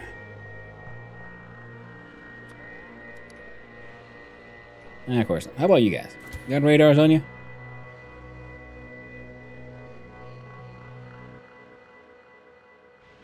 Everything except. Oh well. Oh, see, we got all of that. We got 2 plates. So one train makes two plates of legendary. Fair enough. Well, I don't need that many of the legendary ones, because I just want them to make... What do I even want them for? Can't remember. Something. Diagonal belts. I know, right? They're amazing, aren't they? Who doesn't love a good squiggle? I got It feels weird flying around with so many like legendary legs as well. Yeah, look at them. Hypnotic, aren't they? So many squiggles. Freaking love them. And how do you set up a train? I can't seem to find a station. Well, if you can't find the station, then it is most likely not connected to the actual train network. If you can't find the station you're trying to get to, then well, it can't get there. So there's something in the way. But Ryan, good luck. Hey, thank you for coming, my super fat hobbit. Thank you, Raiders. Oh, and of course, forgot to speak. And hello, hi. I'm Hannu, son of Hannu, Finnish variety streamer, amateur game developer, and recently again addicted to Factorio. I never actually finished Space Age, and I probably could at this. I could pretty easily finish this flying to the edge of the planet, but I'm just having fun times building all kind of silly machines. Like, well, of course you're not here. Where the heck did I put you? We got some RGB lights here. All right, let's look at the HMS Profit here. The gamble's up. We got waves of RGB lighting effects. I mean, trying to think about if I should try to figure out how to make a singularly firing pulse, so then reset itself and fire it again. And the HMS Foundation also has nice little RGB lighting, which is of course, the coolest of shields, isn't it? That's how it works. Wiggle, wiggle, the belts. Like, yeah. Yeah, so I made the sort of RGB math here. It's all based on a single signal going up, which is, 1530, so it is a multiple of the 255. And then we just minus from a target ceiling, we minus our currency, the upgoing signal. That it helps us get the offsets for the signals going down. Similarly, we add in certain values to get the offsets for the values going up. And then we have a couple of deciders who choose the lowest value of the two. And then we're minusing 255 here from the values as well, because in the end we plus the 255, because when it shifts from one signal to another for that one tick, it doesn't get a signal. So then I want the default signal output to be 255, because that happens when the signal is at its strongest, so it won't flicker. Now currently the animation is off by one tick for the color blue, because it has one step less than everything else, because with the color blue, we're not looking for the highest number, but the lowest number, and somehow the decider combinator can output this thing, even though it's got two separate signals, it turns them into the blue signal, so I'm okay with that, even though sometimes it is the B is the positive one. And I find this odd. But it works, so that's okay. And then the timer, we're just doing 16 steps per tick to get it a nice sort of fast one. And the wave effect is caused by adding a +0 between every light to like just slow down the signal as it goes forward. Can you show me how you set up the signals? I can drive the train normally, but something's off somewhere. Oh yeah, sure. So if we look at the signals... Okay, wait, stop there. Cool. So now this has my better trains currently. So for the train itself, we have the interrupts. I have a signal and output, where I'm using a circuit signal to detect where if a circuit signal is above 0, then try to find that circuit signal station. But for full cargo inventory or a circuit signal of up that is greater than 1800, because that is for a 18,000. Sorry, because for the Gleba Science has a timer, so the train won't just wait there and let that shit rot. It'll wait for a few minutes and then bugger off. And then we have the other signal for the input here, where it looks at what is inside my cargo, empty, like has any cargo in inventory, then heads to the target of the cargo's marked drop-off station. I'm using the drop inputs and output symbols here, because if we then look at Fulgora, similar system, but I'm just naming them drop-off or pickup. The space platform's already 100,000 tons. Nice! That's a big chungus, Ripper County. Big chungus in space. Ruin Factorio. Oh no! I wish you had a quote feature. It was weird playing around with so many legendary legs. Oh. Fine, I'll add it to the list of the stuff I should add.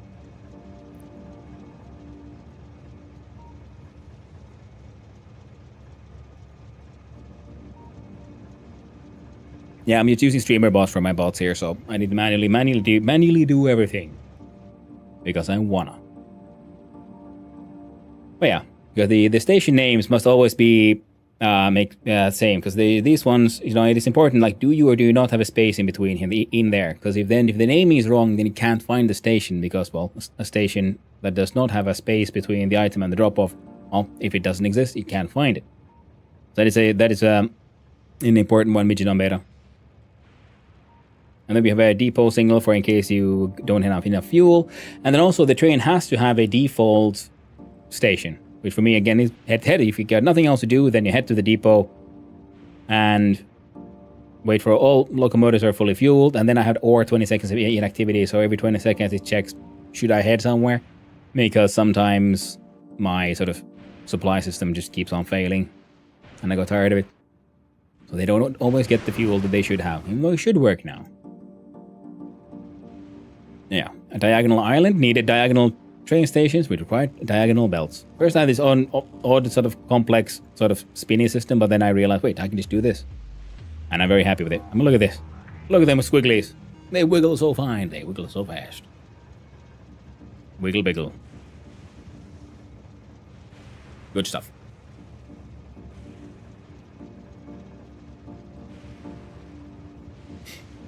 And 127,000 tons already. Ooh, nice. And sorry, no hypocrisy on the YouTube side. Timberborn just came out with the 1.0, so I had to play it. Quite good. Yeah, I've been watching people play it for quite a while now, even before 1.0 came out, and it certainly looks like a very fun game. And I'm looking forward to maybe giving it a try myself at some point. Just don't own a copy myself. Hey, they're twitching. Hope you're doing well. The wiggly bit of the conveyor again, I see. It is. See? Look at them wiggles. Hypnotic, aren't they? Beautiful. Wiggle, wiggle, wiggle. Alright. Now then we have so many legendary legs, we can just move crazy fast. Faster than any train. We have plus 1,200% movement speed. Why is the sushi wiggling? Well, Nicolene the Great, because, you know, it's having a good time. Having a ball. And we don't want to stop it now, do we? Now, because the island I built this on is, you know, it is a diagonal island, so to make sure it all fit in there, well, we needed diagonal belts. So why not have it wiggle? Because every single station it grabs one thing from the sushi that is coming from the recyclers, and that way they get, you know, appropriately sorted into the correct trains to head off to their ultimate destination. Meanwhile, in the other playthrough, that's very true. Well, the other playthrough also has a lot of fun. There's a lot of violence going on.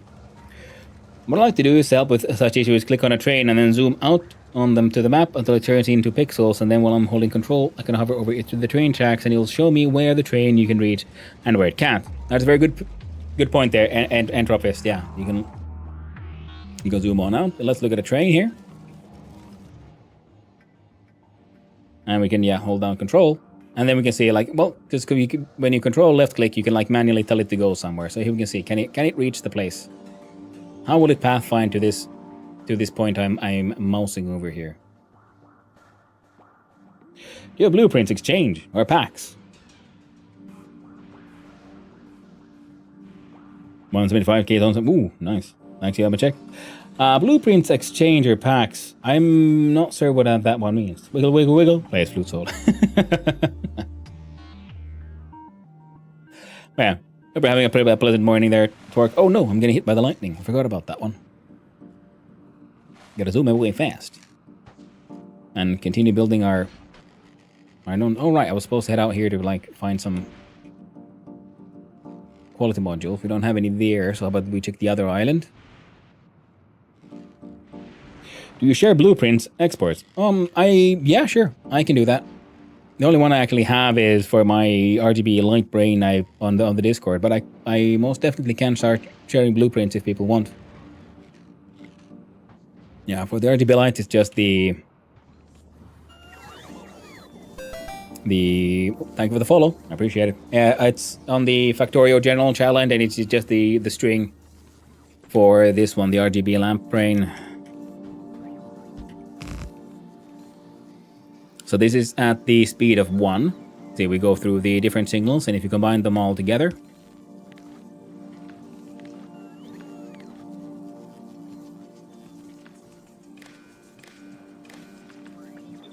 that we have this sort of ongoing. So these are just to visualize the 3 separate signals as they go through them.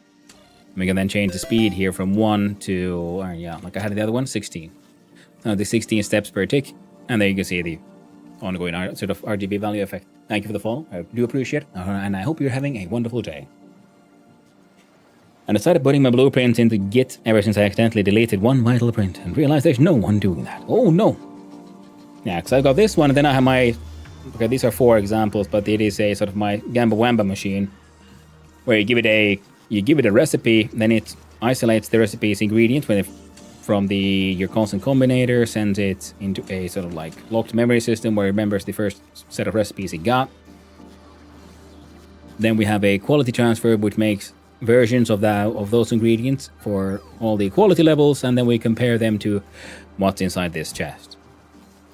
Now this chest is, because we're reading, we're not requesting, so we have a separate buffer chest here where we request everything for every quality level of the recipe, though we have a little arithmetic combinator here which does delete everything that is already in the chest, so we don't, just fill up the chest pretty much. Everything that is above or at or above our target's quality goes sent into a box, and everything below that gets recycled away. My Gamba Wamba machine. And I should make a version which then manually has a math unit here, because it's annoying when you have something that has a liquid component, so you have to make sure you can delete it from the recipe that gets saved in here, because this thing will allow a signal to pass through only once. So as long as its red input is empty, it can send out let a signal through. Then we go here, which then is your classic sort of memory block. Source in the red signal, which means this thing is now locked from sending any signal through. So that way the recipe won't be forgotten whenever this thing changes its target. So the ingredient list remains the same. And by using a math machine that looks at signals, and we add the liquid signal back into it at the value of times -1, then they delete each other, and that way you can sort of to delete liquid signals from there. They'll always be the same. And if you're comparing for like quality liquid signals, well, that shit ain't gonna work. And because we remember the original recipe at all times, or at least a version of the recipe, we can also then count the amount of signals in that recipe. And that is what we're doing here, where we check for if each signal is greater than greater than or equal to green. Because green is the recipe signal, and red is what we actually have in the chest here. And then we look at, do we have enough of a type of signal, as much or more than the clockwise circle arrow, which is what I use to hold the amount of signals. If we have enough signals, we send that forward to the memory unit that will remember the recipe, so that whenever this machine is done, sends the control signal, resets the recipe, and then our selector combinator just in a sending order chooses the fanciest recipe it can get its hands on. Constant combinator will just constantly give out your standard, and that way. Of course, sort of fire and forget, let's the bot deal with it. The only issue we sometimes have is that this chest can get filled with uncommon materials from the recycler. So there's another version where I then have a separate purple chest being fed into from this chest, where everything that is more than what we need for a recipe will get removed, and that way this will never sort of get stuck. 300k tons already. Ooh, nice. But yeah, if people have want any of the blueprints, let me know. I'll gladly share them. My cool Gamba, which is the version using the cryo chamber, your Gamba Wamba for the basic assembler, and the electric Gambaloo, which we're looking at here, because the only difference is just pretty much size. The logical brain is always the same, and yeah, I should make a proper blueprint and save the one with the hash. Because I was thinking I could just put in a sort of arithmetic combinator and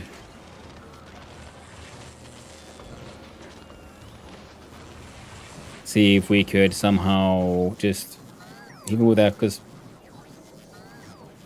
I guess we would need a arithmetic combinator, one decider, and one constant, so that we can then have in the constant all liquids, this decider looks like, is there a liquid in the main recipe that matches all liquid? If they match, let that signal through, goes into the arithmetic one, turns that signal into a negative of itself, and feeds that back into the memory unit, which then deletes that signal, and then they won't do anything again.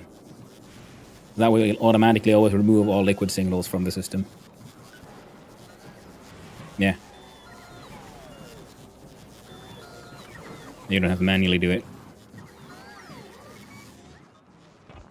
Of course, having multiples next to each other is problematic because they keep on like both stealing resources. So then no one's really happy. So for one of these, I turned the requester into a blue chest and allowed it to request from buffer chests. Should probably actually do that for all of them for this design. So this would remain a buffer chest. And that a blue one.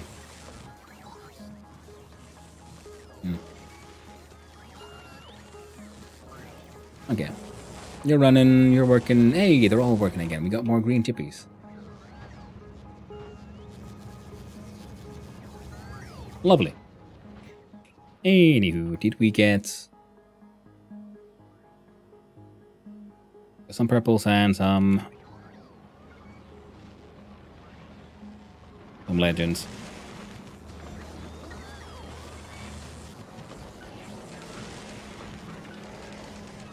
Yeah, this is, you know, how I normally said it. You know, just make your tier 1s, tier 2s, and then the tier 3s get the gambling opportunity, and then anything below the quality gets smooshed back to raw ingredients to be fed back. Currently won't into this thing.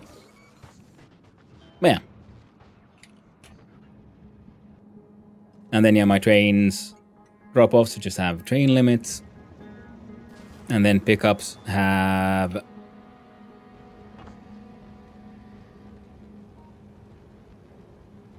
Oh yeah, I'm not doing it here. But I noticed I had, yeah, one part of the equation for the trains is requesting trains, and that sends a signal using the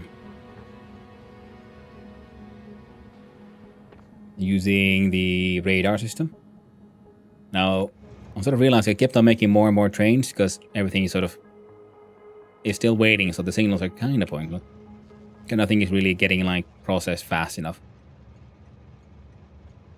Was it the pickups or the... Oh. Yeah, no signals in the circuit network, so these are just hanging out here at the depot. Guess everything is backed up. I was doing nothing.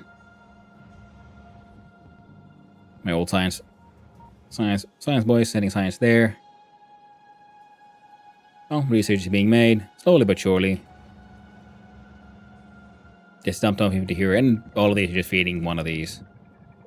I should make more. Well, that's for once we get back to now is proper.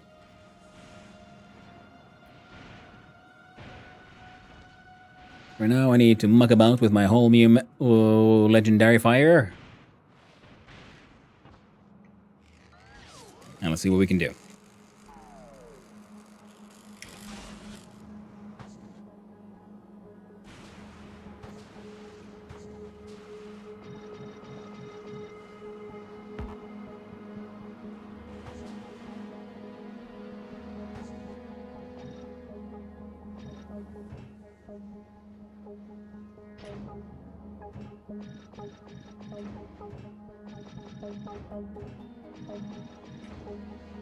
Realized my mistake.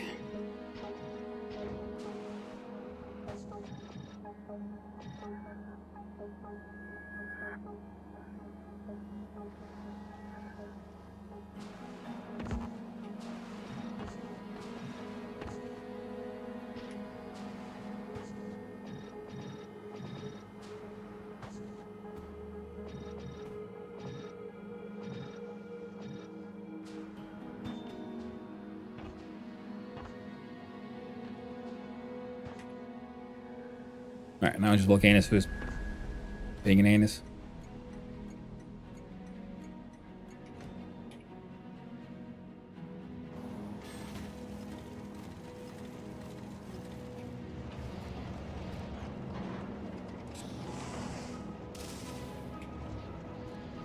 I'm kind of thinking like maybe I should just change it from like a plate drop off the liquid drop off and just have holmium juice being brought here instead.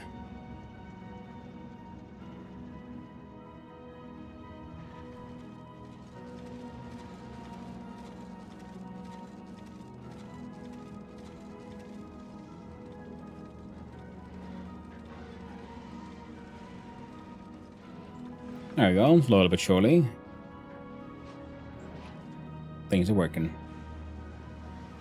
But okay, so if we change this from a holmium plate drop-off to a liquid drop-off, then we can have a whole bunch of...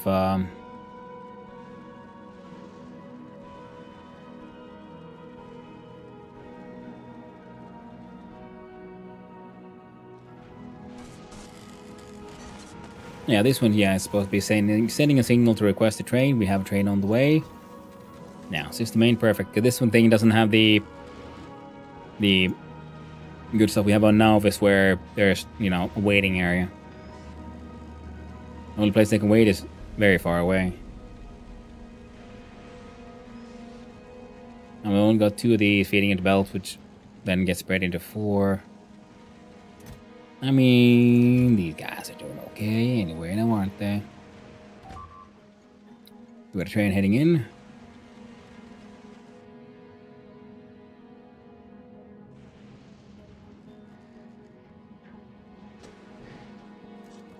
Three legendary holmium plates. Nice. No, it just feels so wonderfully... I don't know. Almost kind of pointless. Way. Barely functional.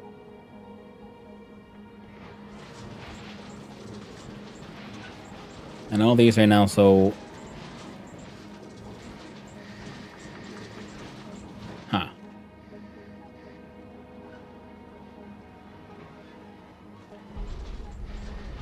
Maybe we should change these into stacking setters after all.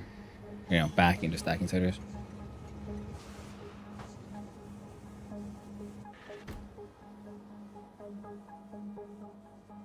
What do I got? I got greens.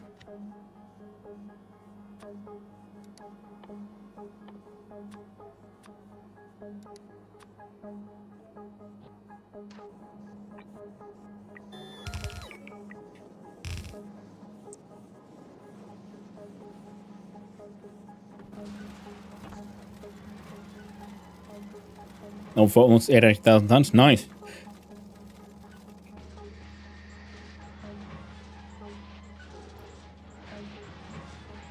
Oh well. I already did everything. It's fine.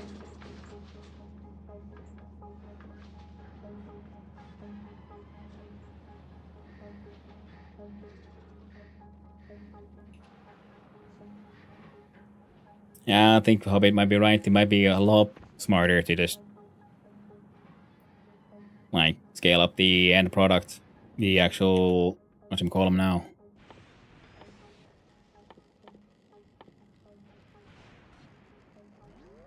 The superconductors. Oh, I think yeah, because annoying because we can get easily enough legendary copper, legendary plastic. Yeah, it's just the legendary holmium plate that's really, well, that no sort of quote unquote slows you down a wee bit. Okay. Well, they're like going through them at a relatively acceptable speed, so maybe I should just have another island that makes more holmium plate. We put it there. Why not? Look at trains for us and elevated roundabouts, and we zoom into that. Oh, there you go. On the holmium plate, the best is recycle the electric plants.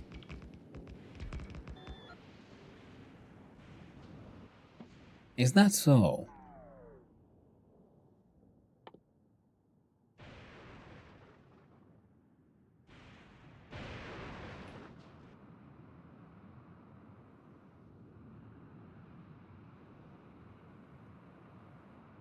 So if I fly all the way here... Nah, it's all fine.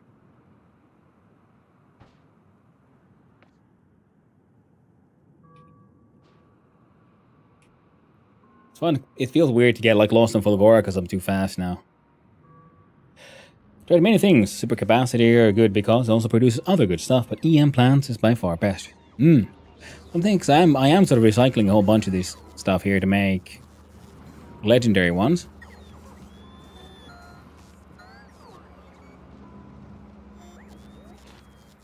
You're lacking steel. What?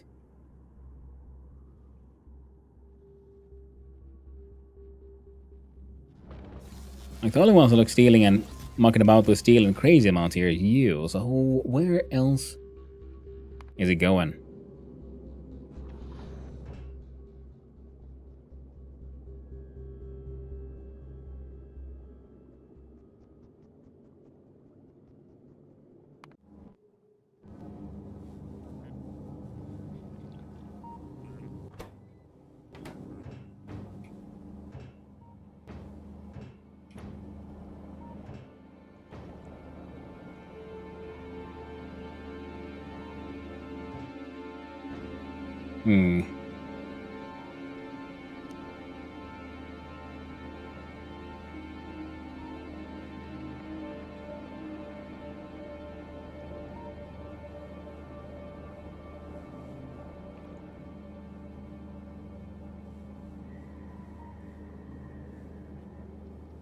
Well, heck.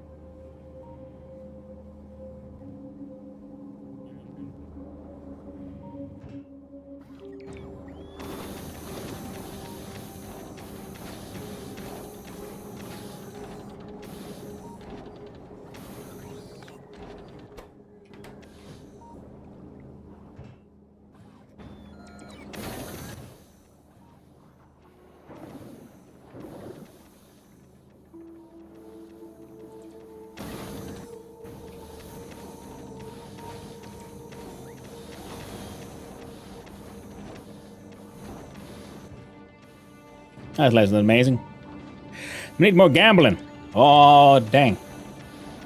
Getting some doing now. Got far too many MMO games. I know the feeling, Manuel. There's only so little time and so many games. And never heckin' ends. Okay, so I guess I should make a more dedicated. All of this can kind of be...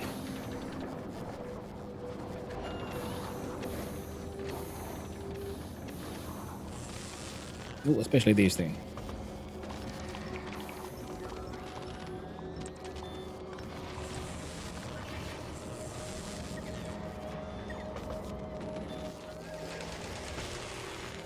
Well, I let him finish. I decided to cut them out, and...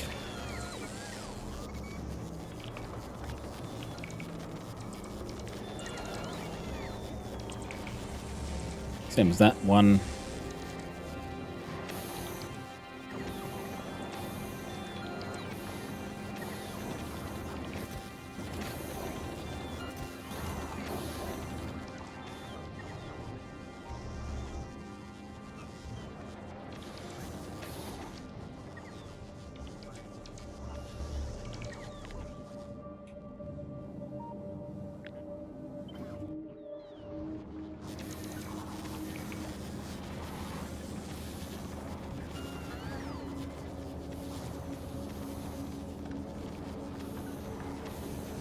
Bag it.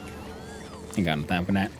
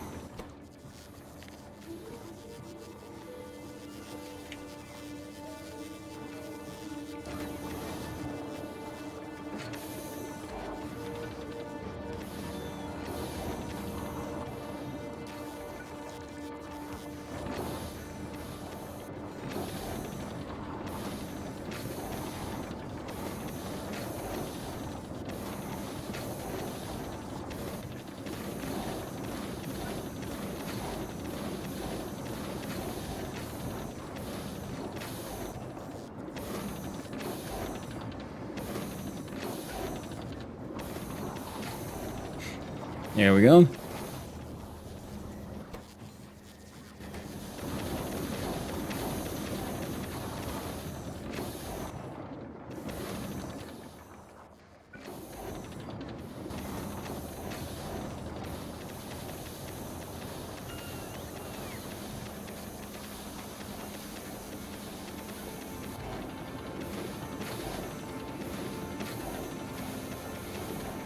Okay.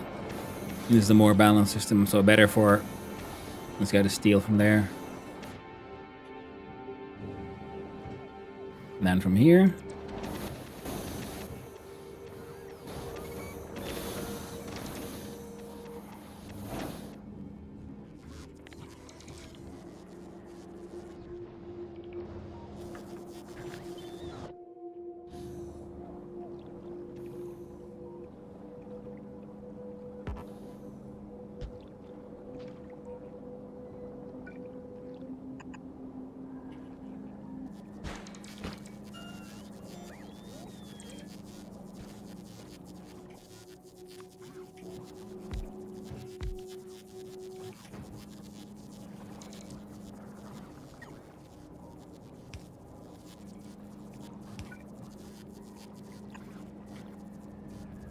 There you go. And you rid of that, some of that ice, apparently. We just do it, you know, good old manually.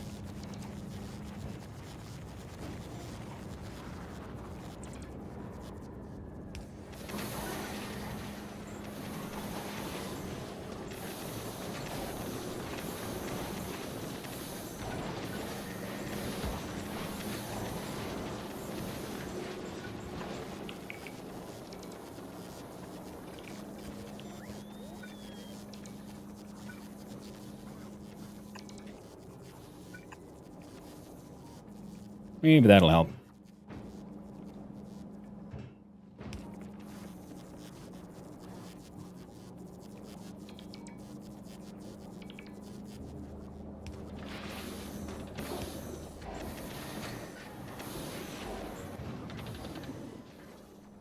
There you go. Nice, slowly but surely it'll keep on producing. That's okay. Stay Frosty is heading back to drop off all kinds of stuff.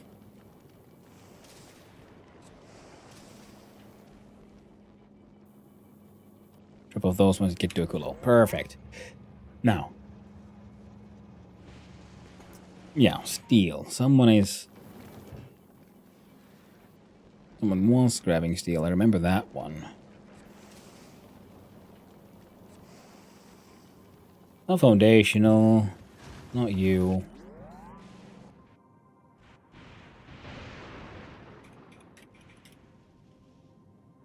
Oh, steel drop off here, here. Okay, right. Yeah. Yeah. We did this, didn't we?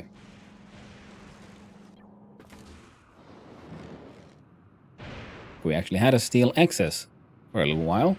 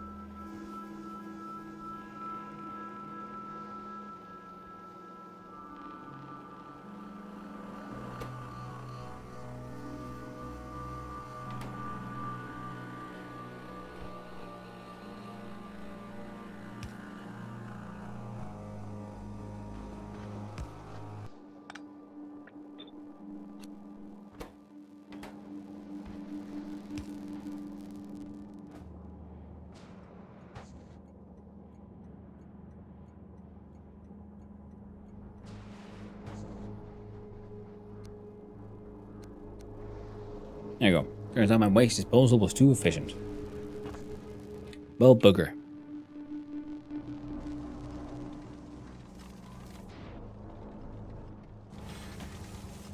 I'll collect a whole bunch of cogs and they'll just be destroyed.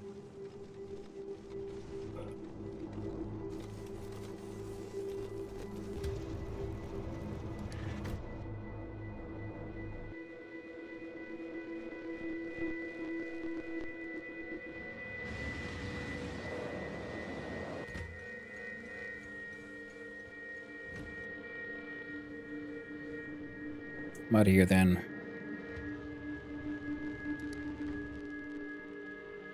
Perfect.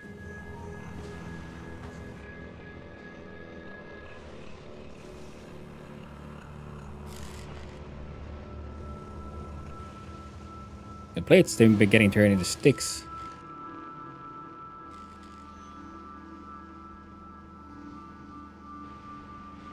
Steel turned into stuff.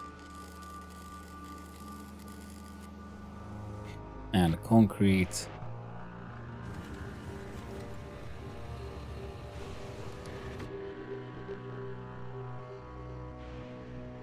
And then that drop off. Perfect.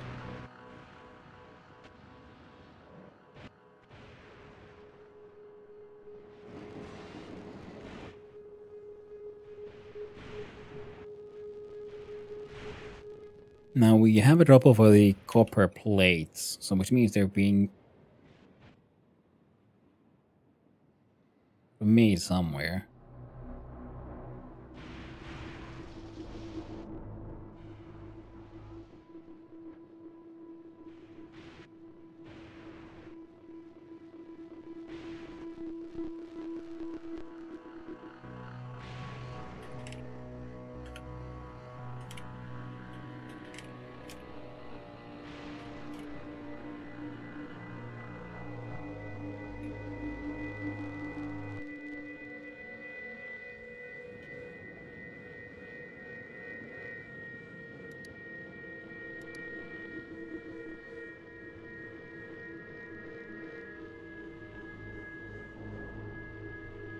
Ah, that's where.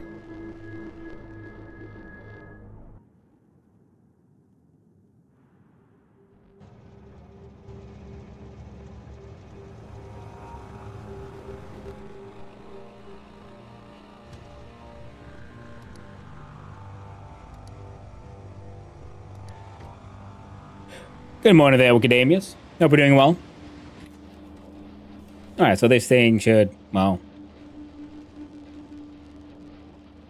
this thing is working. That's fine. That's not really what I was supposed to make working, but it is working. Copper plates and stuff's coming here. We're doing our superconductors.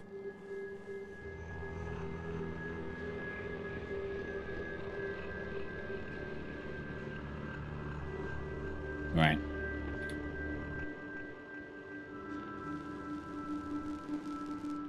Well, the homing plates are being slowly but surely upscaled. It'll take forever. Now, was there something I wanted to do with them? Like their robo parts and stuff?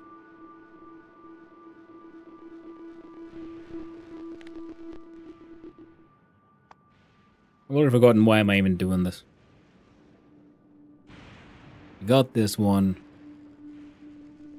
We're randomly making those anyway, so then it'll probably be superconductors. Right, yeah, because I wanted a quicker way for the legendary fusion reactor stuff and or railgun turrets. Because we can make legendary tungsten plate already.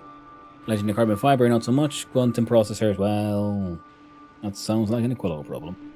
Especially because if we had the, legendary lithium plate will be an ass, but can be done if we care.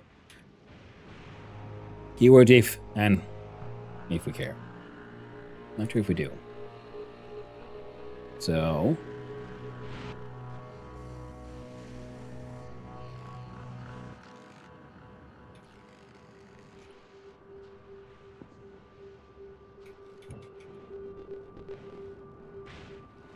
you gotta put down that radar there.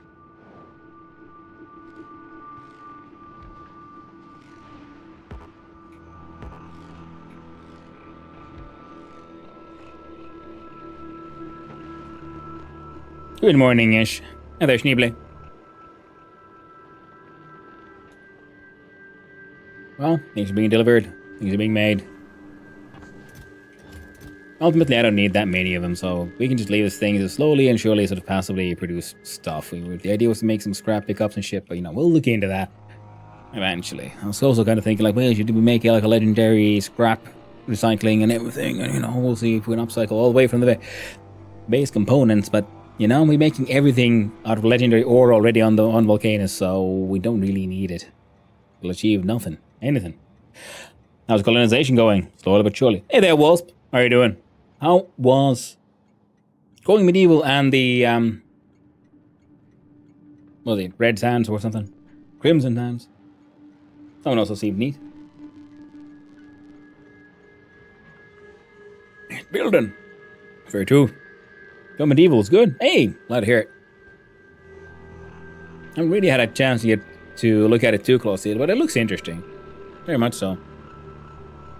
And these things here are all kinda working. Which ultimately is the best we can hope for, so neat. Like Rimworld. But medieval.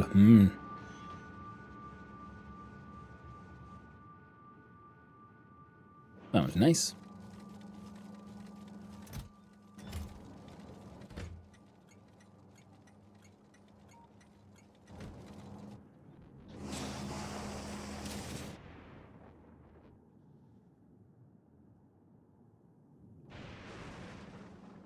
Now I do believe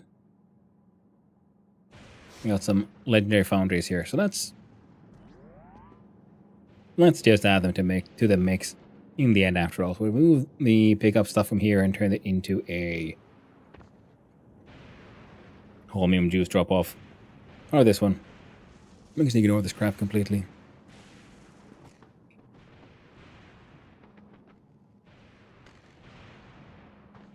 Yeah.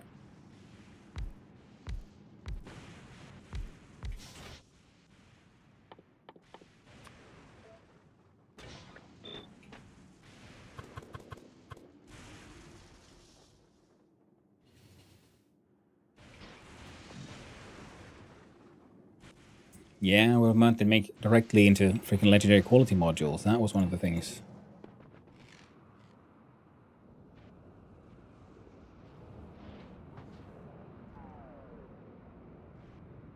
No lag, getting 10 UBits max. Well, it does sound like you're building something quite ambitious. Yeah, my friend, Ripper County.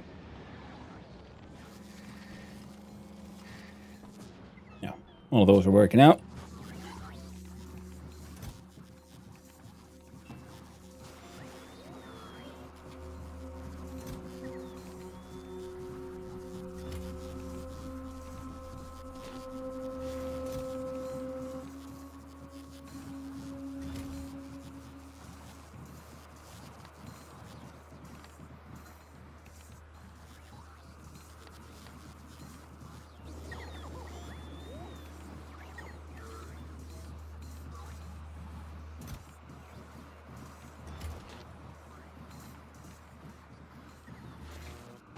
Yeah, we need the...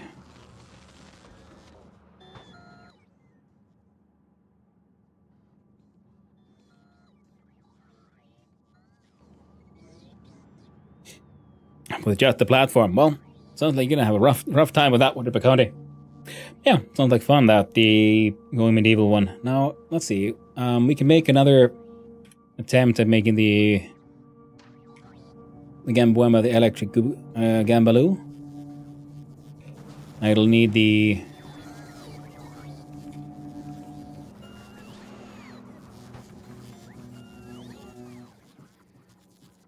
Need light oil.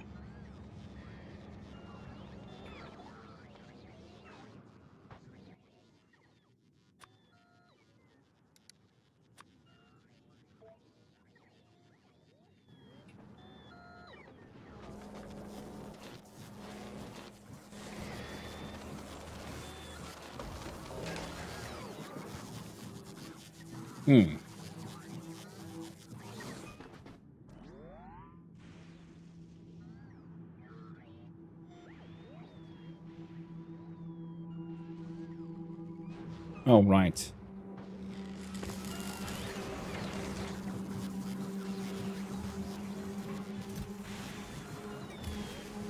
Yeah, this guy ate all of it and turned into electromagnetic plants. Very tragic. Oh well. Then it can fly around here to the... this guy. Wow. And we'll build the electric Gambaloo down... now here.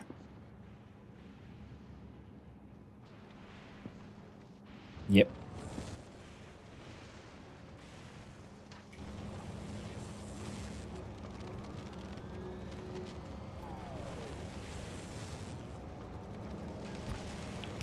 I'm making the superconductor.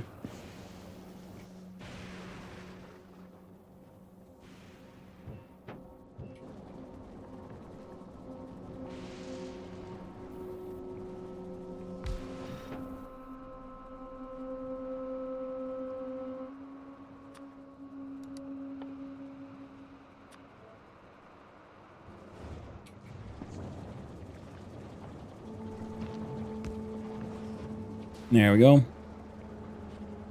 And before we put in the missing parts, we can add a little bit of a math here. Because we know it's going to be a single light oil.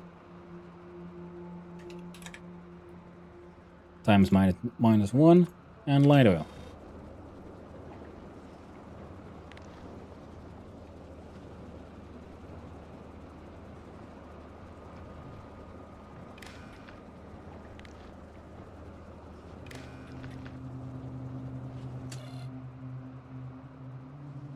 You'll output this thing when it arrives, and the thing should remove it from there.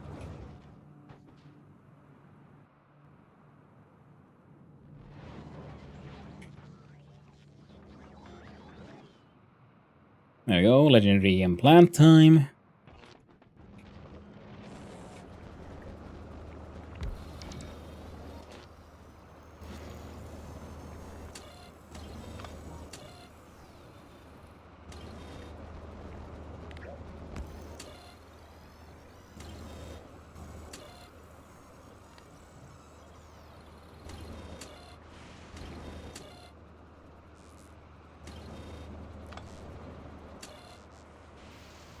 So trying to input it. It's getting undone. Good. Recipes are nice and unlocked in.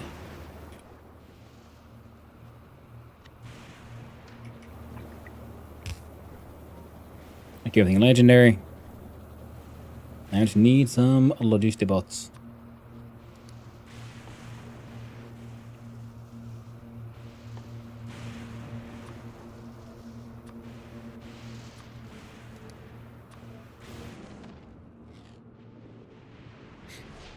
Could play other mods because this is too laggy.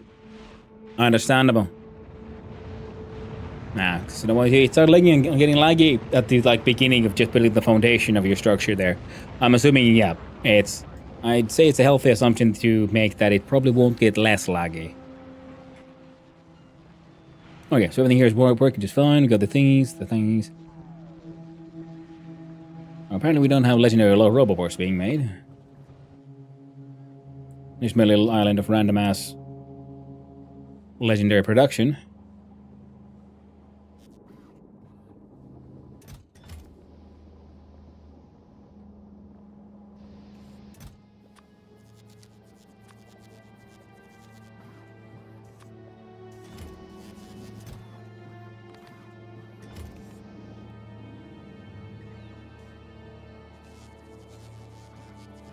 There it is. We are making them.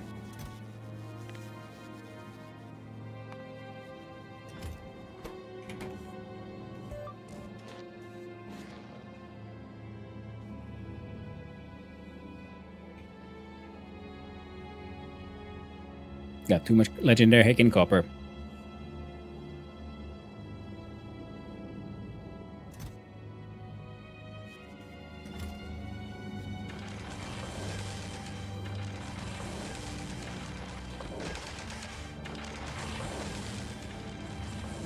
And Factorio no mods active now. That's fine. Hitting UPS death in this game remains a major milestone for me to hit. Actually, it could be in very many ways a fun sort of challenge to aim for.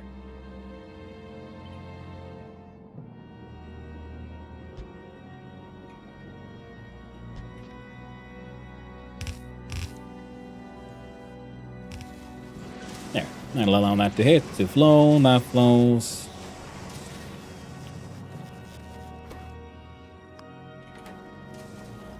There. Prioritize the left.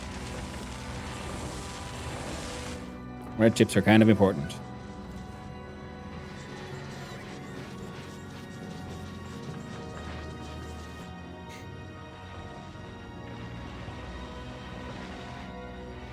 Now, this also means that Casino Royale here, as you're heading over to Mal'Anus, I would like for you to bring legendary Roboports as well.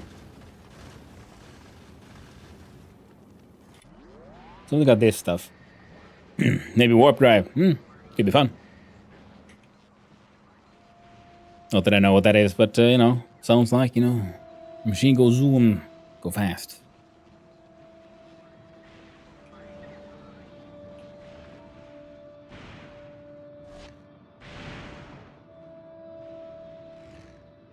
And there we go.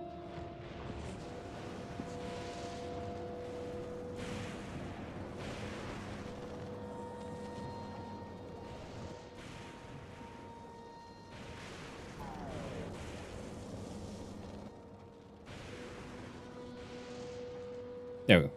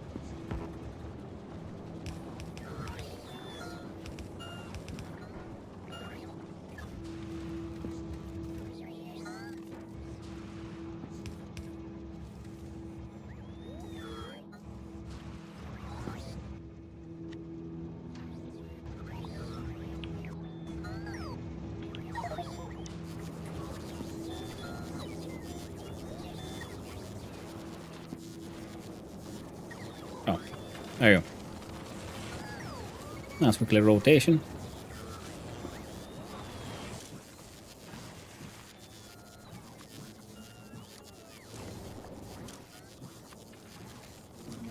There you go. Ain't legendary, don't bother.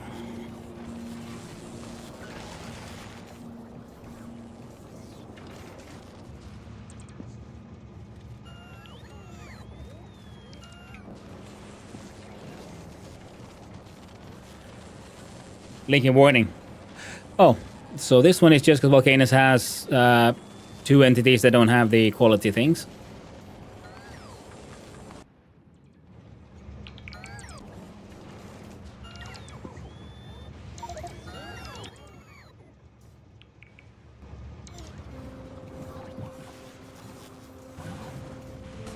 What do you mean not enough robo slots available?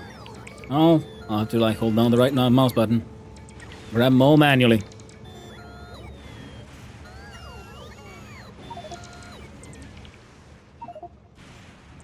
Right.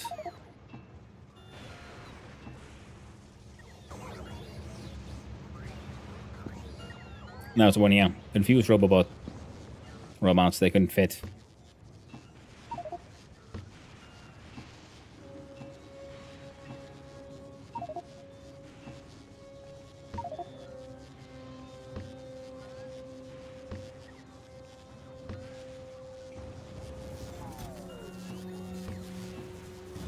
There you go.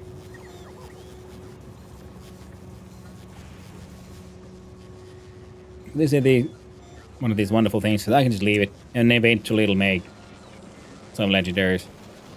I can just wait for it. No rush, really. Ah, no, it won't, will it? Because it... Yeah, that's the problem with the superconductors. Yeah, they degenerate into themselves.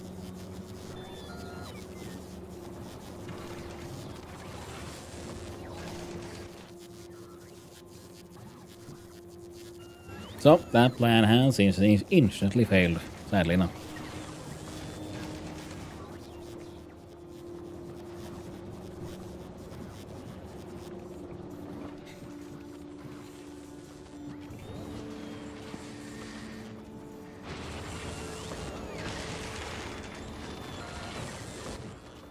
One thing also quite fast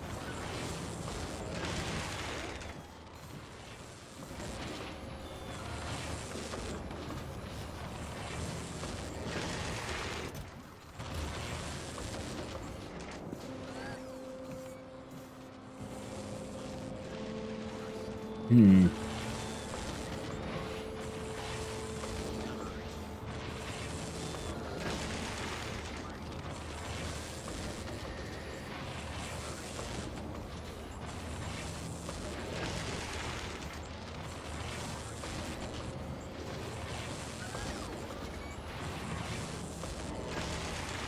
Oh well. We'll keep on doing a thing, I guess. In the meantime...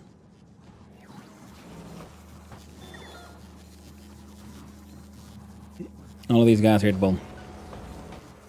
Doing their best.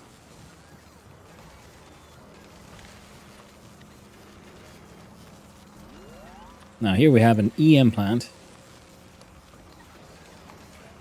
That's less than legendary. They should all be legendary. Make that whole process a whole lot faster. There you go. 30 of them in my pocket.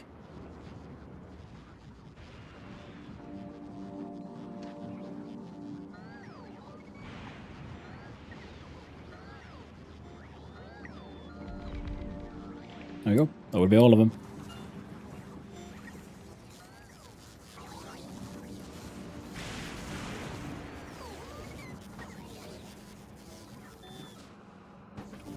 Green chips has run out again. What provides the mod that forces you to build your factory on a platform that teleports once in a few... oh, that one! Yeah, Factorio. If you fired on the platform teleports anyways. Factorio 2.0. It's the space age version. That sounds like an interesting and also a very annoying challenge. Yeah, vehicles, laser tank, and AI. Sounds fun. All lasers and programmables. Oh, we got some more quality mods here.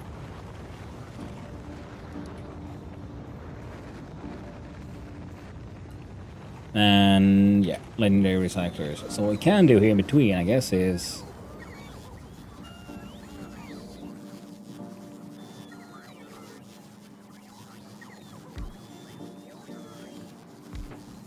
I'll see if we're going to do something extra silly here.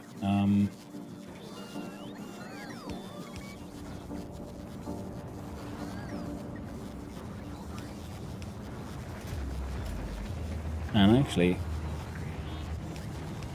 and I should make legendary freaking logistics chest as well.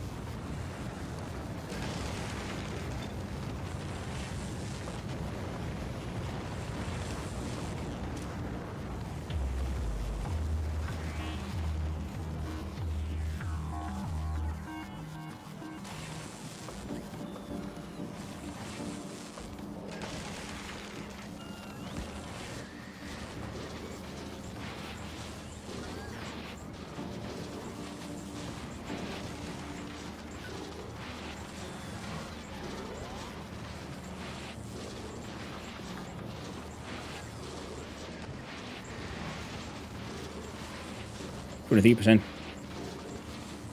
chance for higher quality. Oh, got some green ones.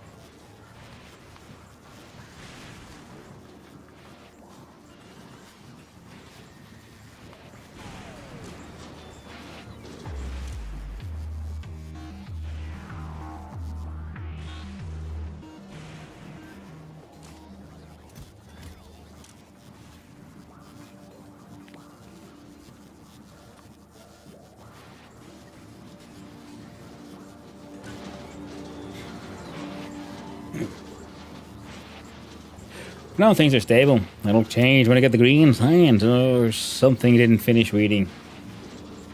Reading because it disappeared. Oh, dang.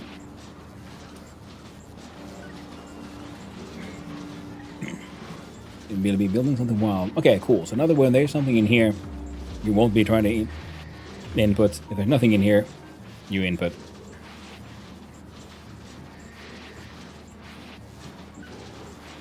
Nice and inefficient as hell. Fucking love it. Hey, green chippies are happening. Yeah, we need a green chip, a copper wire factory, pretty much.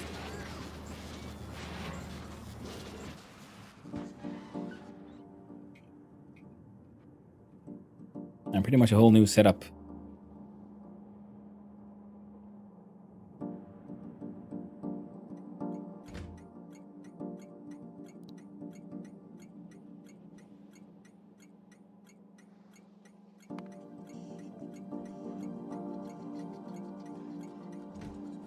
It doesn't matter what the hell we do here. So the holmium plates.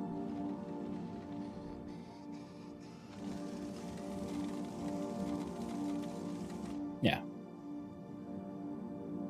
I think it would be better, yeah, if we focus on this thing having its own like holmium plate production. Here we could do a drop off for the superconductors instead. Superconductors are being made here. A long way around to get there, but they can, so we should probably connect these two in a wonderfully awkward fashion. And yes, I know, these are not the super efficient mega, you know, roundabouts and turns. But yeah, we're not building for UPS here. More than anything, it's for shits, and sometimes for giggles. Ooh, that is true. We should in fact actually be having anything that is...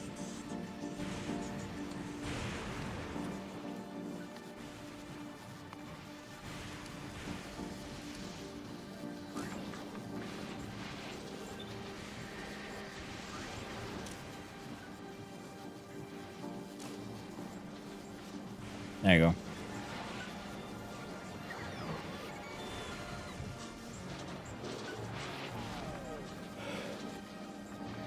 Factorio is fun, but the same problem as Space Age. After a few runs, the initial part takes way too long.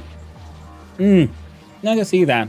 But it's one of those things, like, how much do you enjoy, like, you know, early game in various games? But I can see that being a bit of an issue.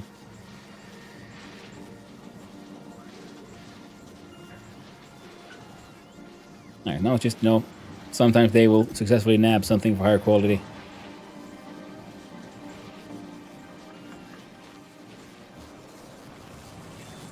Now this thing has to replace these, so we can very effectively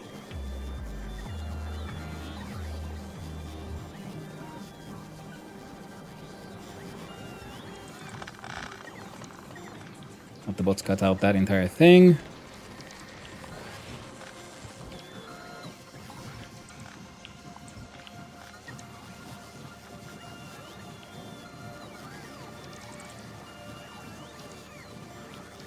This guy's game for guns is fine, I guess.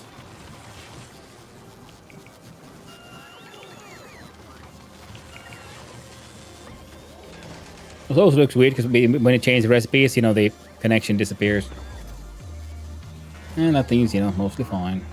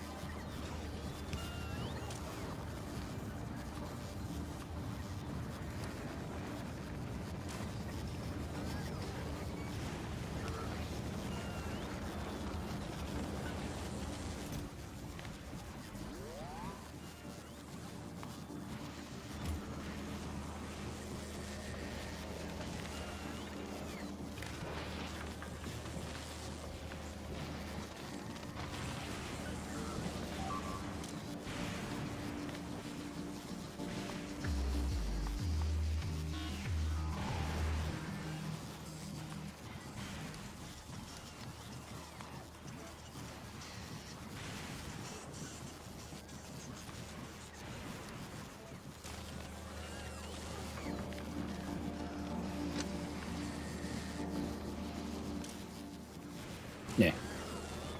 I'll be fine. Automatic cold, 1 vehicle and a burning drill and 1 inserter. Ooh.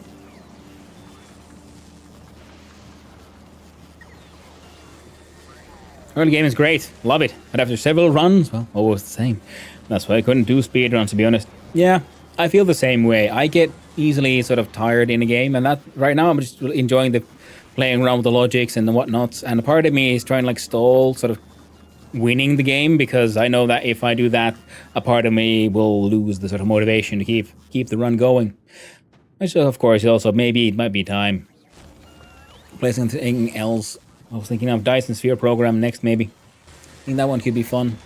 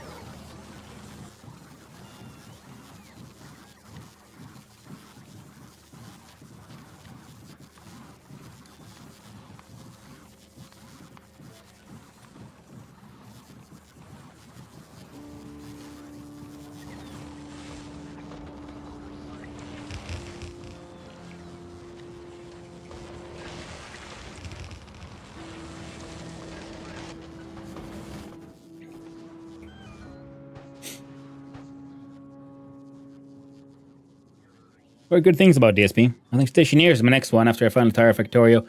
I played Stationeers before this one, and that is also something I need to do because there was just recently a very large update to the like gases. Like there's more gases now, more liquids, more chemistry, more ways to get yourself fucking killed. Sounds like fun. I'm looking forward to getting into that again.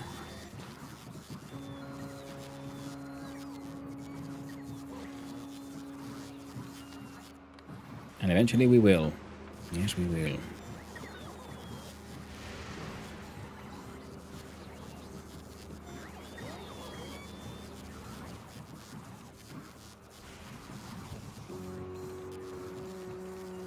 Really gust. The beauty of Factorio, we can delay things forever. Still have a lot of fun. I just finished my goal of 1 million SPM using Legendary only. Took me 4,000 plus hours. Nice!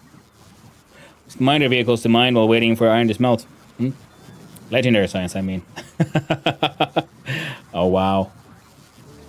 That is wild. I haven't like done anything with quality sort of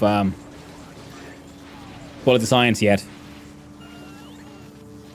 I see the charm, but I'm also afraid. What if I fall in that hole and I can't get out? I'm already like turning sort of frankly pointlessly a large amount of things legendary, just for the hell of it.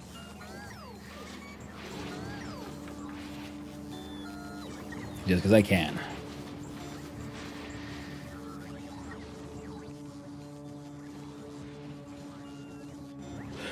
Drones, yes. Drones are the way to go. Drone is friend.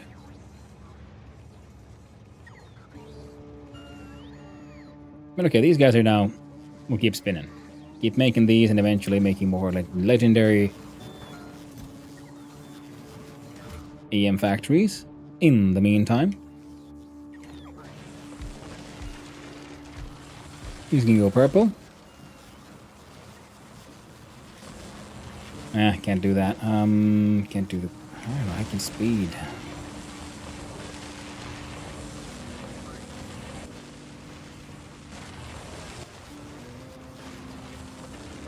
Oh, right, yeah.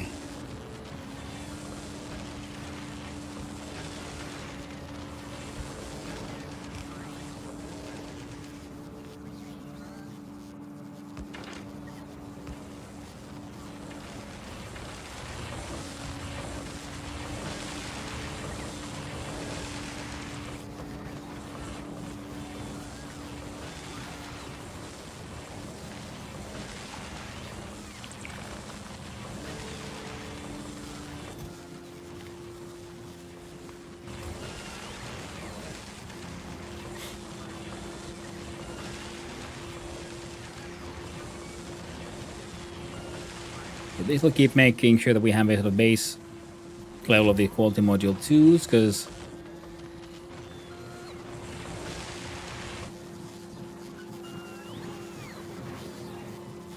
we have a whole bunch of these there.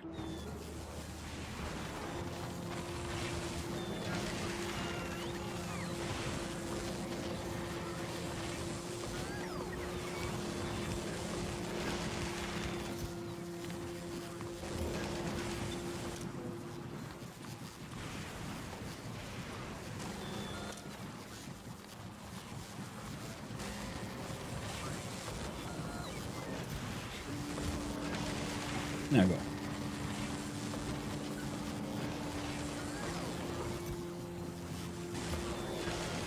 Won't take too long for that to have these things stored.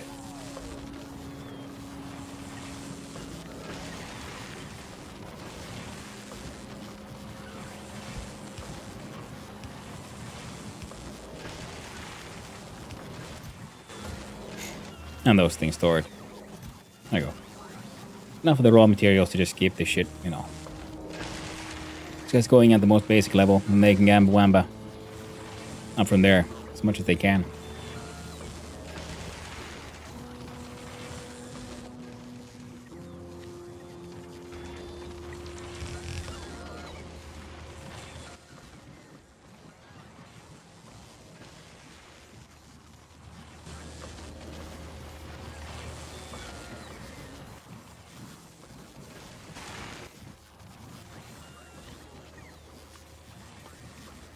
Cycler legendary lesser than and the good old legendary Cycleroonie.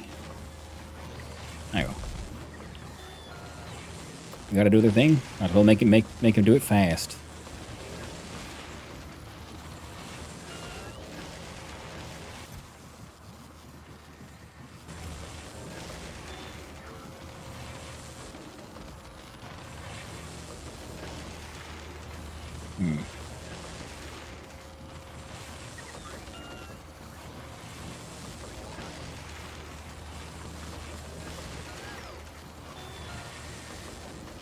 Yeah, these all for purple or better. Oh, they keep on making them. I wonder, like, well, how come I don't see him, like, turning up in the chest? Oh, yeah, because the drones are just putting in my pocket immediately.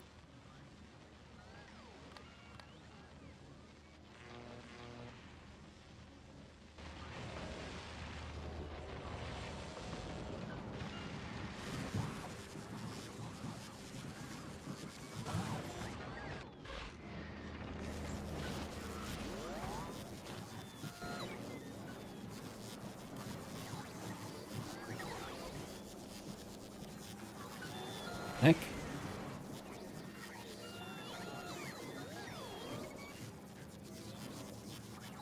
Oh, right, yeah. Yeah.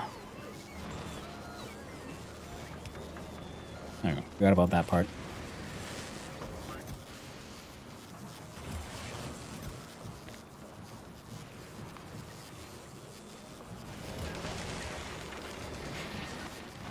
Well, next time you successfully make a purple.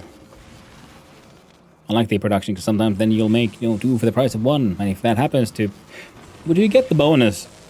Or whatever you make at that point. So if you happen to be making a legendary at that point... Do you get like twice the legendary? Perhaps. There you go. I can't keep on doing its thing.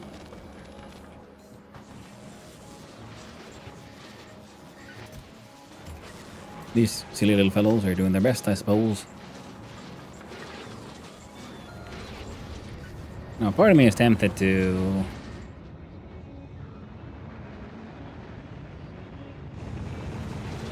Alright, fine, let's do it. You got me convinced that. But let's make a smaller version of what we did for the Holmium plates, because obviously that one is already, like, too big. So if we then do...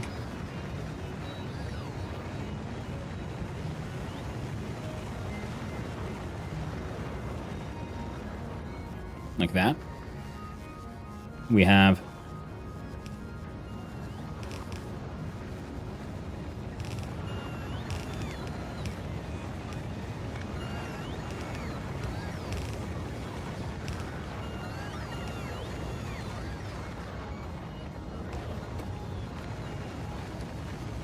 Not.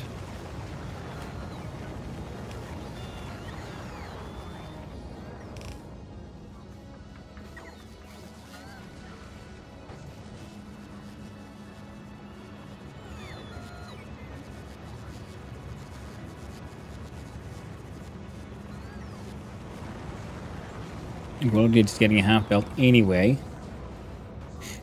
Oh, I see. Now, do we have the upgrader for?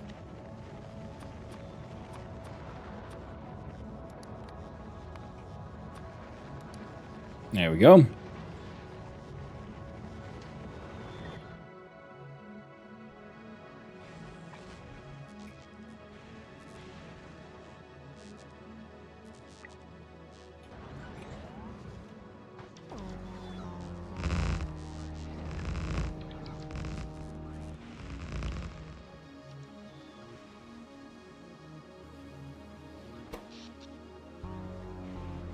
Jumped all the way up to 26 gigajoules already. Back from what? Well, some. Smaller, lesser.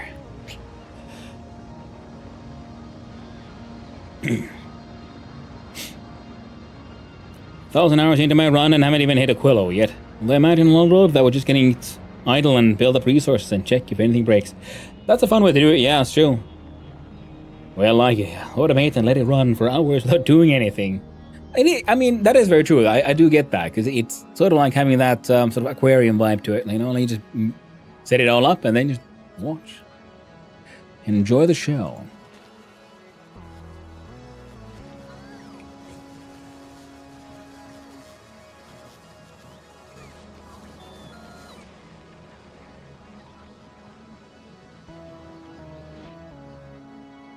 Bolts are going nuts.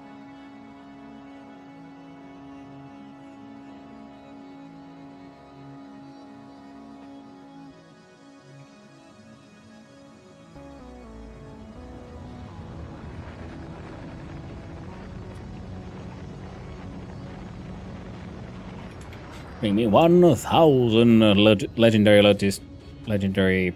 Oh, you only have a couple of hundred. Why?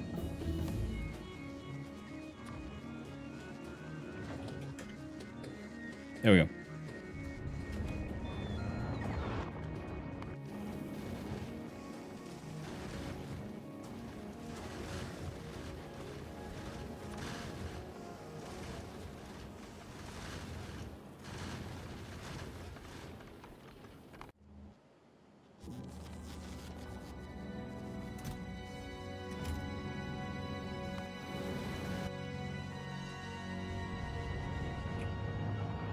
Oh well. Different way to play and funds engineer, zero involvement factory. Yeah.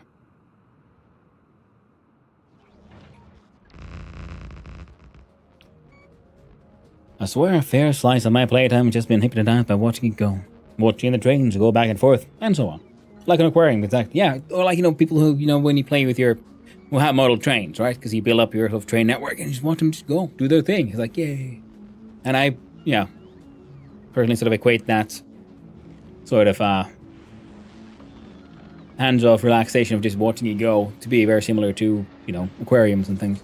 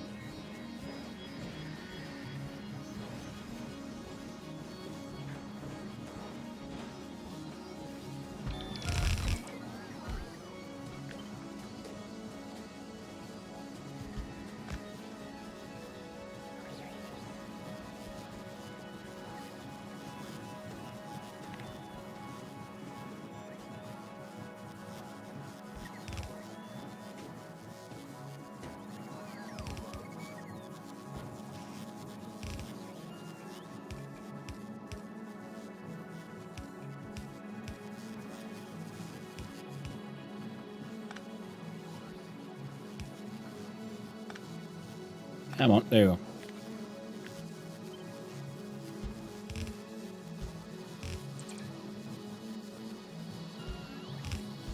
It's funny how I sort of end up realizing, like, Factorio has a lot of ways to play it.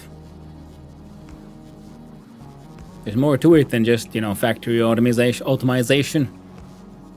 Many ways to have fun, many ways to enjoy yourself.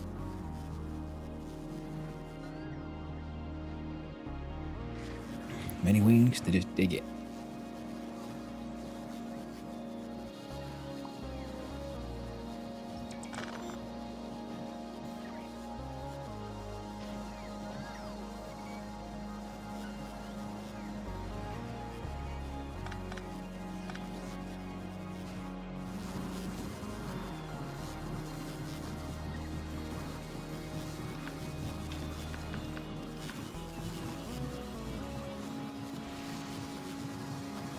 Yeah. That's all okay. Yeah, these things have been sitting idle every now and then, so that's why I made this extra machine here to make sure that they should have enough. And look at that, they've already almost all of them being spent. Yeah, so green chips are holding us back right now. The production of them isn't that difficult or expensive in any way. Oh yeah, but these guys also into the green chips. And we can't really turn this on before we actually have modules everywhere. Oh.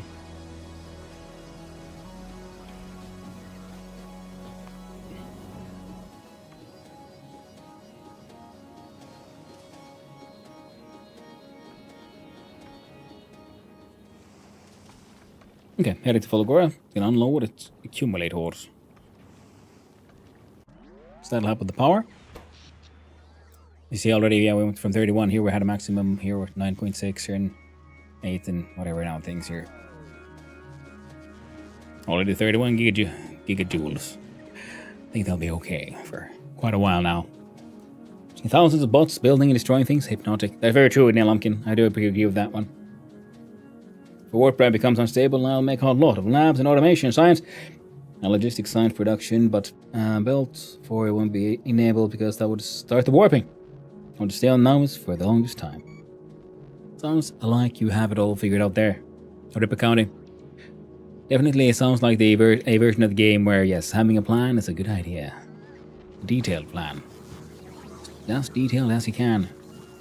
So we got... Oh, we even got a few legendaries on us.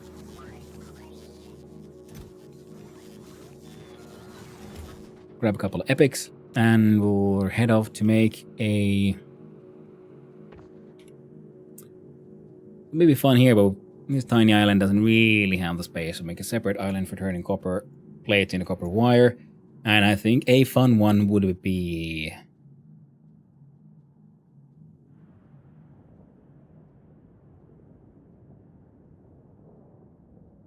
Okay, we need to connect these two, because right now, these are headed there and there. Wait, there aren't any more, right? Oh, whoops.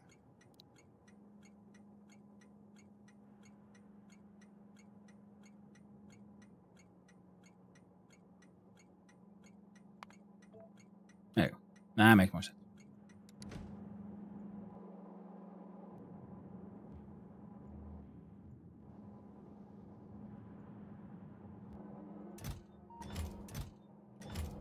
Huh. Wait. Actually, no, that works.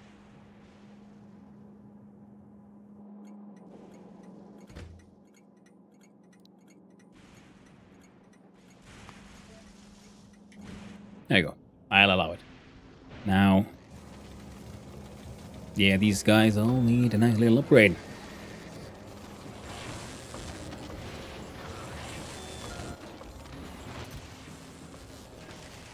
That's gonna make no fucking sense. And I desperately need to go to the toilet. So we'll start by heading here. Yoinking all the legendary things. I'll press M and let you all enjoy the magic of HSS Profit, sorry. Wait, you should be at least. Why are you...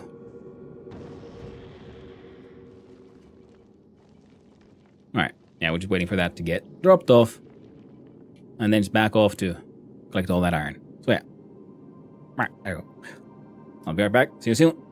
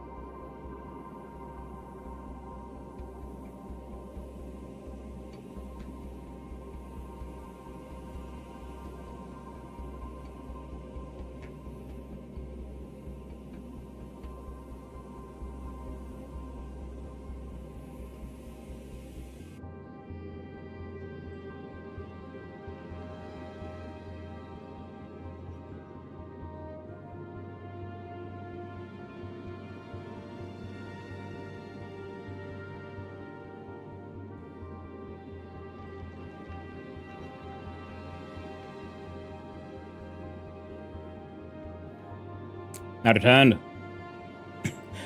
Tippa kerrallaan ja anna kuivua. Well, kumottaja. How about no? It's nasty. Need a lot of iron. That is how it goes.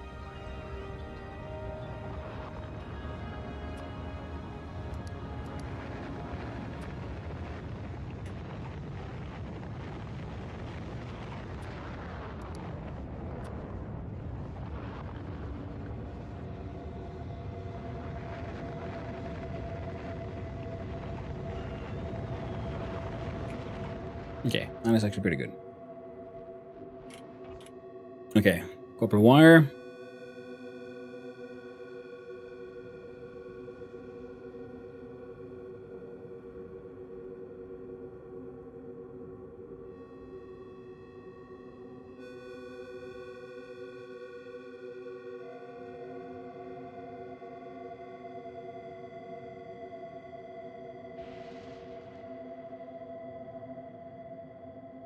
Yeah, that's good there.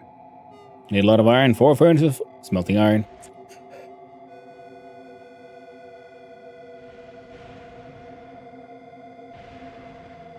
Honestly, sounds pretty normal to me.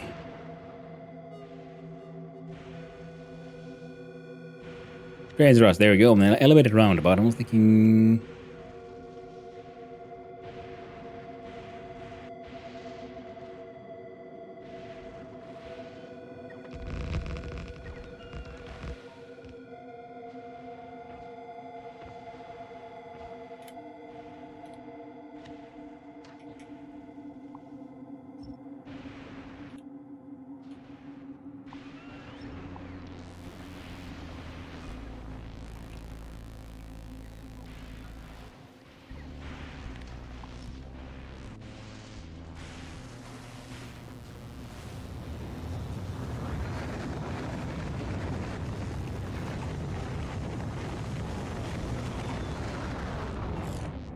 There we go.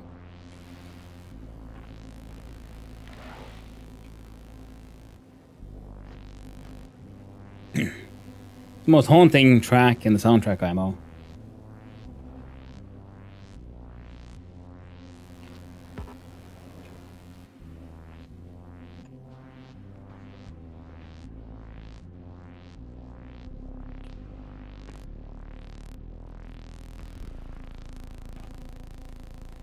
Yeah, I see that.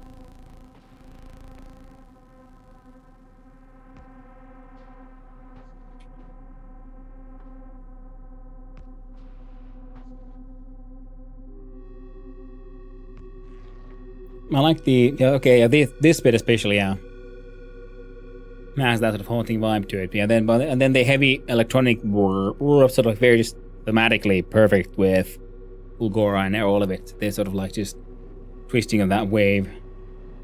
An elegy for a dead civilization and warnings to newcomers. Hmm.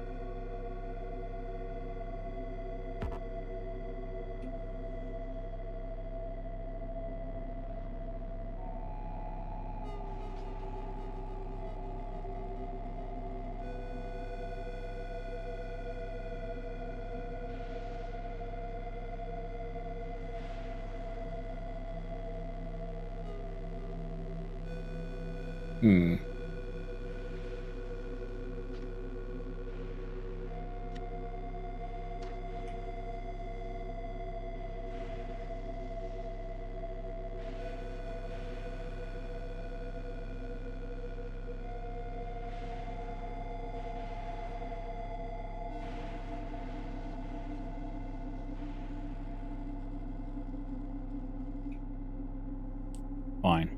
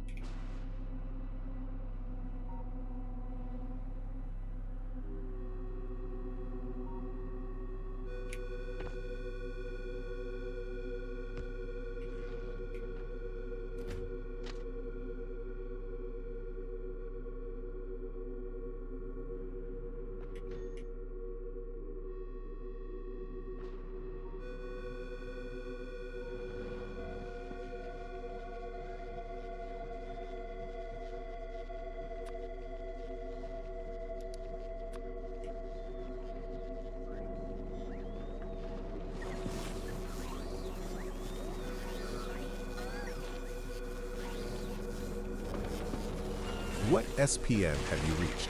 Quote. Hello, Carly, sir. Nothing crazy, just like 800. I haven't really like pushed it so far. One of the things is when I want to, the active like proper reasons for coming to Fulgora to work on all this is to push up. Because right now my science production is just these two here that I've been just the first ones I made since when I came here.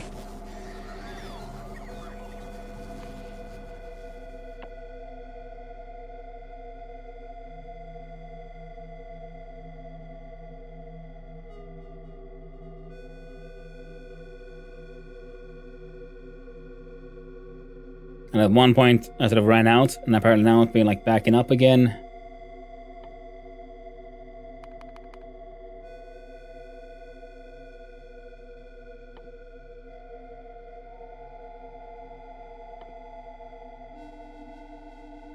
Just like I do believe we should have some.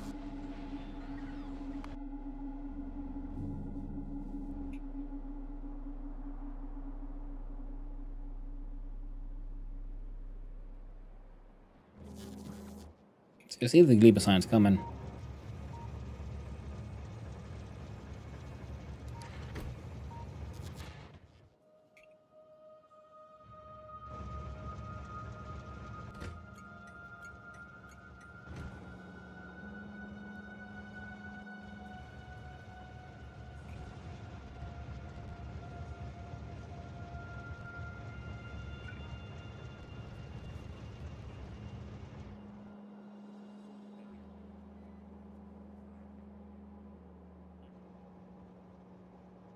Oh, heck.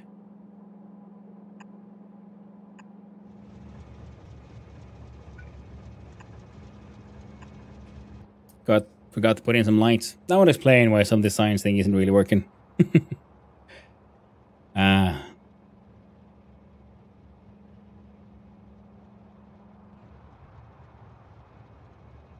So a train's full of rot here.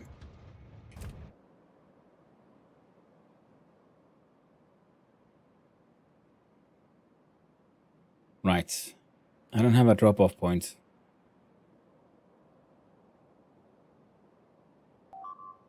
For a train full of rots. Nope, I do.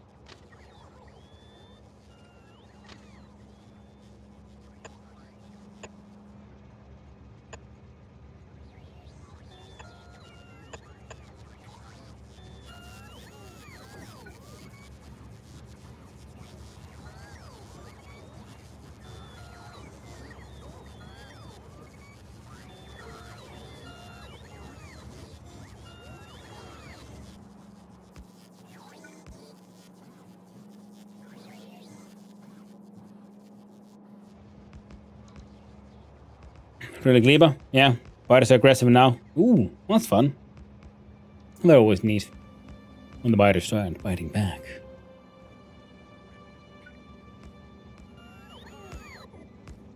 But yeah, Gleba is on the list of places we need to visit.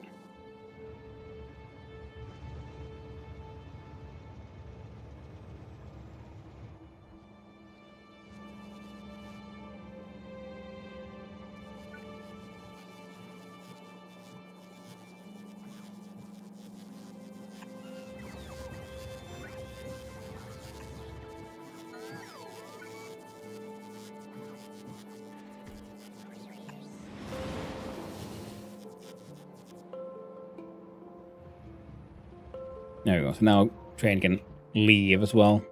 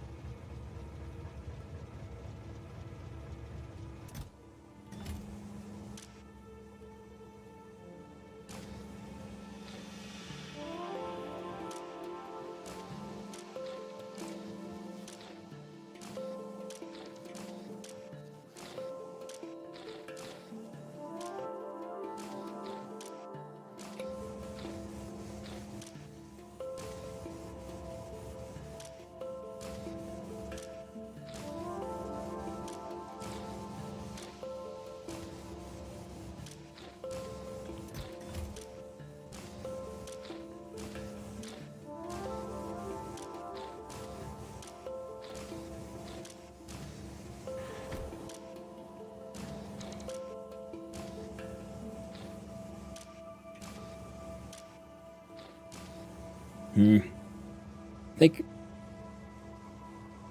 one way to deal with this would be to add filters to the grabbies.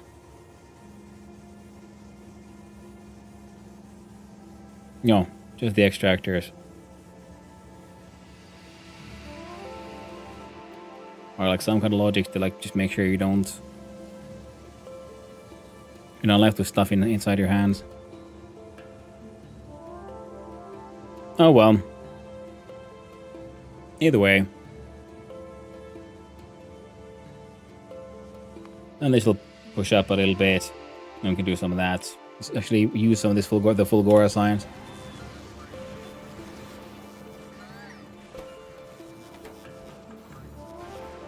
Like the normal cogs of all things.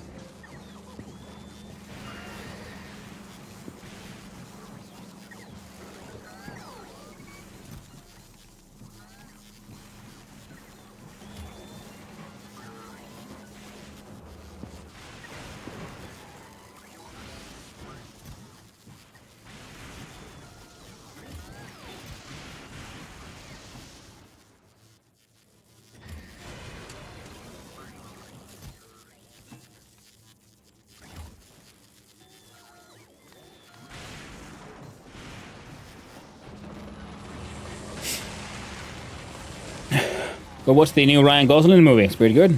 Hello there, Carpethites. Hope you're doing well. No, I haven't watched, I haven't gone to the movies in years at this point. If something really catches my fancy, I'll find a way to see it somewhere, but I haven't really gone to the movies much.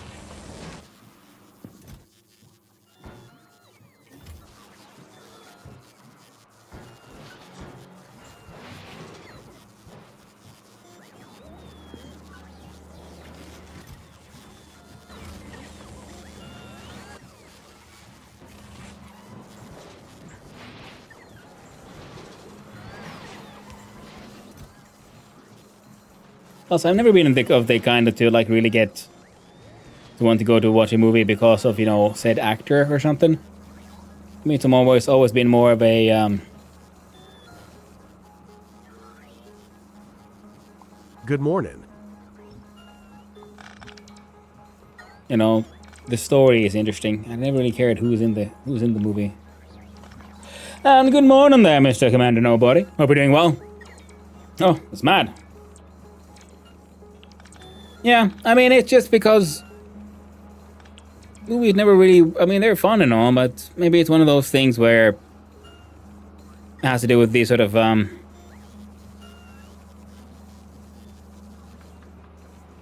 bit like what you used to, Like the entertainment that you really enjoy. For me, it's always been gaming. It's more interactive. I enjoy the interactive nature of playing games. A lot more than the passive nature of movies. And some movies, of course, are freaking fantastic and amazing. But they're not really always that exciting for me, personally.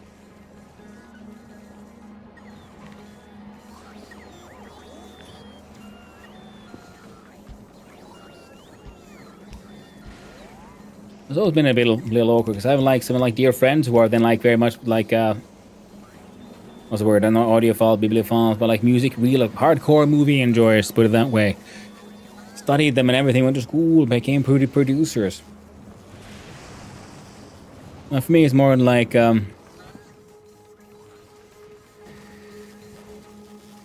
one form of entertainment among others. And the more I think about it, I sort of feel well, all of these feel like some sort of strange excuses. Hello, how are you? Hey, I'm doing well, Antonio. I hope you're doing well. Nice seeing you around, friendo.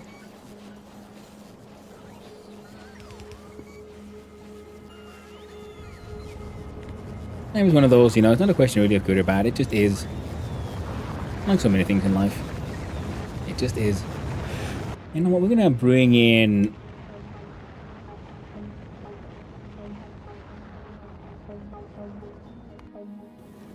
If we can, that is. Oh, I was not supposed... Oh, well, fine. It's fine.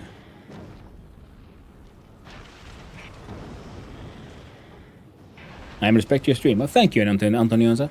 I really do appreciate it. It's very kind of you to say.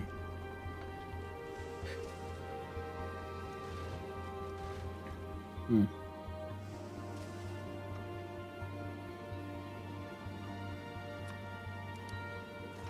I was really like stuck on the whole, why would I not be watching movies and things? And then the more I realized, yeah, because me, it was always like some movie that really like, got me excited. Lord of the Rings, The Matrix, all that kind of stuff back in the day. And now it's just like, yeah, not getting that excited about what's out there these days. But then again, I'm not really exposing myself a lot to the trailers and what else is out there. Plus, I know there's like really amazing, fantastic, like Oscar-winning movies that I haven't seen that would probably be right down my alley.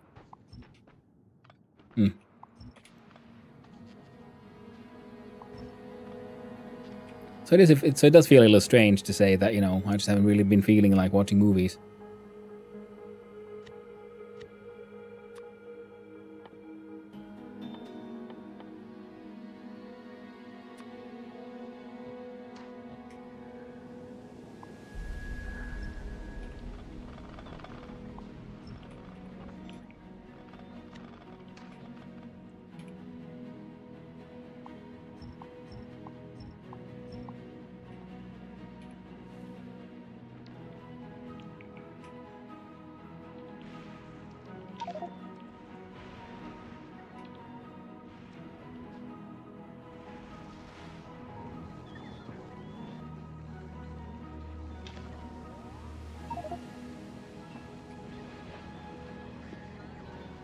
My own horde of bots.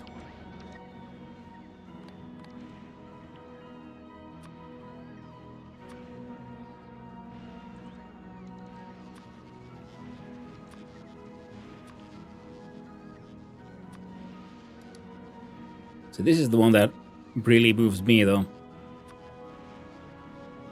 of the Fulgora soundtrack. This one has that sort of orchestral greatness to it. That has that same vibe of the eulogy for the lost past, those who were, but are no longer here.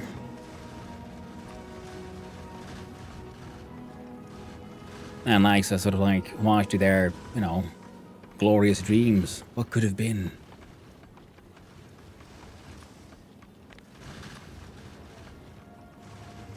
Right. What are those? I'm going to check here quickly. I'm actually making legendary radars anywhere.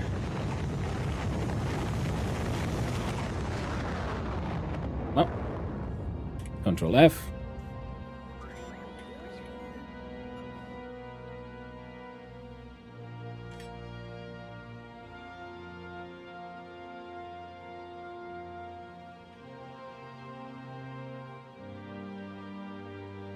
I'm making no radars around here, eh?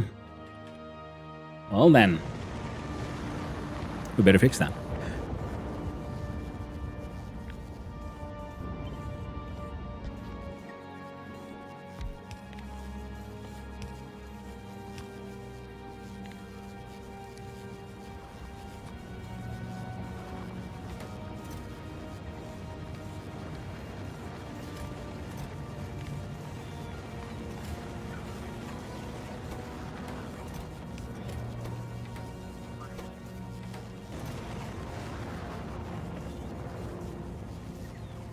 Yeah, 2 stacks, more than enough.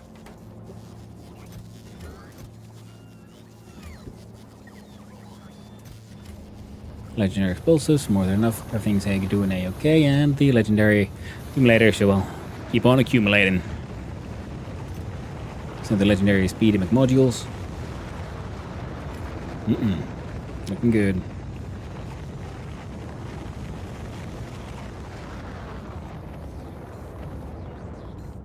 Part of me is tempted to try to make like a legendary freaking burner inserter. Not sure why, but it just feels like a funny idea to me. What a freaking heck ton of legendary rock, to the point where any more legendary rock comes in, it gets instantly just chucked in the lava.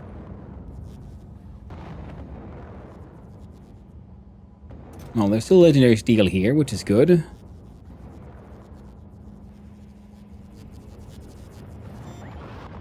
Prioritize and legendary plastic for there.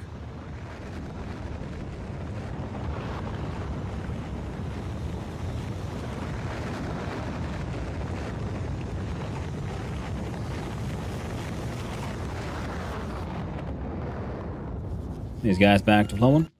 And back to Fulgora. Okay, good. So we got some of that Gleba stuff done.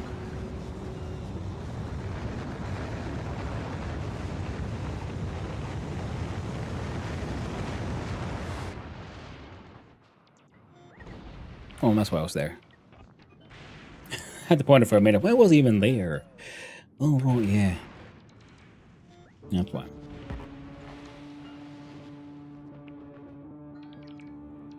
And this one has that. It does have a powerful presence, this song as well. It is true. The sort of like just twisting of the freaking sound wave.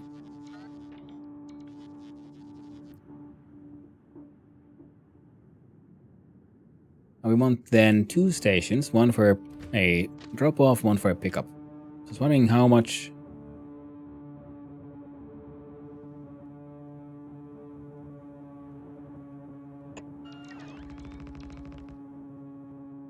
All the Fulgora songs are nuts.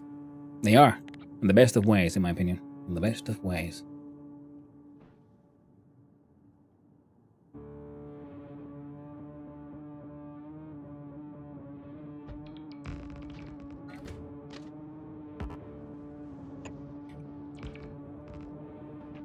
Yeah, in many ways, yeah, Fulgora has sort of, like the most character of all the planets.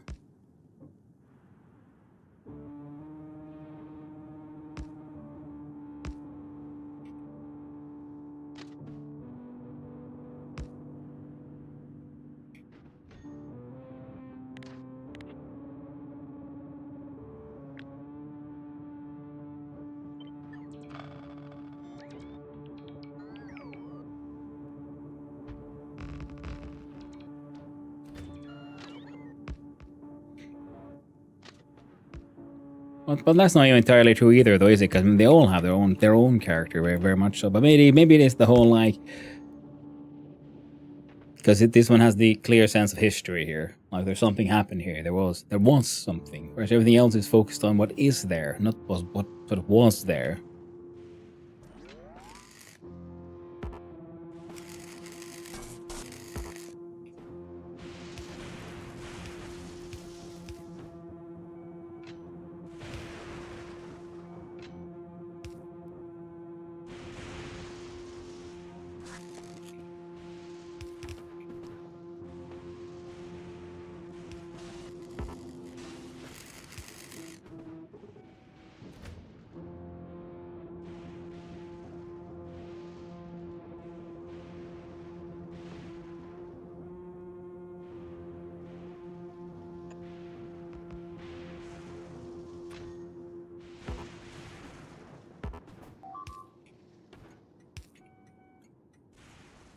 Oh no.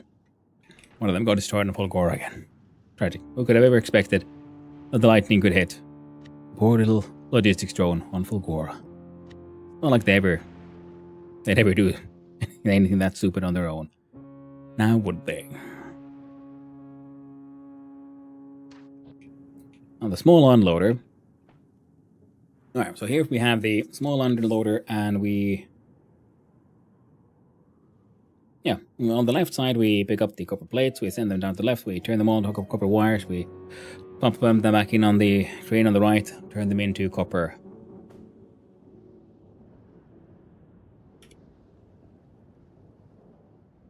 Yeah. Copper wire.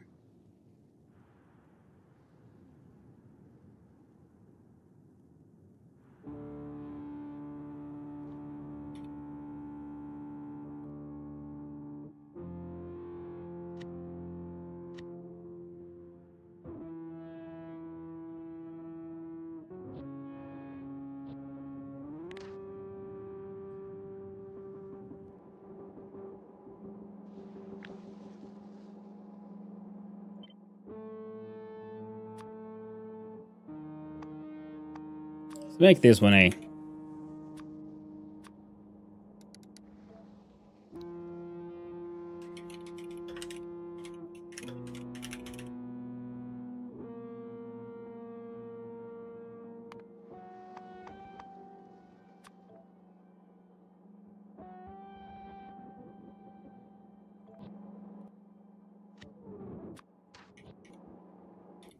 Legendary version of the same.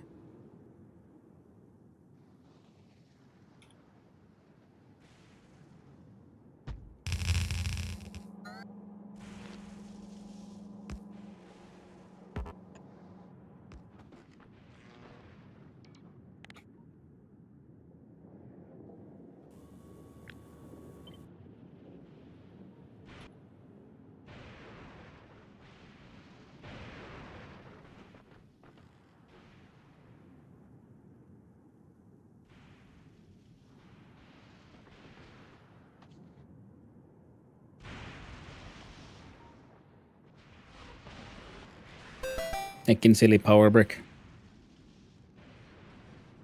Thank you for the follow. I do appreciate it, and I hope you're having a wonderful day, friend. Now, I think we're gonna just stick it right here.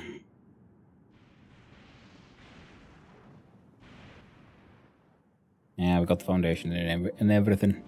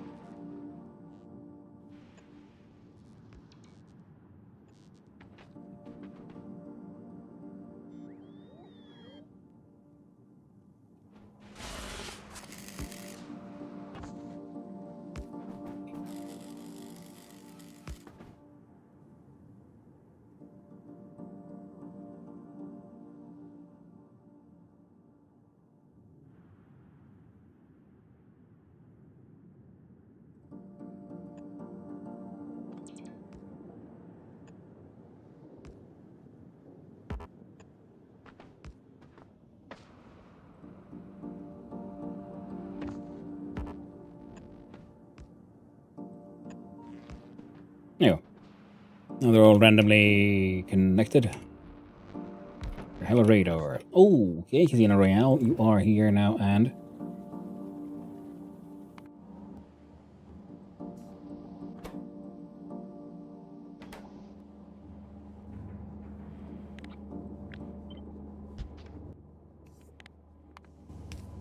a little low on legendary cogs. My mistake. There we go.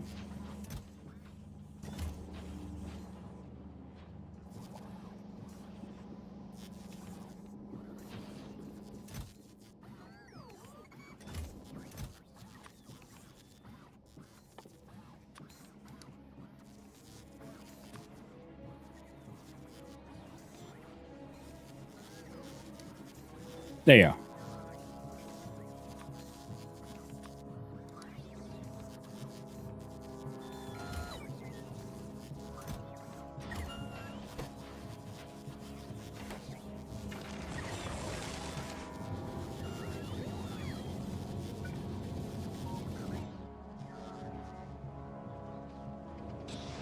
Okay, there's a decent amount of those again. That's good, that's good. Copper is actually slowly being smelted through. Yeah, these all grab stealing it again rather than giving it back.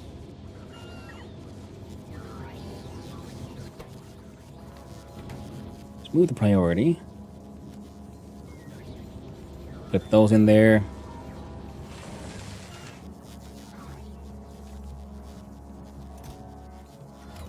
There you go. 2 stacks worth.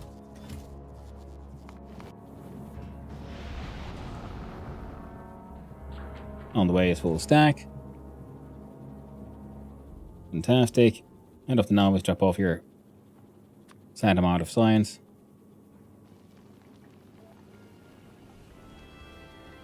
There we go.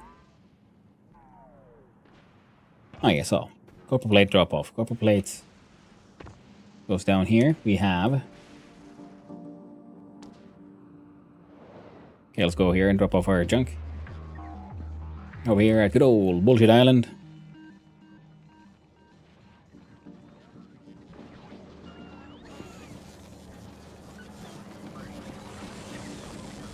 Now here we're gambling forth toward the steel, legendary steel chest, but we can just make them straight up legendary. I still just push.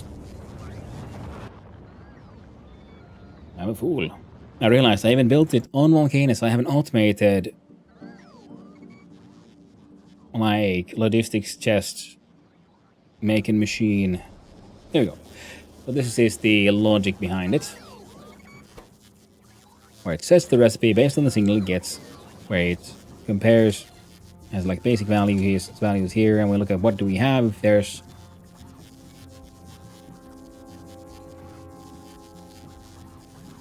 this one is just simply to filter out these specific signals. And then we compare with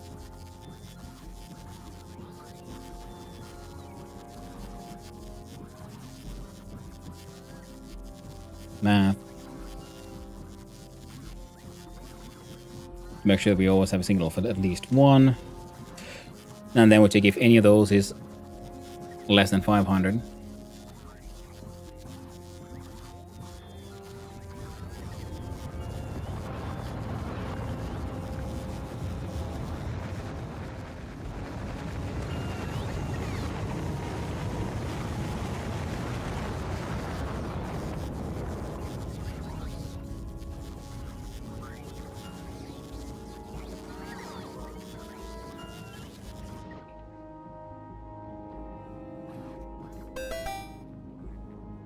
A copy of you here. Thank you for the follow. I appreciate it, and I hope you have a wonderful day, friend. I'm going to copy of this one here, but we'll change these signals to their legendary versions.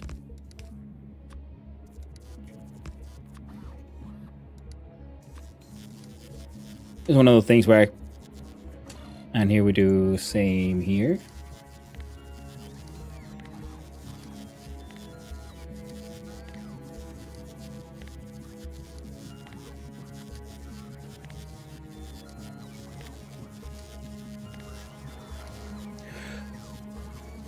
And this one never involves so much like hard coding, but you know, it is what it is.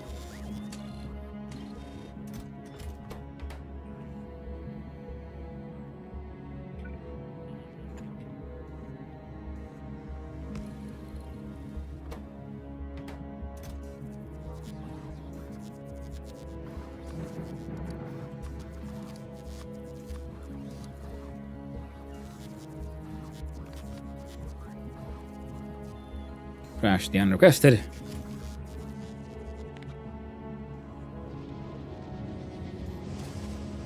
Well, there's legendary steel there already.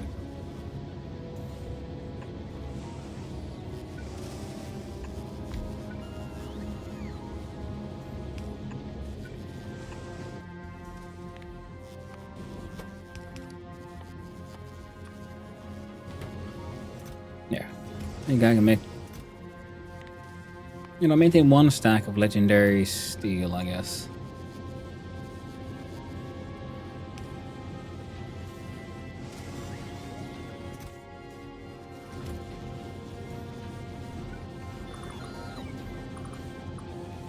There's no point in those being stack inserters.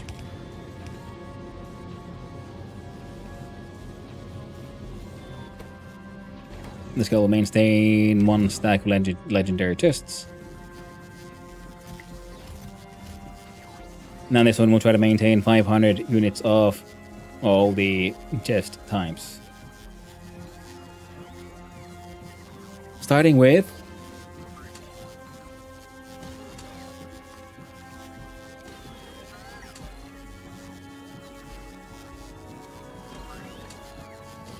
okay, it looks like next one should be red, so if I change these to the order here, would that matter?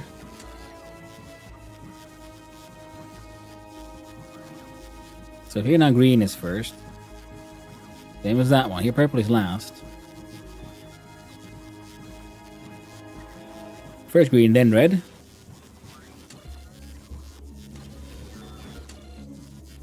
Here first yellow, then green. Then blue, then last red.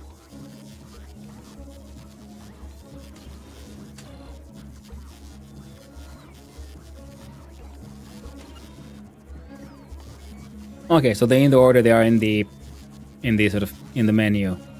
Fair enough. I was wondering, like, why does it always start with this one? Oh well, no biggie. All the Fulgora songs are nuts. Yeah, wait, yeah. I read that one already. Well, yeah, so that way we can get the legendary logistics chests up and about, and we'll do here requests.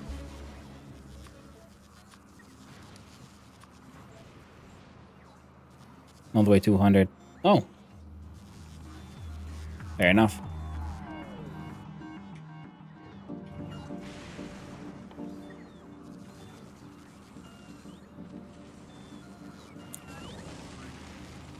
I can't make those myself.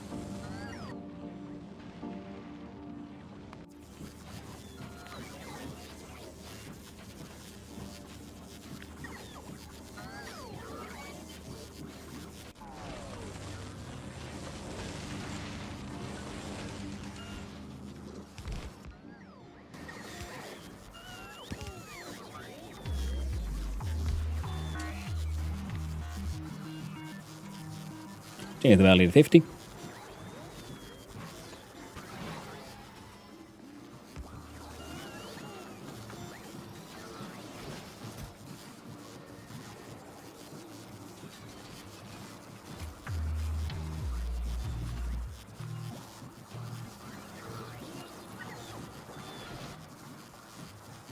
Where's my upgrading?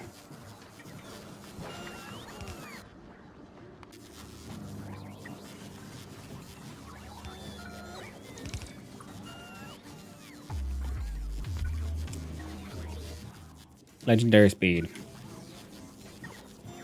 The only option.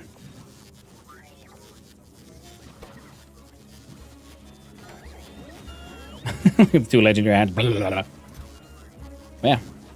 Now we have 501 active providers. Soon we have a whole looking bunch of passive providers.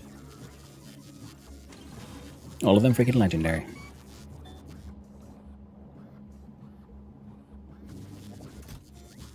$120 storage size. Now that'll be then handy for the train station, especially on Fulgora. Or if you want to have another like train station that is like, you know, bot powered and all that.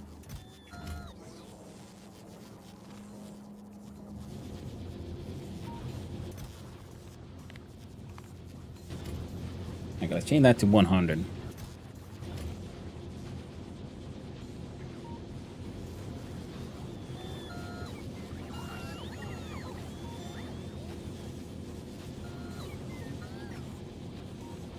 There we go.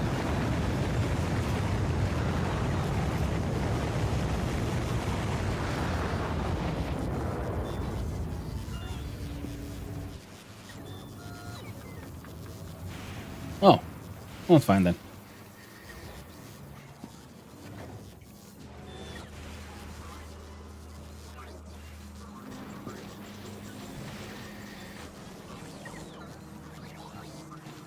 You're not working because you're not working because you're not getting accumulators because right.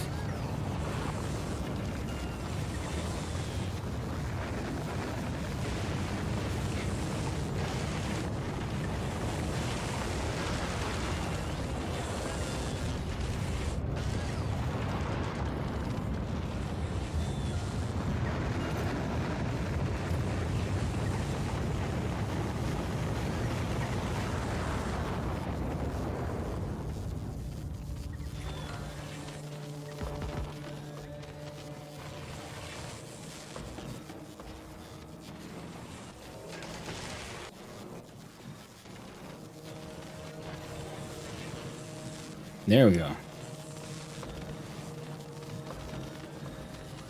Don't need any of that.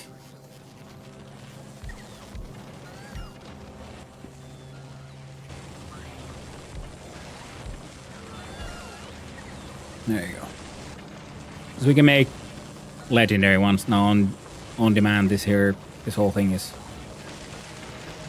pretty pointless. Now the question: what do I do with all these lesser accumulators?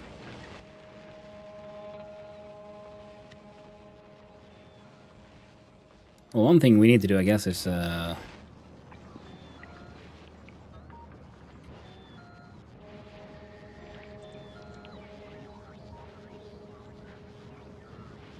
local friend here slightly more power.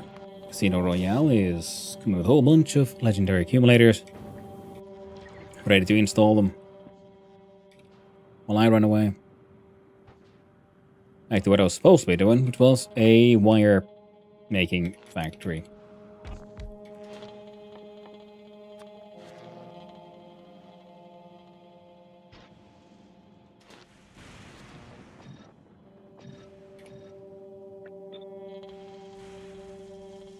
Then was my...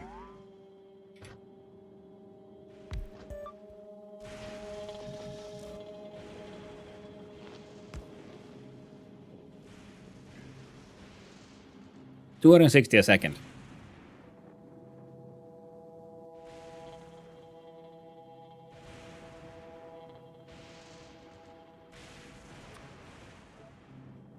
Okay.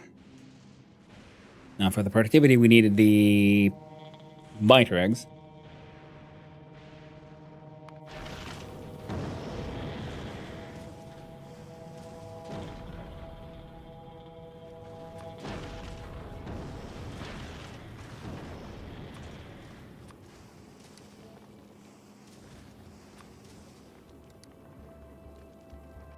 That'll do.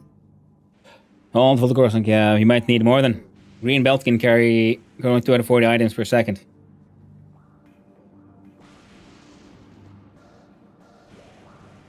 So one of these will fill up a green belt.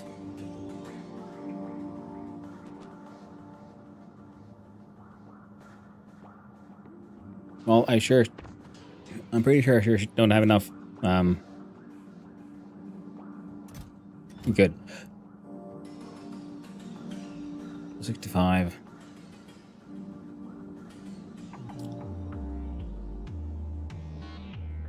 Yeah, we're gonna need better stack inserters. So, glee ballin'.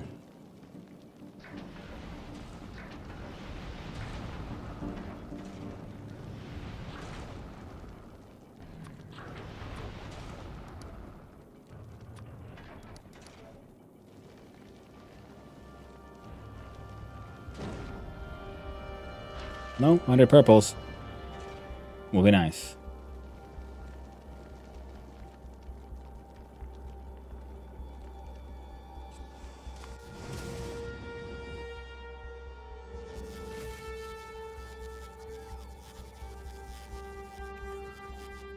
Good on that front.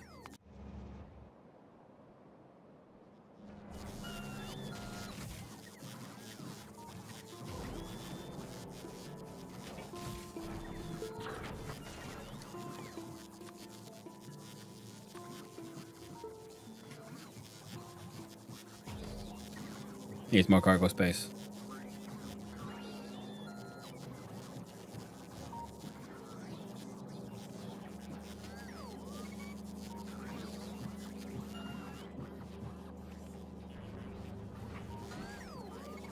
Sigmund have all belt stack upgrades. I do believe I have all the stacking upgrades because I can't see any more here, so should be fine.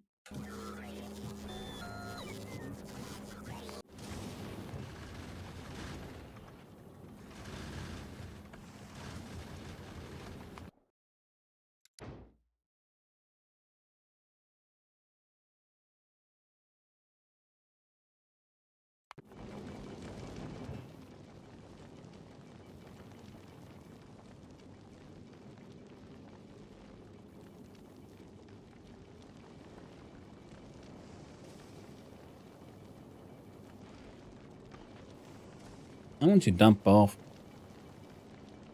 off of on Volcanus, and then Casino Royale, because you're heading to Volcanus.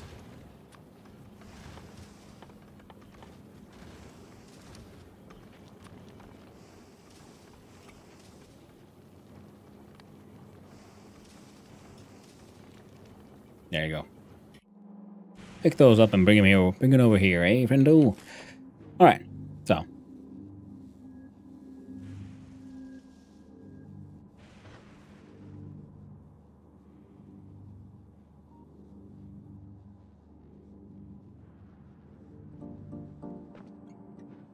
Let's see here.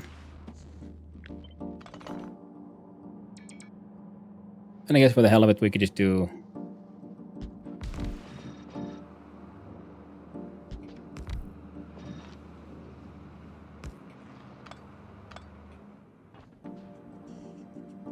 pretty sure there might be another unique, I mean, legendary version of the EM plant ready. So I was thinking, well,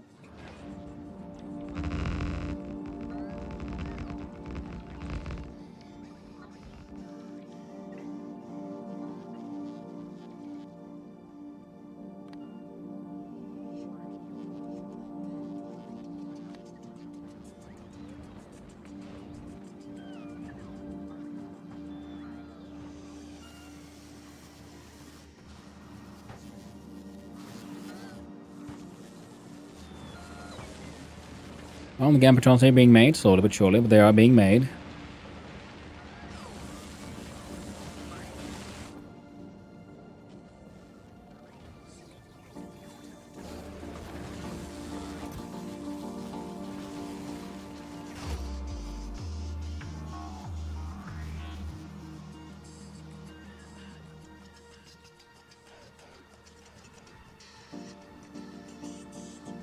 Well, 10 of those.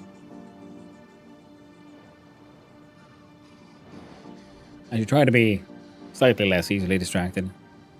And like actually finish what I'm sort of trying to start here. There we go. So then we'd have...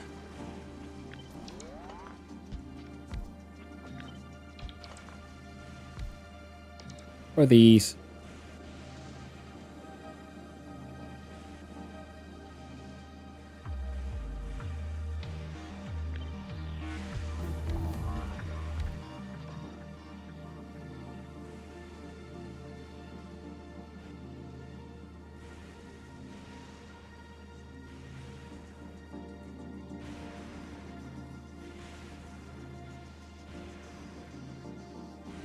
I think the, multiple high qualities will be better for...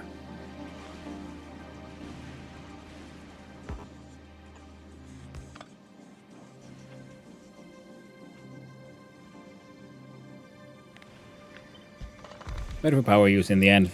Well, not big a deal, but it's big enough.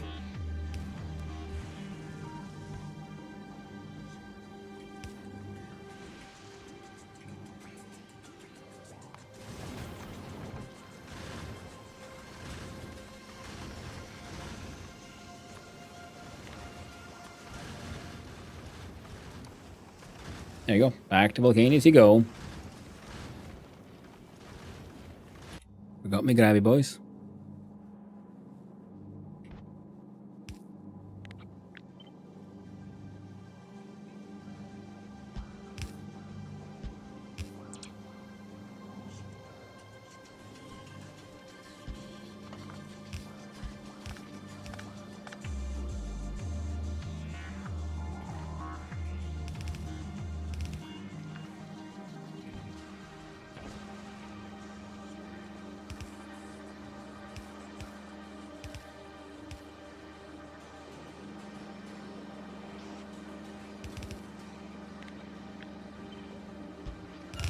There you go.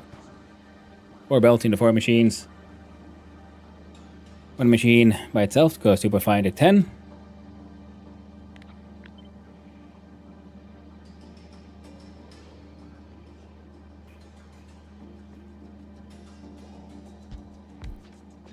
And one of those, and it goes into... Jesus Christ, these things are efficient. Fucking hell.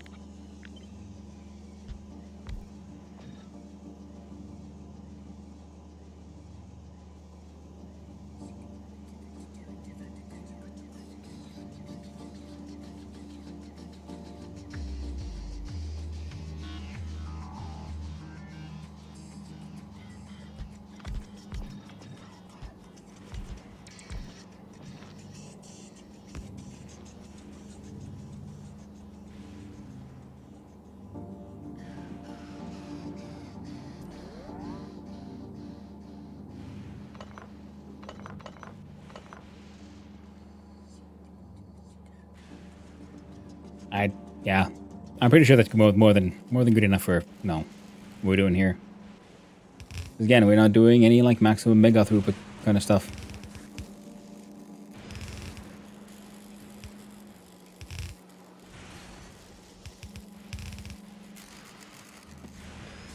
But a good old classic, good enough.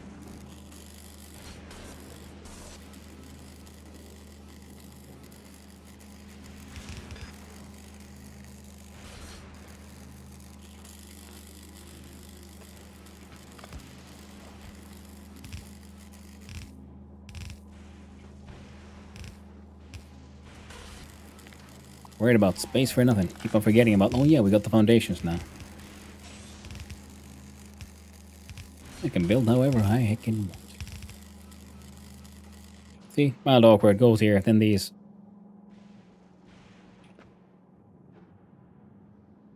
need to be split into... a better loader.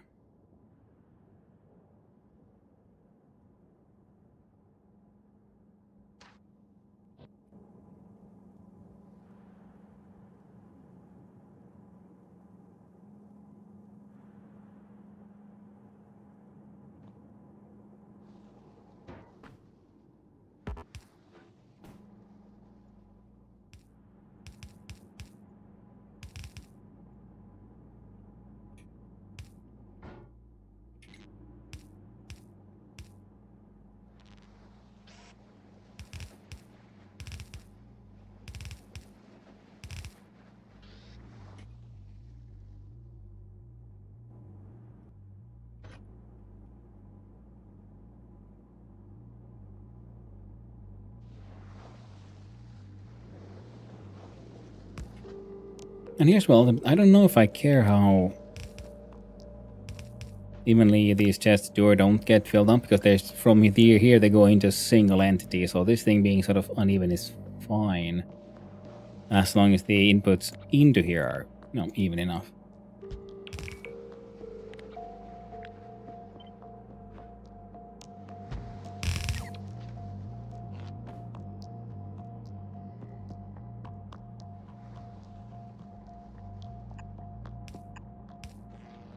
Add 2 legendary mediums and we're good to go. And then we could, like in the old one, then split it to the other side as well, but these all being legendary chests and all, I don't really think that's necessary.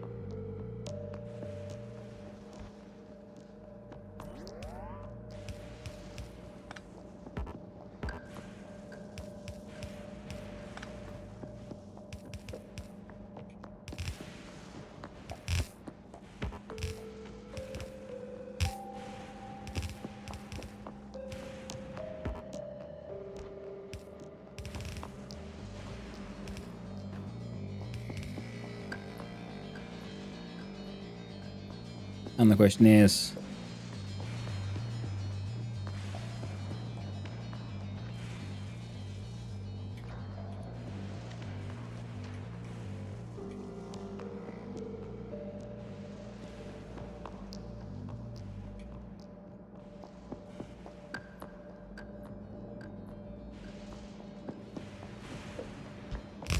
yeah.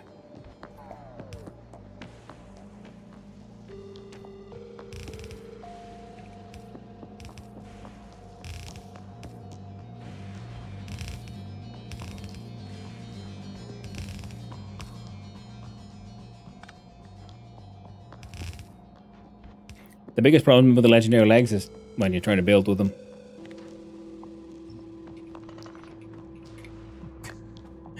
Oh, what a problem to have. Like, oh no, I'm moving too goddamn fast.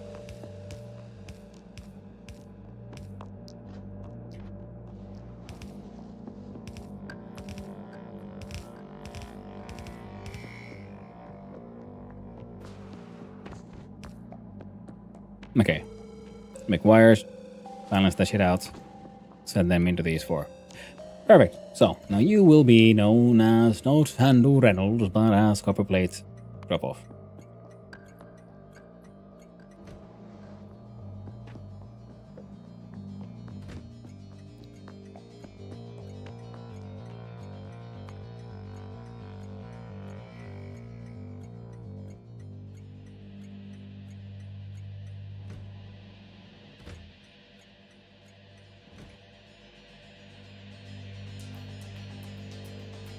Where's my logic machine?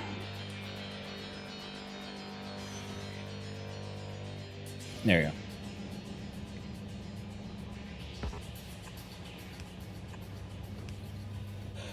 we go. A shortcut for disabling the exoskeleton. Can't remember what it is, to be honest.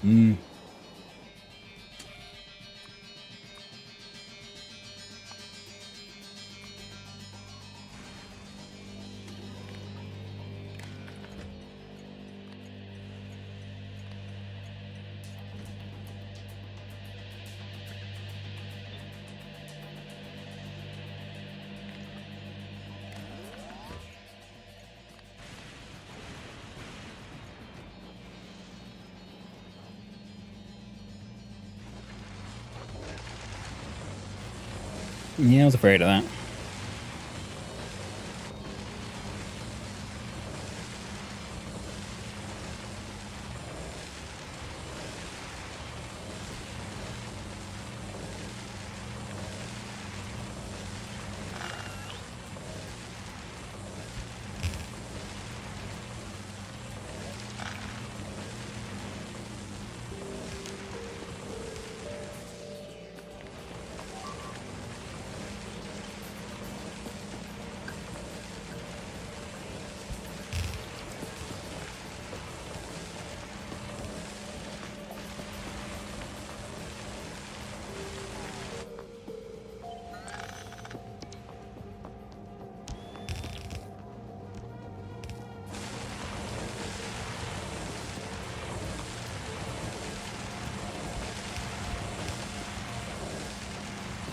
There we go.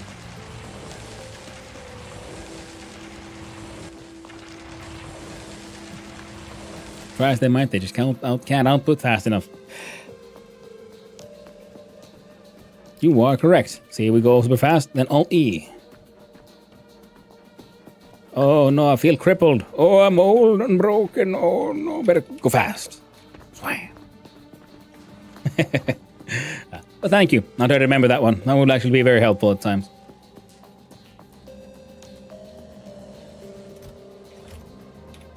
Not okay. Now let's see here. We need the logic.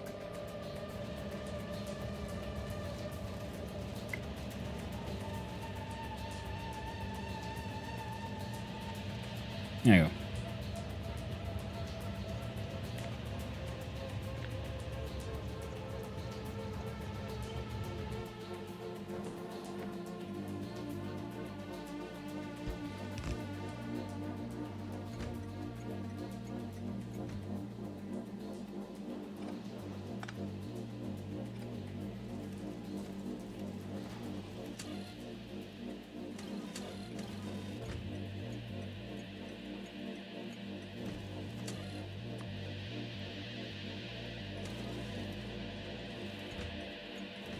Now, 'cause this one should only be requested if necessary. And most importantly, it is sending out a signal. Drop-offs they can do on their own. Pickups.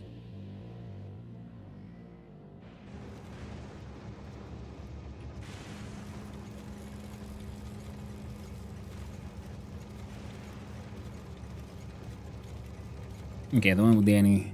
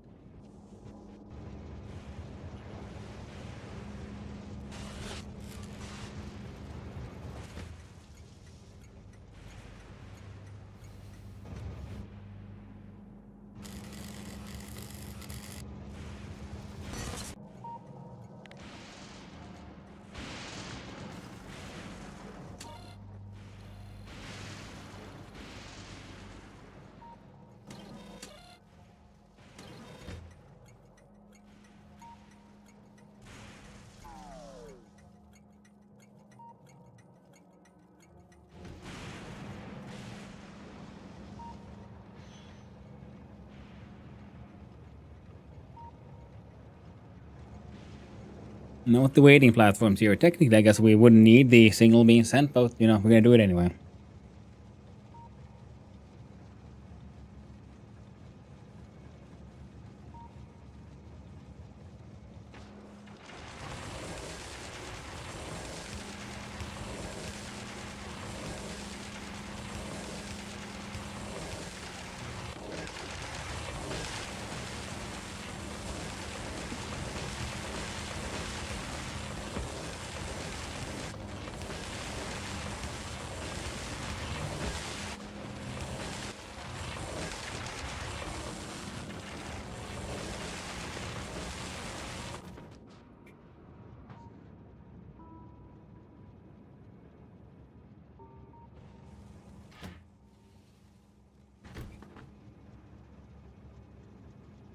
Hmm? Oh.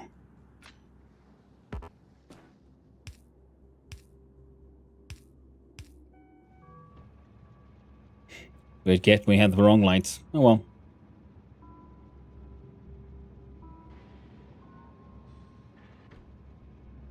And this will wait.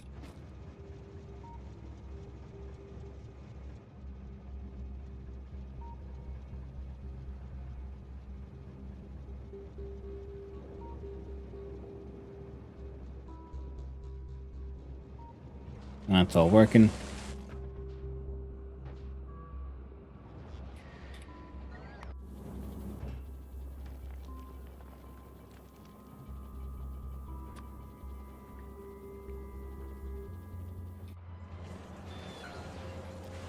Got the request debuggers. There you go.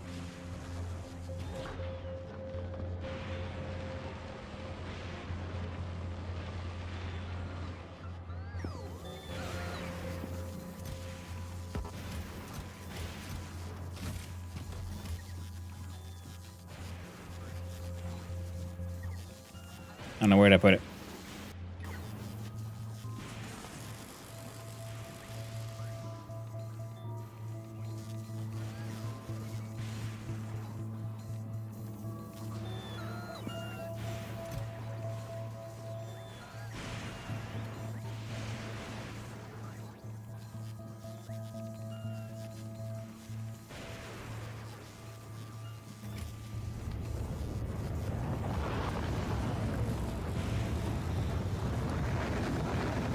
Can robots took it, that's where it went. Oh well.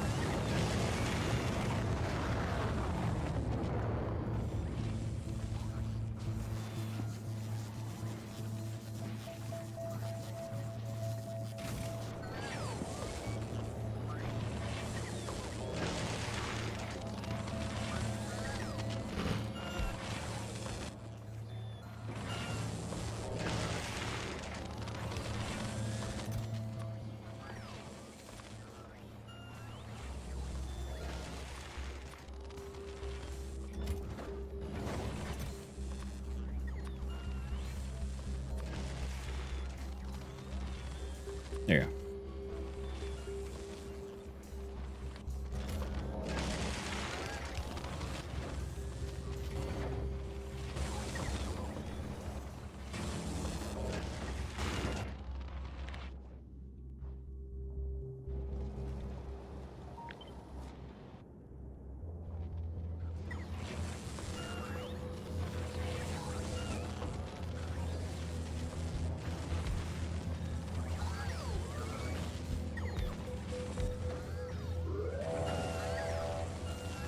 Gravity plus 1000%. Oh. And got on hacking immediately.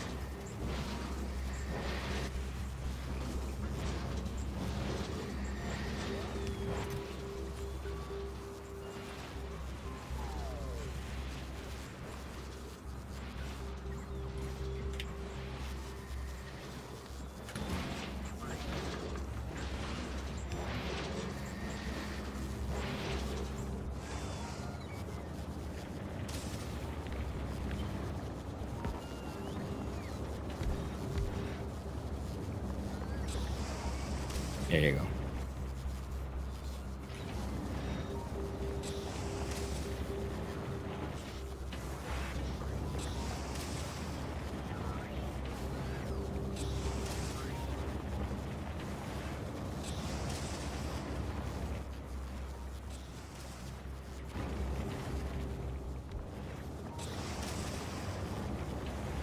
$188 per second to 424 per second. Returning the heckin' thing legendary.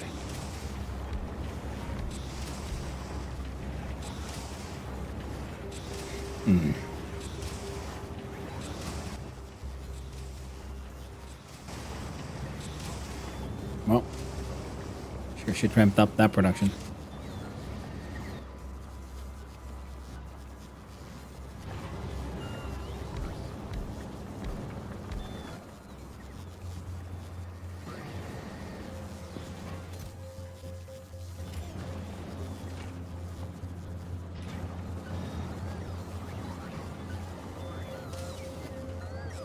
There we go.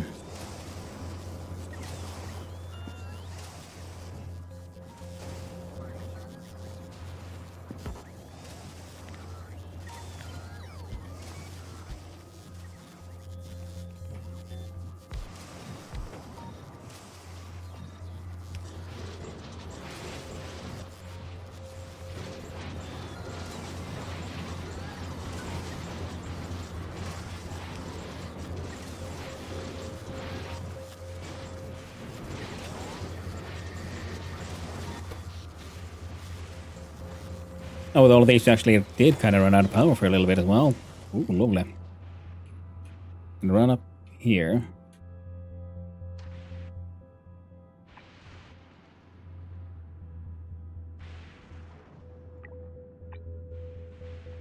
There you go.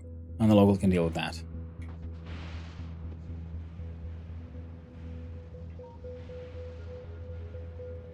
Alright, everything here is going A-okay.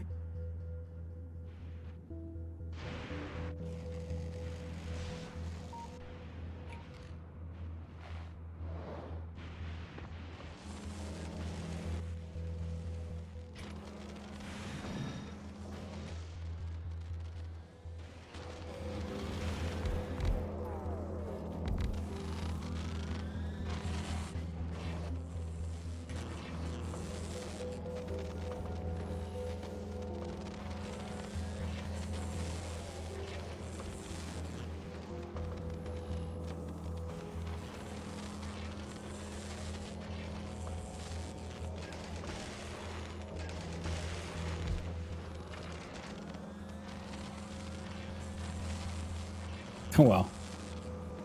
One of these that far away is enough to replace both of these. So currently, minus 75 per second. Tragically slow. 130 plus 550. Immediate ingredients shortages.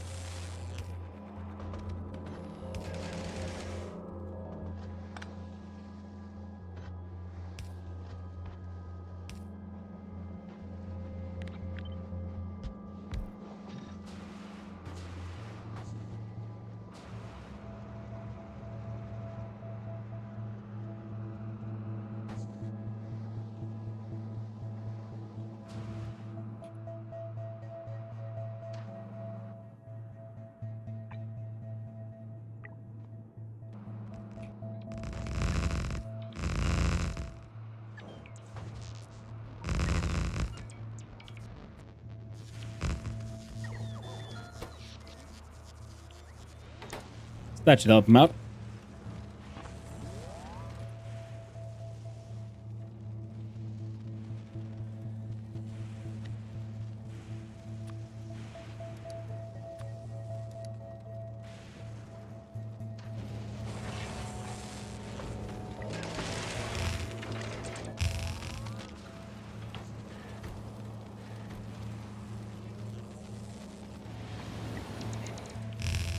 Now their old order is kind of shit, but you know, it is what it is.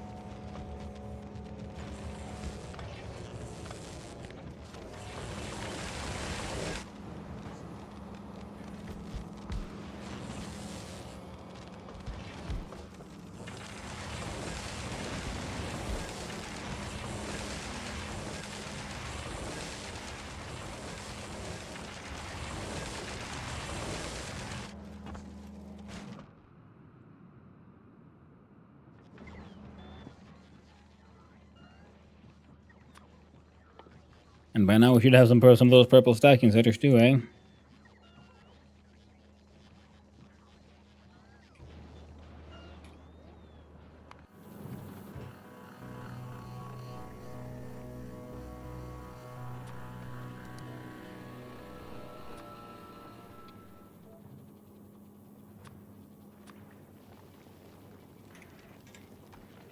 Sure, 300.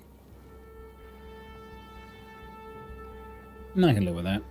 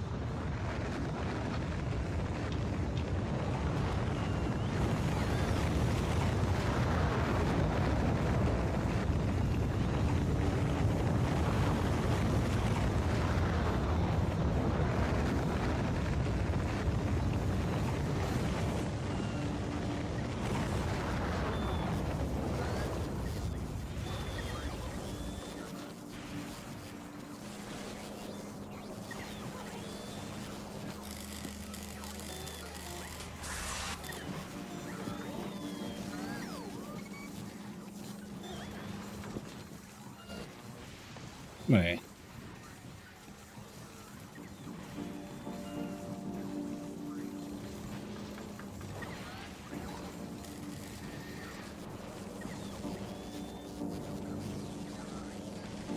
Huh.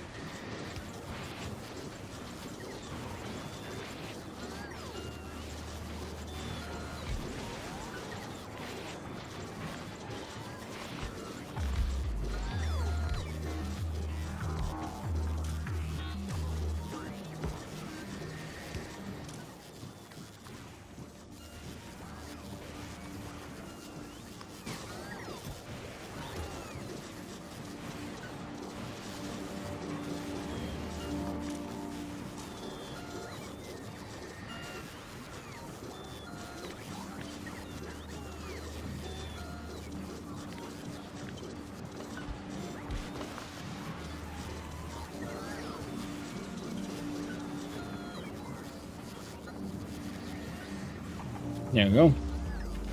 One way to get rid of all of that.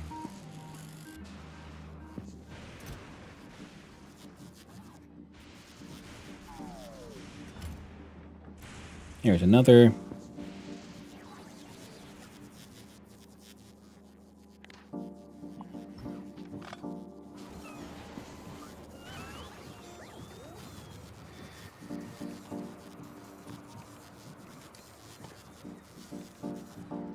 Where's that elect? There we go.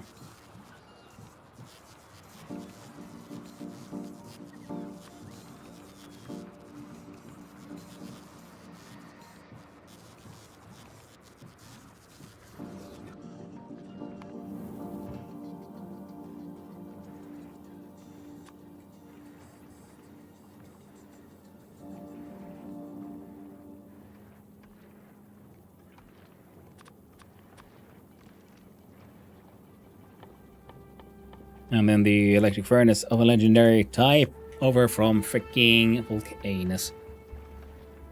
Nice. I know.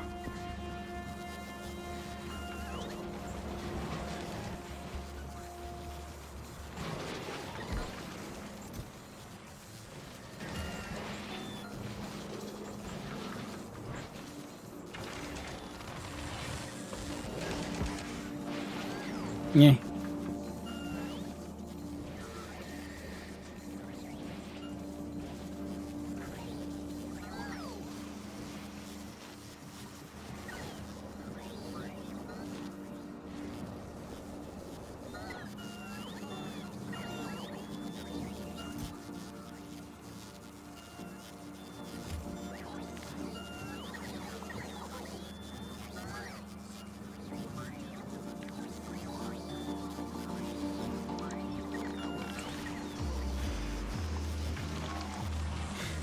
There we go.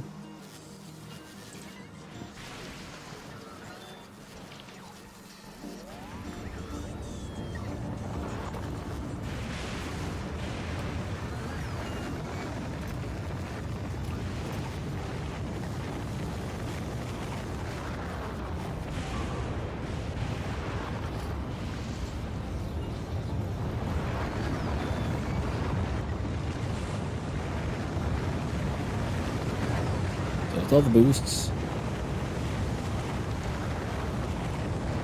Let's see, how quickly would this thing make a rocket?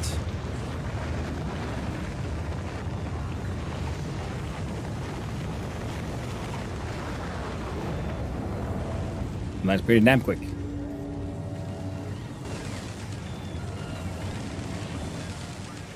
Productivity plus 130, plus 130%. Crafting speed over 1,000. So before the animation is done, it's already got the next rocket up.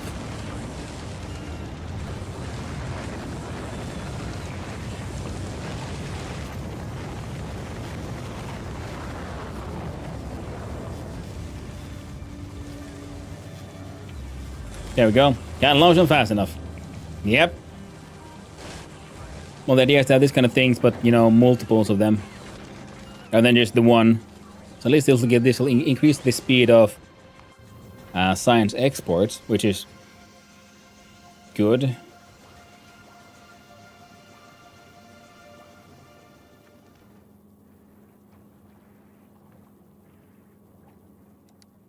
No, back you go.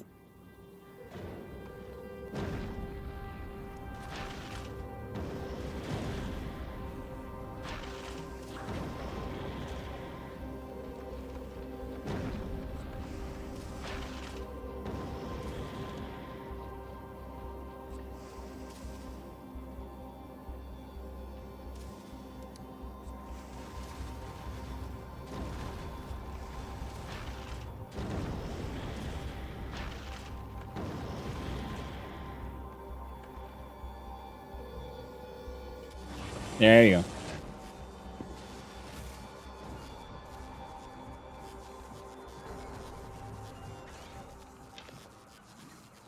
No idea where that keeps on coming in from.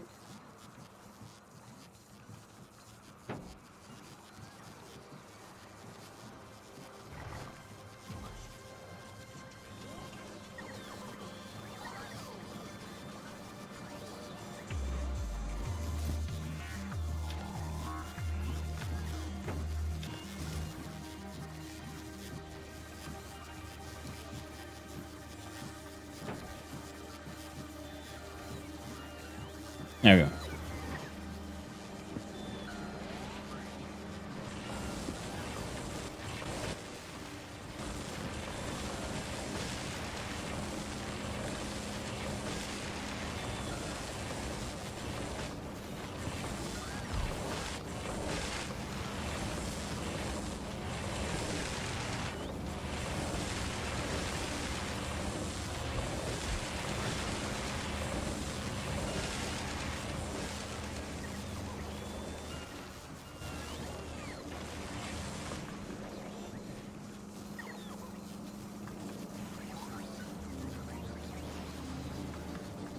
Look at this mini. Okay, so now we're actually, funnily enough, running out of stone again.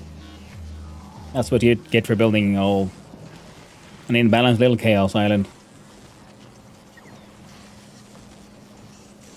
Well, spoiling though, it all kind of works. And the green chip production, yeah, needed some love.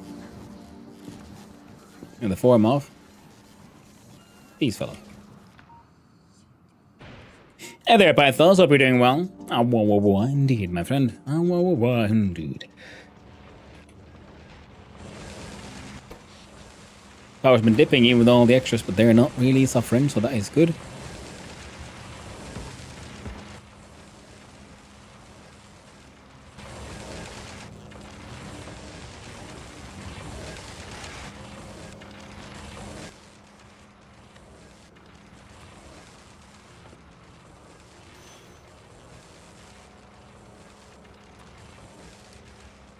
No, I've got some purples.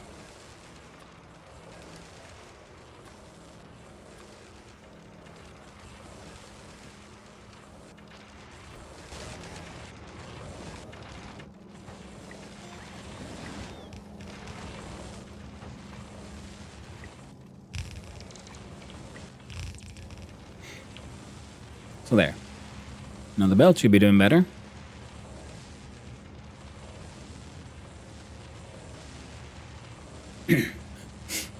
Well, that's fast enough.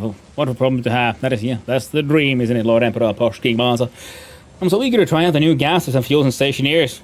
Got hydrazine. I know, right? It is like super cool. I'm like, oh, no, but I was supposed to play other things in between. I was thinking like, okay, stationeers is like old reliable. You know, we'll get there eventually. You know, we just need to get this stuff done first. But I'm like, oh man, freaking stationeers, man.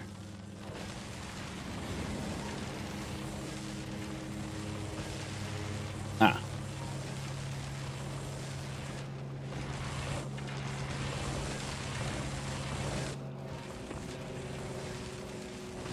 Guys can't even output their stuff on the belt.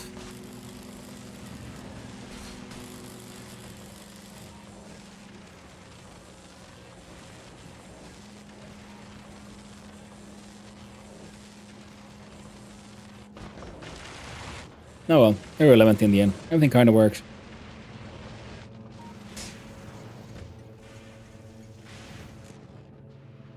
Alright, thankfully the problem we have now is we need more trains, and that's easy enough. We just copy paste, slap down a couple of blueprints. We'll be a-okay. How's things over here then? More trains, exactly. When I was doing Timberborn prior, I was like, I can't stop anytime I want, just not now. Yeah. Yep, know the feeling.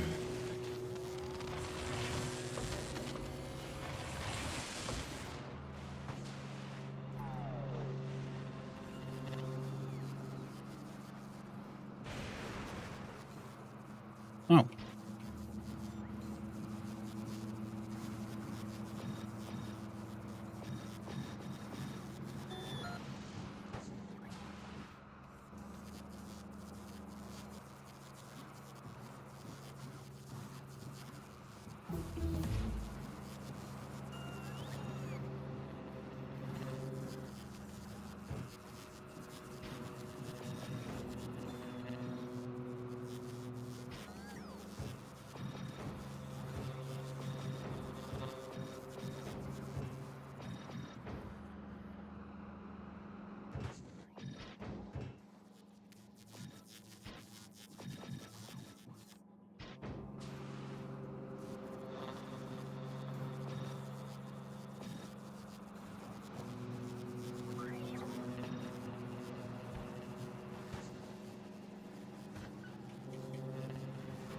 Let's see if this will make sense.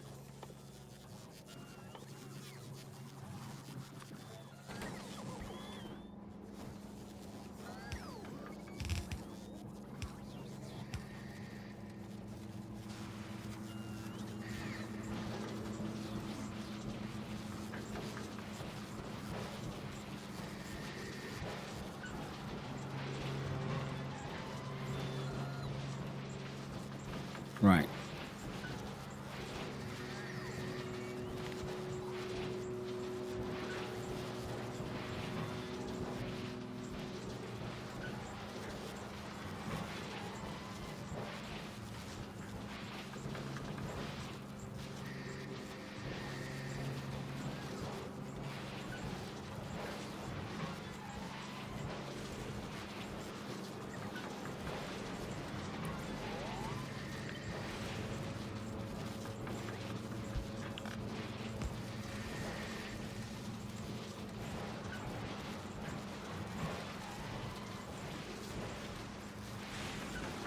Hmm.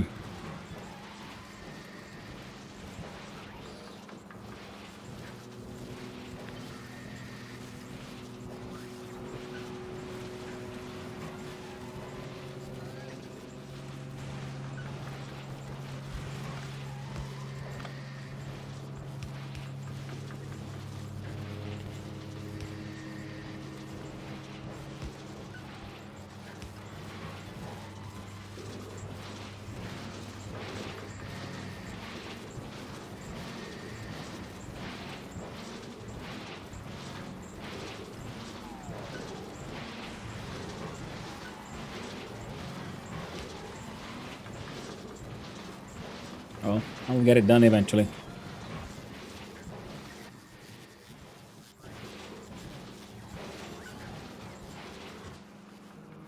But it slowly gets some of these to hit legendary.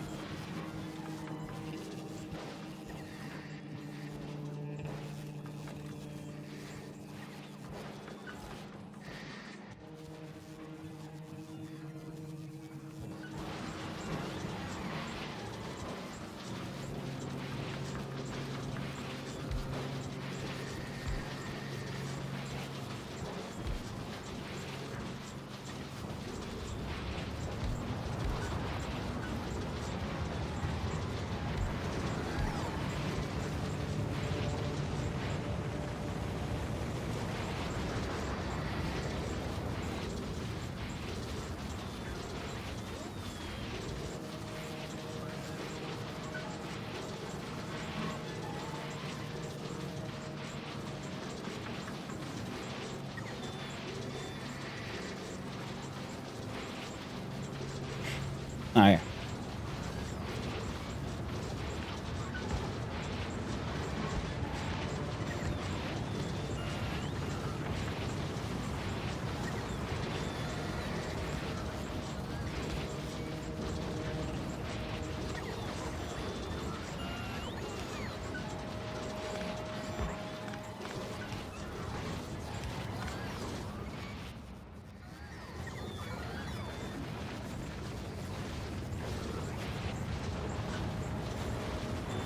Hopefully that'll allow this shit to flow slightly. Hey, would you look at that? We got 3 of them already.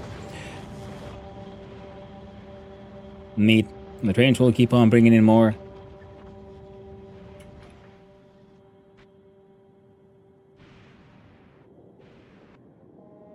Now if we look at Fulgora.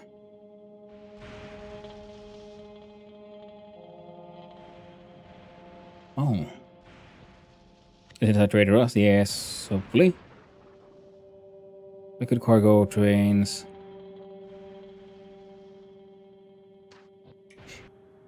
Yeah, poorly marked, but this should be the correct one. Oh.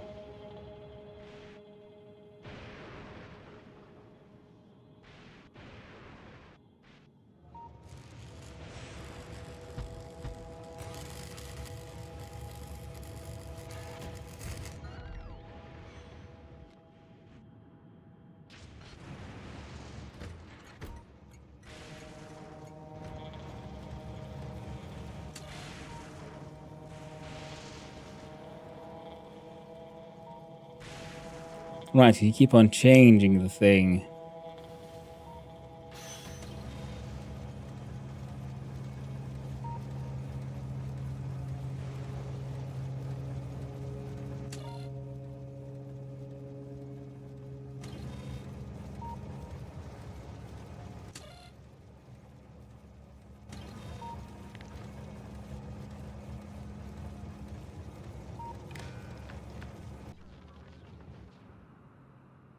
That's the issue with that one.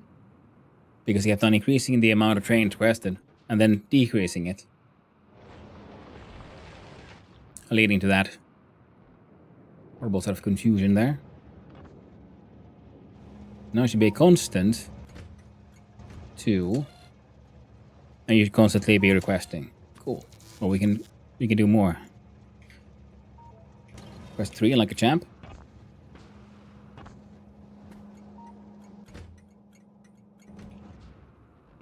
Requesting 3 like a champ. Excellent.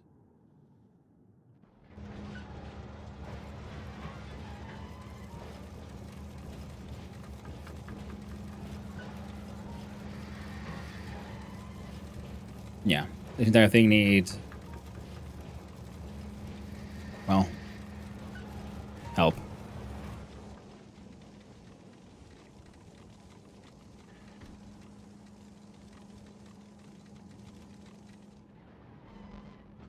It's a pretty shitty system, to be honest.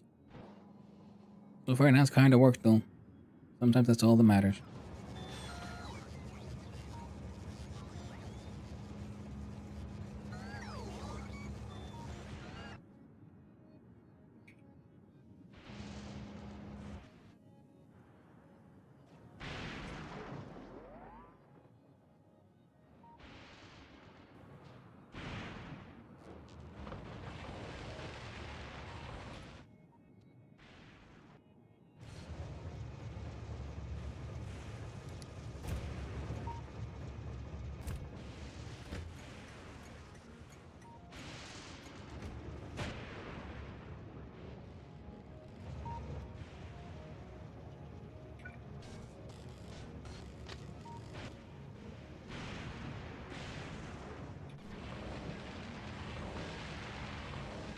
Like using foundations, at least we can improve that one.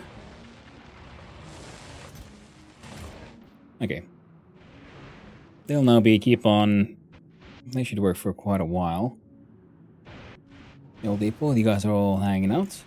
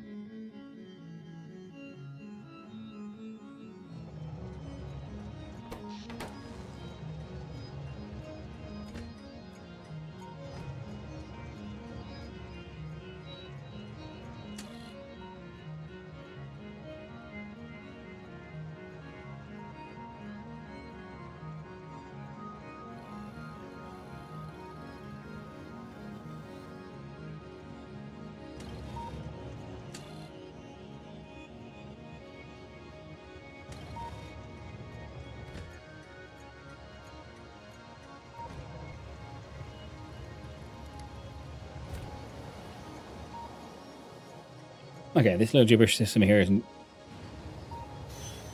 wasn't really working.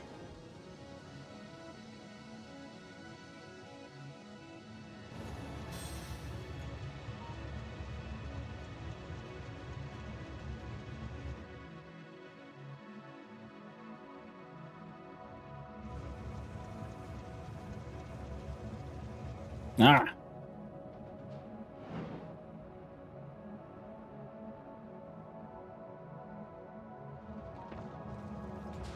I remembered wrong how the hell this entire system works.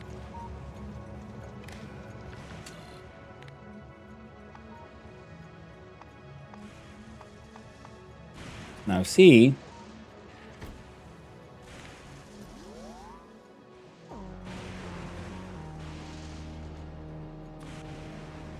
Less than L.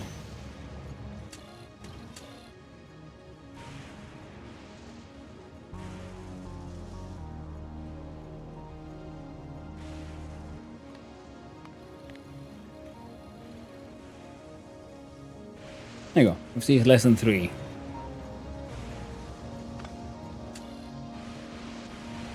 Oh, just L. No.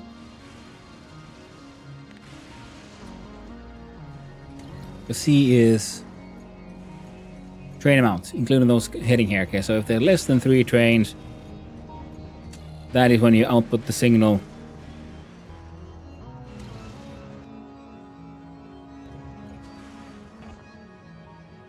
Fantastic.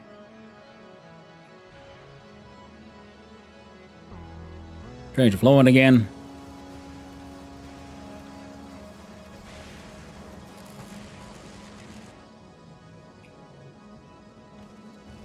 Alright, let's go help out that guy.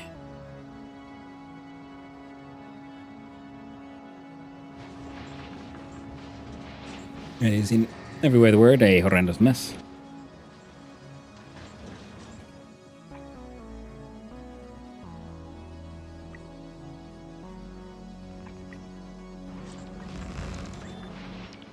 There you go.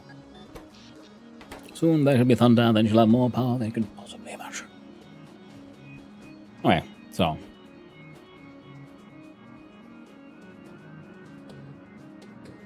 So change this from a couple of giant things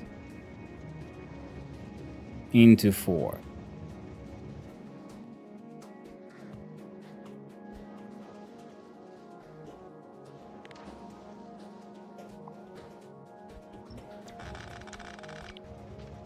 There you go. Now it'll wait for the cargo to empty out.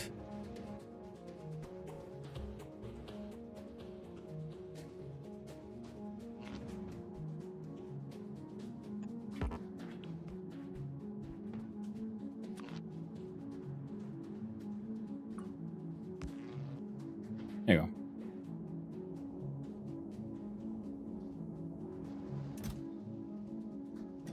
go. Oof.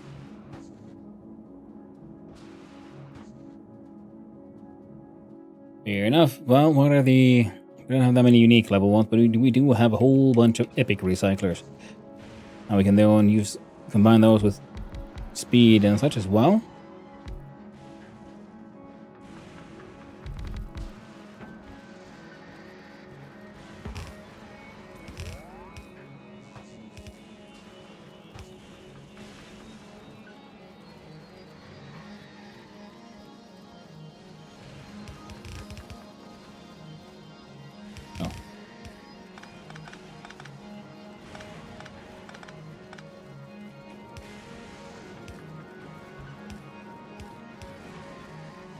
Or something like that.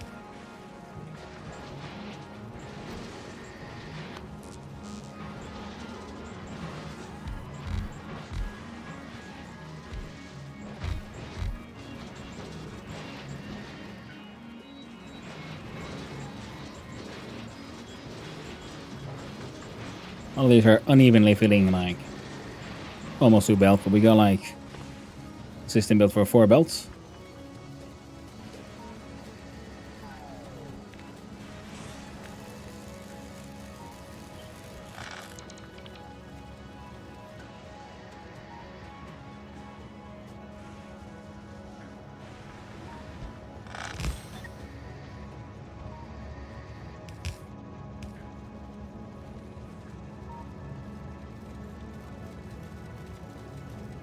This material could be a little cramped, but nothing too bad.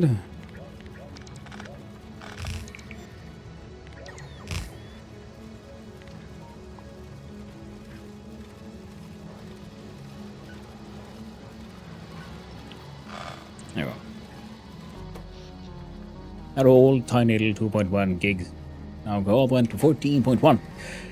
Massive change in power.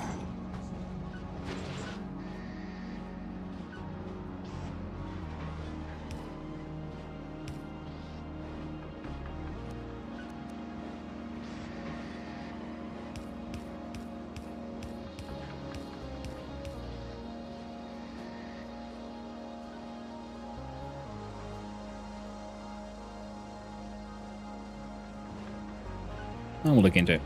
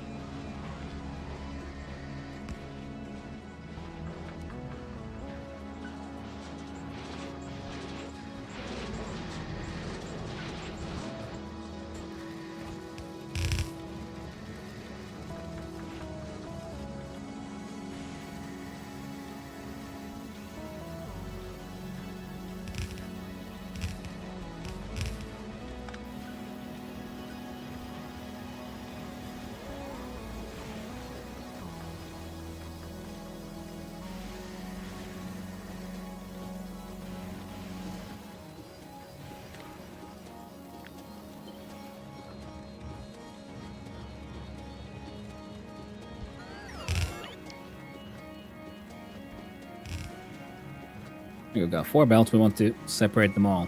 Here's the first one.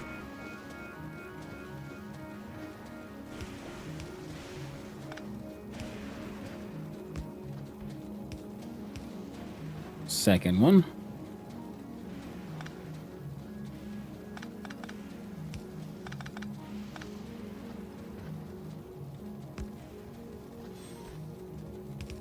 Third one.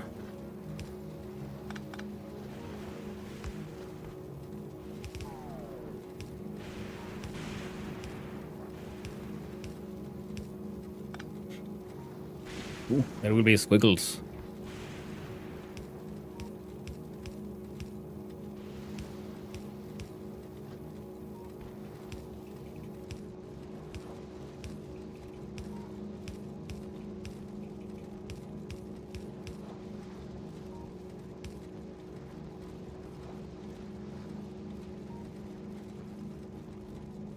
And the last one, of course, doesn't need anything because it's whatever makes it down here has to be plastic. There's only 3 inputs.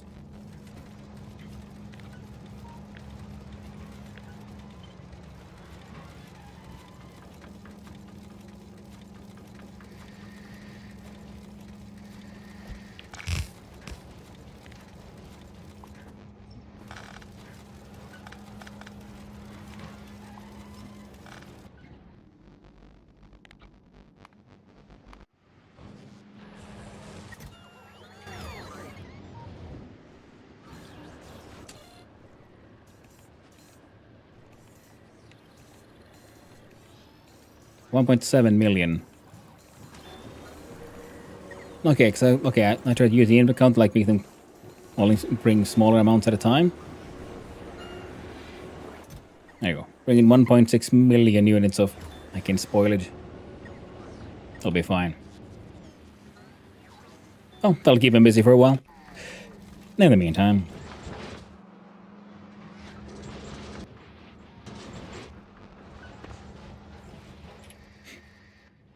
Enter map view, zoom on in, and have a look-see here.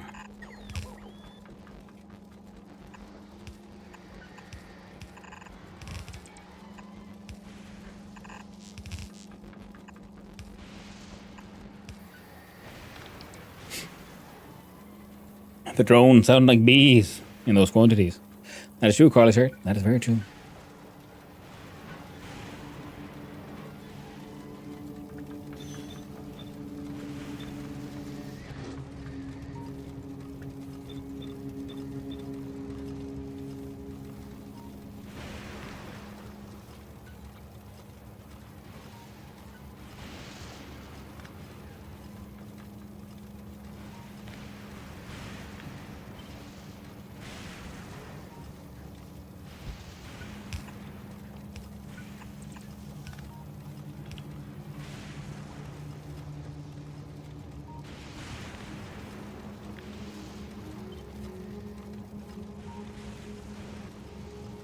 Ah.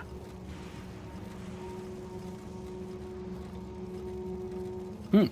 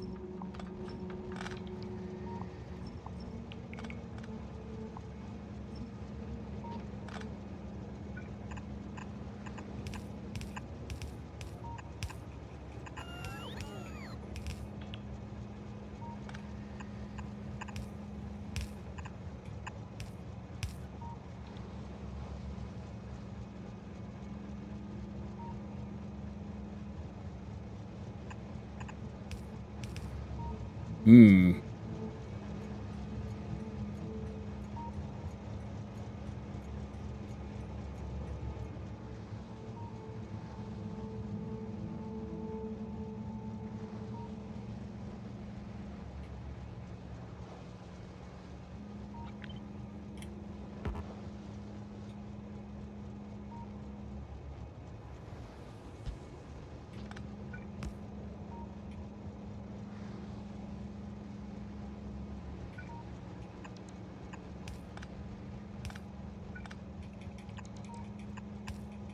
There we go.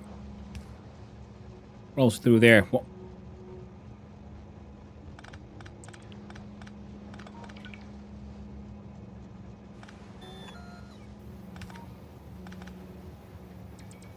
Nice. Time to underground spaghetti. That is the way, Lord Emperor Bosch Commander. That is the way. Alright, gotta finish this, and then we're approaching dog walk o'clocks as well.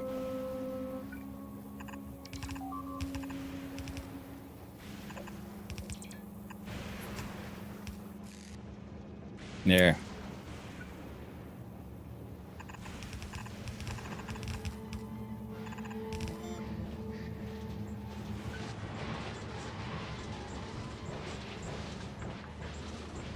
I think I can get 4 of these, I'm pretty sure.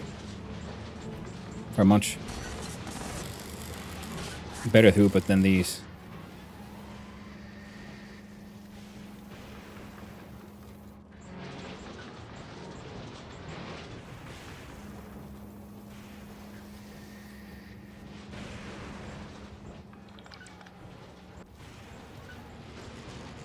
Alright.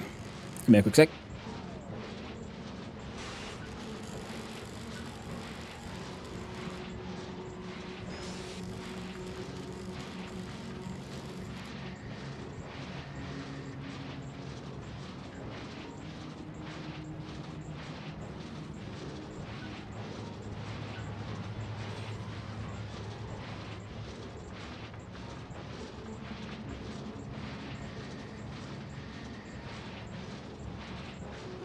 Oi! Hello there, Time Lord. Hope you're doing well. Oi, oi to you as well, my friend. Oi, oi, oi. You, son of a... Ah! Time Lord. Hope you're doing well.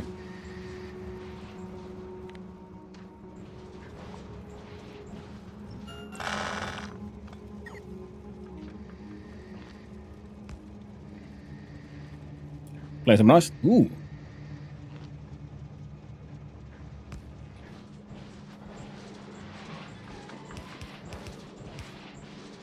I never really got into Rust myself, but you know. Each their own and all that. I think we can...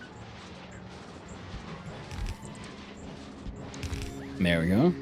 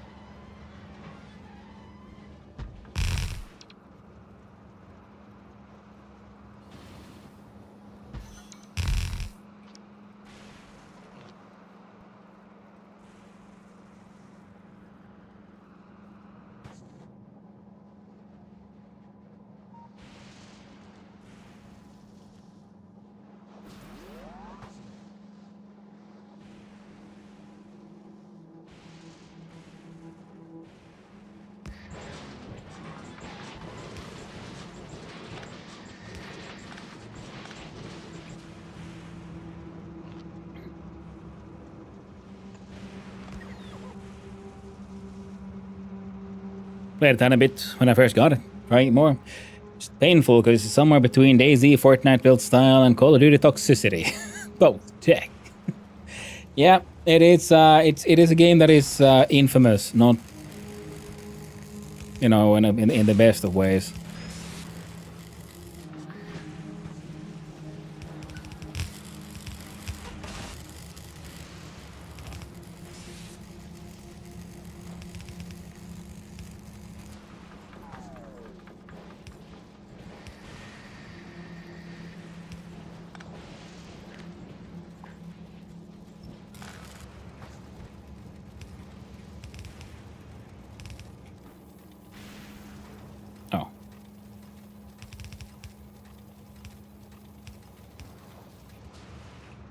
Man, can we fit a fourth one in here? Well, of course we can.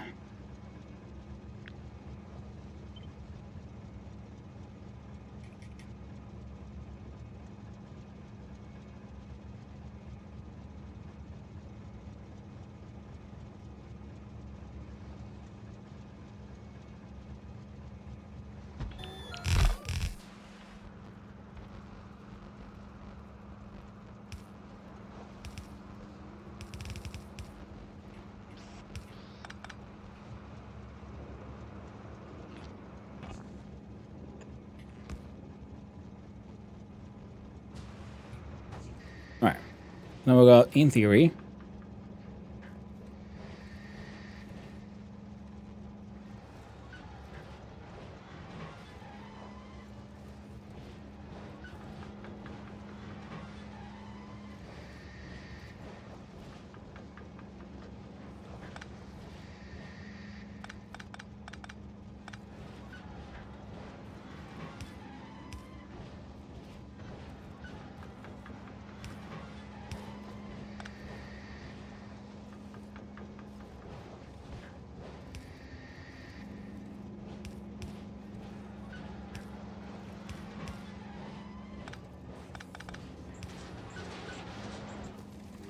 alright. Second one running.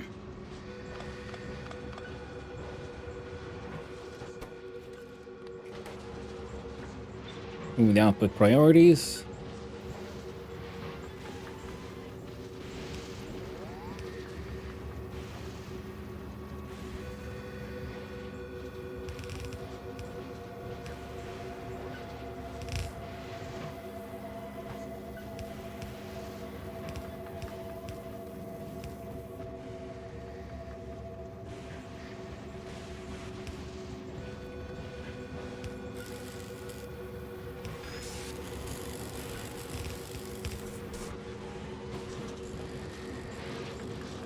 Now we got all of them. All of them munching away. Fantastic. A base made of stone. Still haven't got the metal because I honestly chose the wrong area to build. But going places, food is still my biggest issue. Getting murdered by people within a few zones of my base. Far away and got murdered by an auto turret. And that kind of thing is it's a bit too arbitrary. Too much is out of my control as a player. So that's one of the things I'm not really that into in games like that.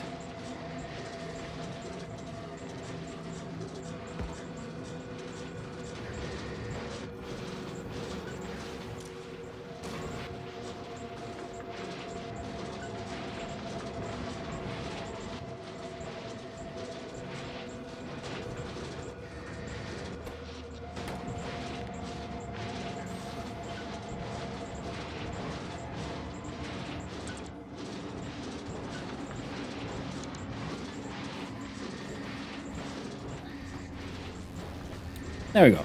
So, however inefficient this might be, kind of working now.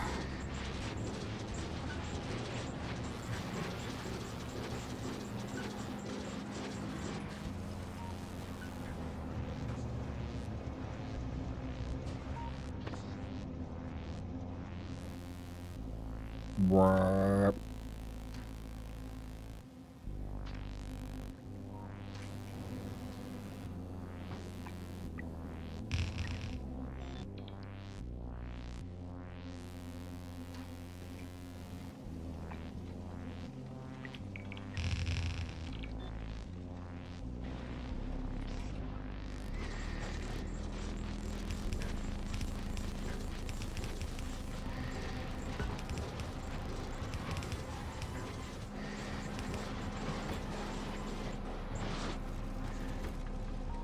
Okay, so these guys are flowing nice. Plastic isn't used quite enough. Also new to it, it's not recommended to be on high pop servers, but also wanted to try. Yeah, I mean, and also if there's a game like this, it's not recommended to try to play with, where everyone else is playing. It does not sound like the most, fun idea for relaxing gameplay, to me at least. But hey, that's just me.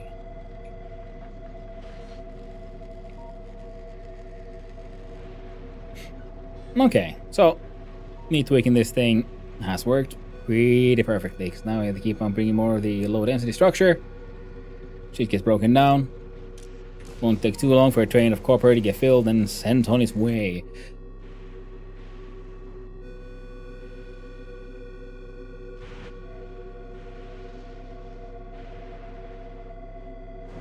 Oh, you're an empty train, okay. And then they get sent here, where they get to wait to get filled and emptied out.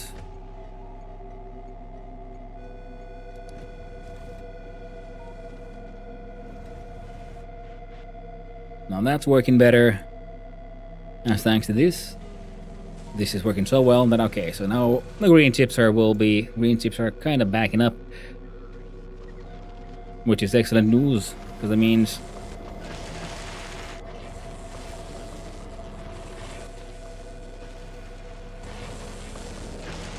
these guys are spinning on hard.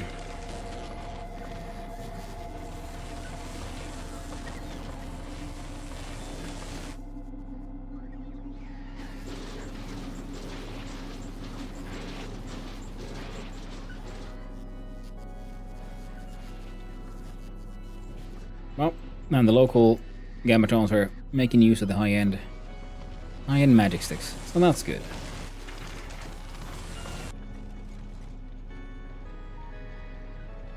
Okay.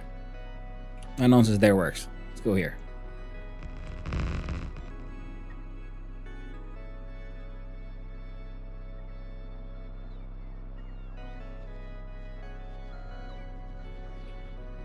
Alright, that got taken care of. What's the whole world? Too many things, yeah. I have 2 furnace stacks. Ooh, nice one, Ripcounty. What's powering all of this? What's powering all of this? There's these series and series of freaking accumulators and lightning catchers. So we catch the lightning because of Fulgora. There's never-ending lightning. Well, every night is a terrifying, horrifying thunderstorm.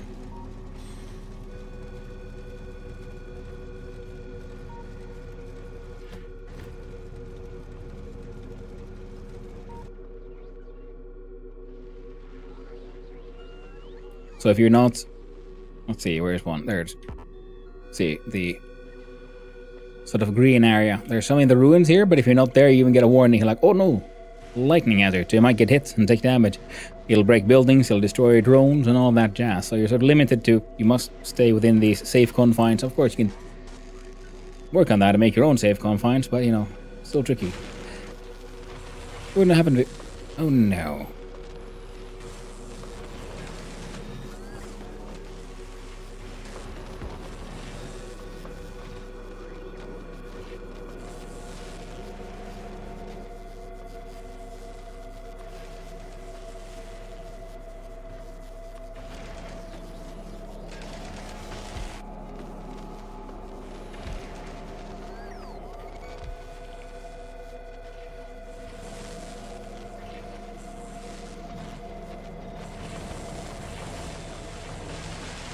Yeah, we've got them spinning hard and spinning fast, making all these things with production bonuses as well, so that's good. These guys here are, well, doing their best. Slowly but surely gamble up some high-end superconductors.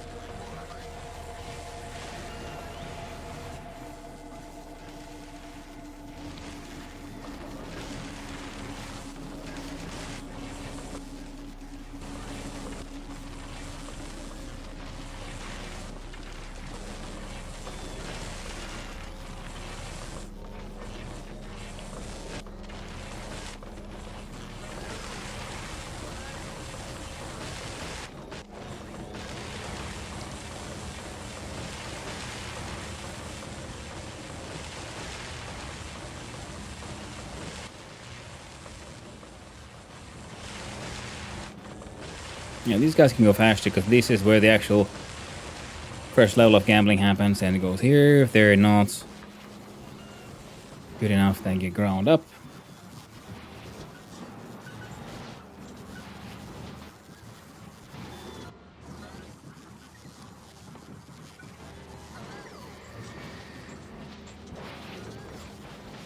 There. Let the local robots deal with those, and they can.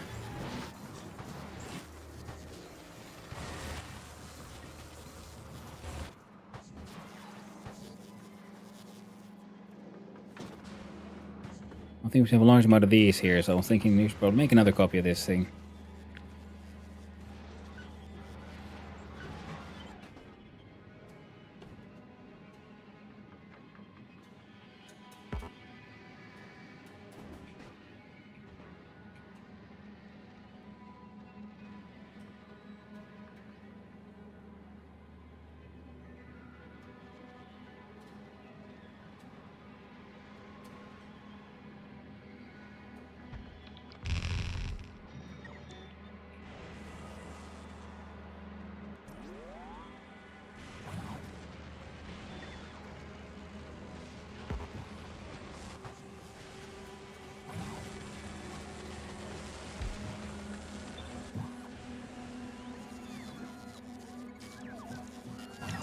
And there you go.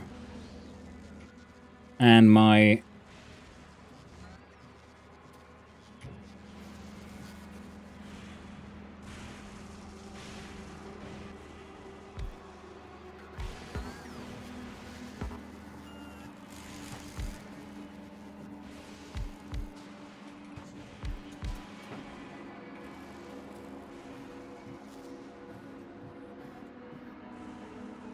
Yes.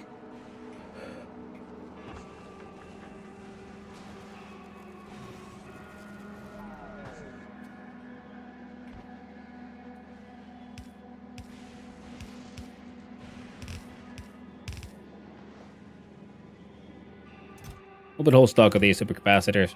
We can send some here to be gambled away. So really we're sending like a part of these over here.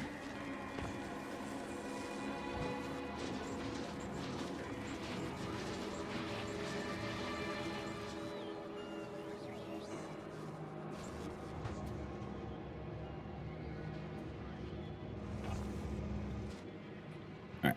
Then we still have the...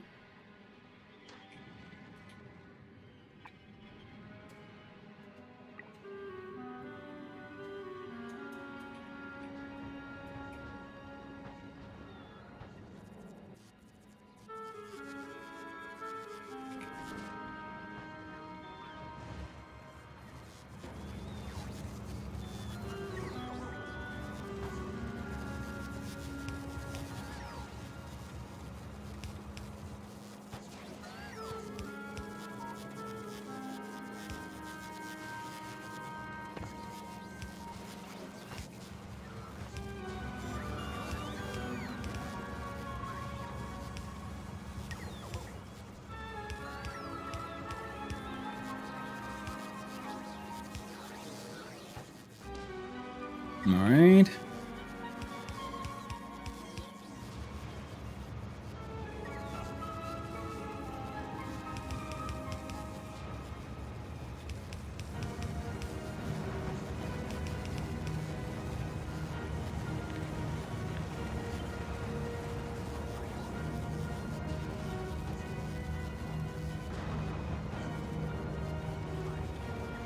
Some of these... There we go.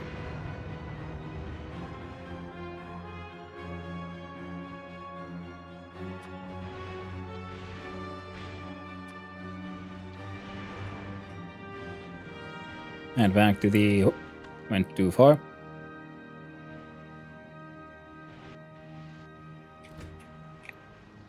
Taking turbo legs, man, way too fast.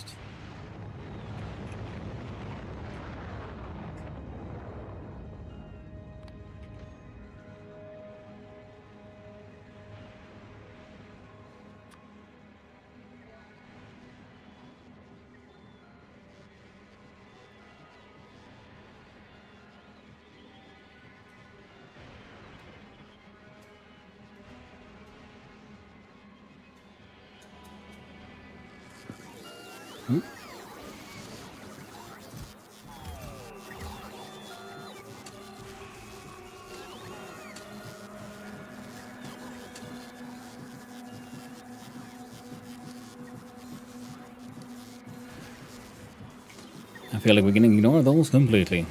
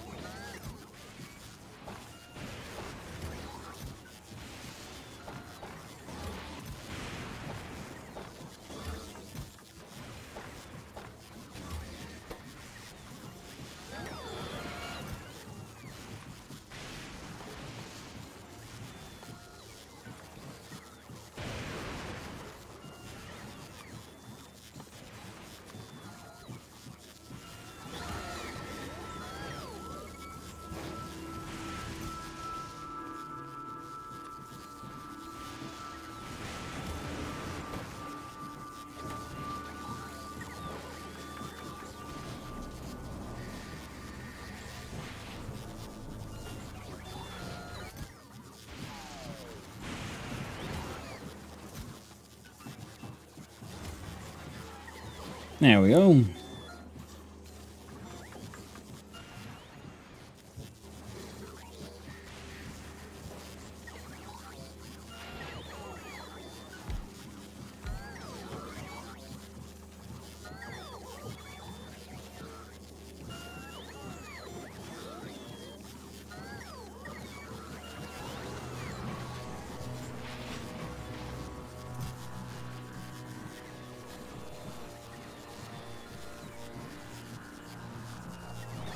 There you go. Destroying all them. All the old chests.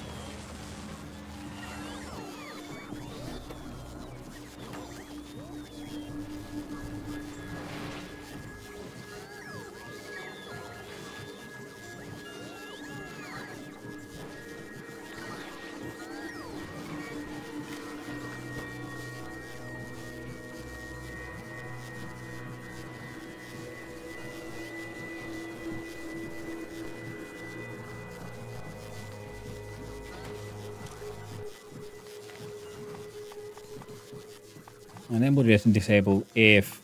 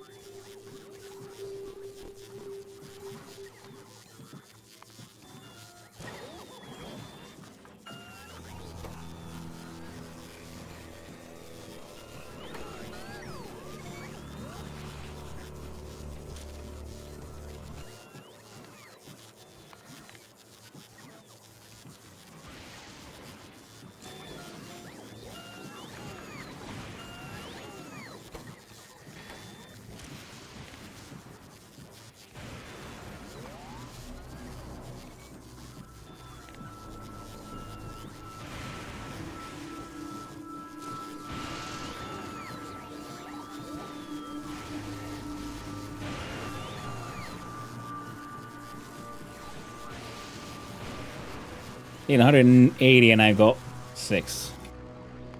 Well, Casino Royale.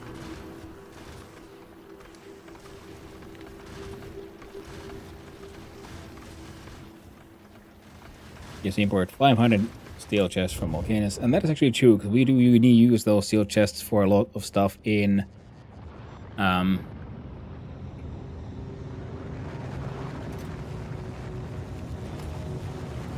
with the trains and whatnot.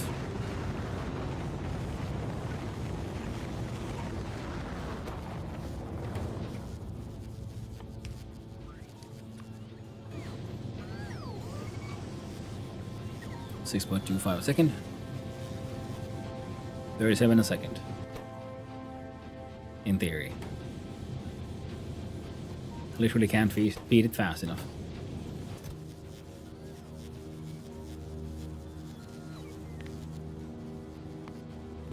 There. 1,000 seems like a decent number. Still got too many hickin' copper plates. Okay, but at least plastic is also clogged up, which means... Oh! It finally happened.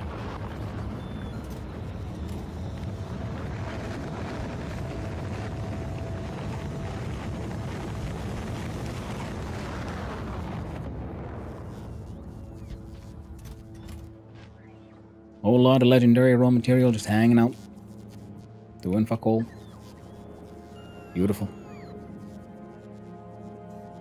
Wonderful. All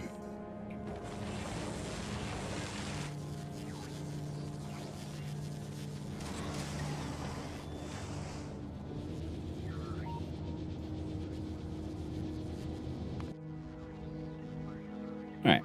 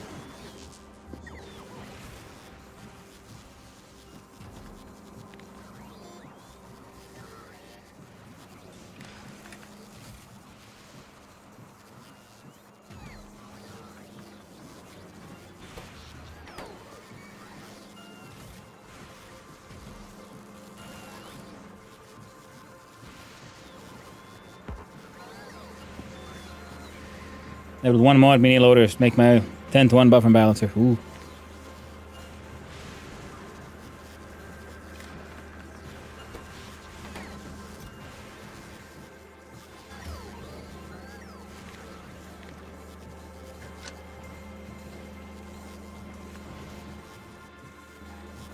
Hugh, is it time? You are absolutely correct. It is time. I gotta go walk the dogs. Just wanted to see if I could do a quick little silly.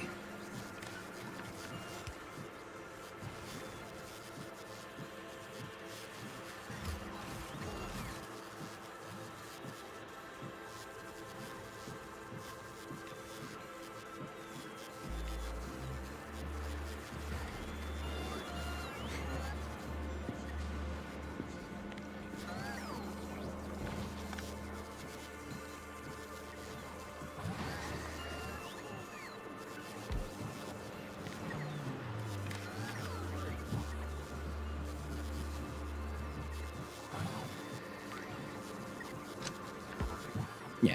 You lead requests, you set requests. And this way, if anything in the space has any of this, well, you request it. Freaking amazing.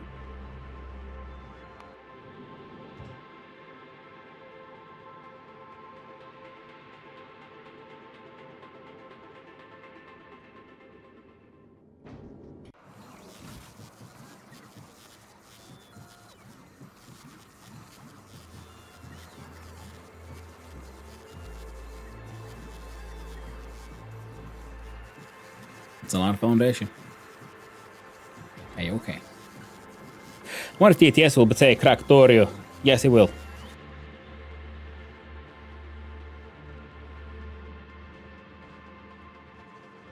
If it doesn't, I am severely disappointed.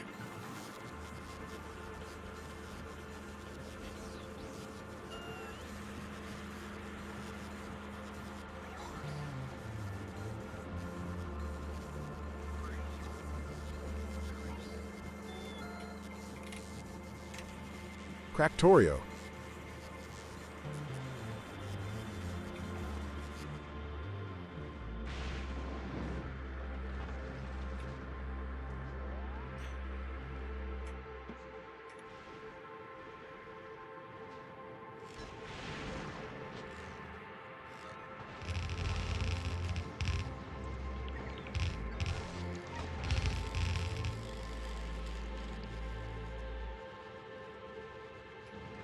There we go. We've got all the updates we could make have been done.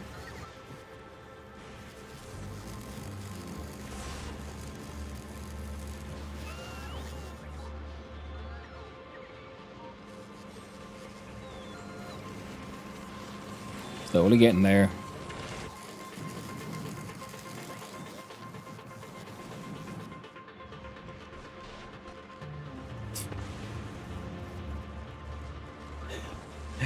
Yeah. The doggos need their walkies. These guys. I don't want to put the...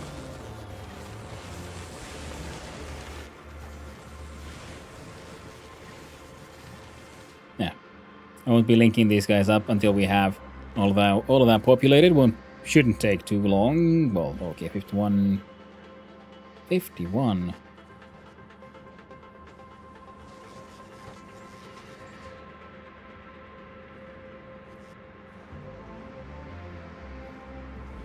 Wait, what?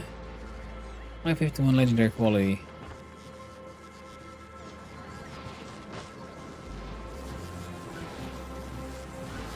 I mean, sure for those.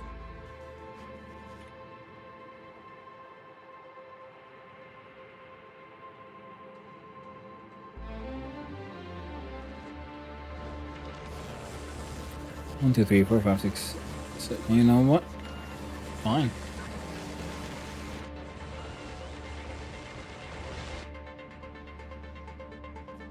8, 16, yeah, sure enough, actually.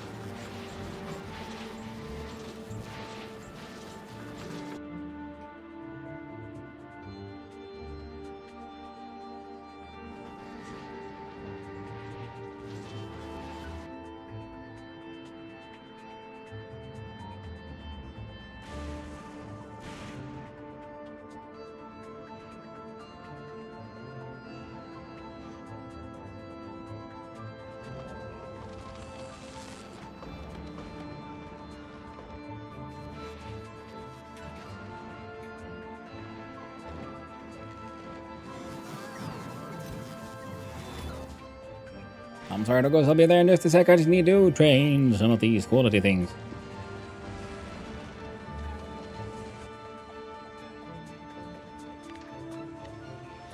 Oh no, EM plans. Epic. Less than.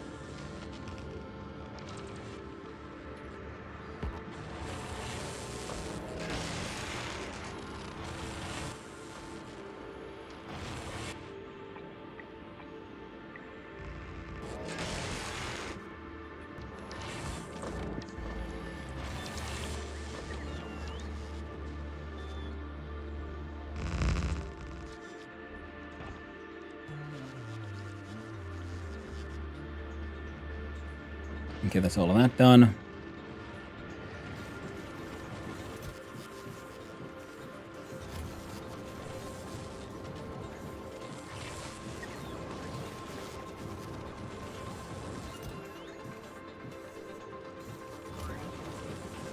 Just doing some funny stuff.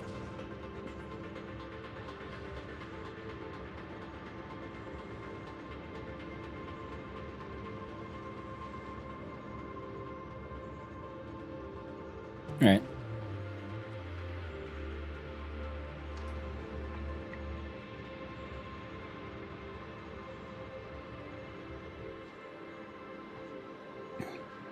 I beat Ultra Kill in under 11 hours from a tutorial to 8.4. Ooh.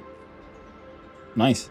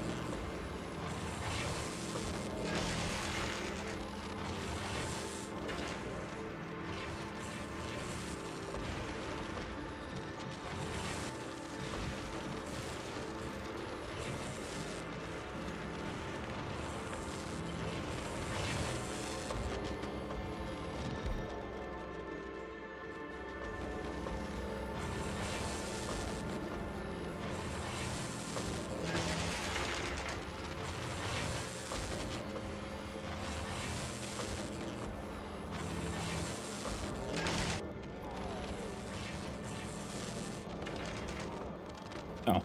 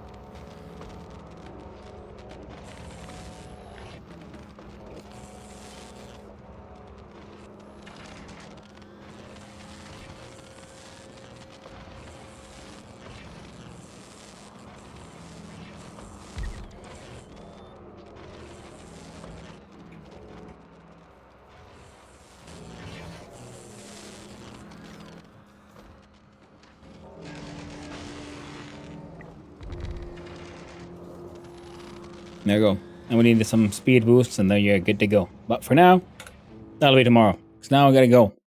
There's poo-poo and then dogs, and I don't want to end the house. So save the game.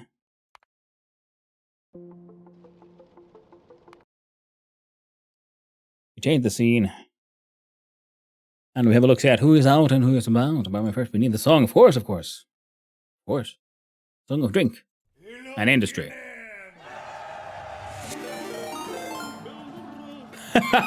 Oh, damn you, huzzah. Welcome, my raiders. Hi and hello. I'm just raiding out because I need to go walk the dogs.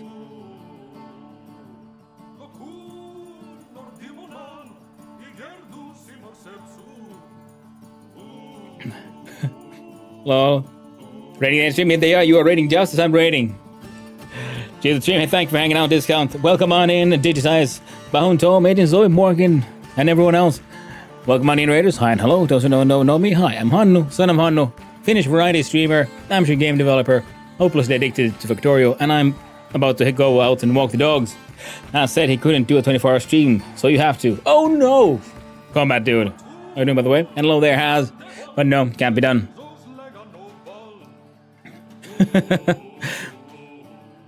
Lovely way to end the stream, though. Thank you, everyone. Welcome on in. I'm sorry I can't entertain you for much longer.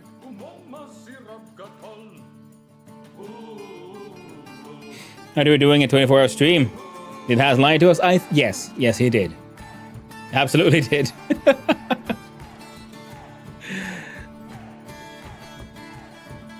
What a refund. Oh no, combat dude. Damn you, Has. Well, let's see. Do you want to know playing Factorio? No.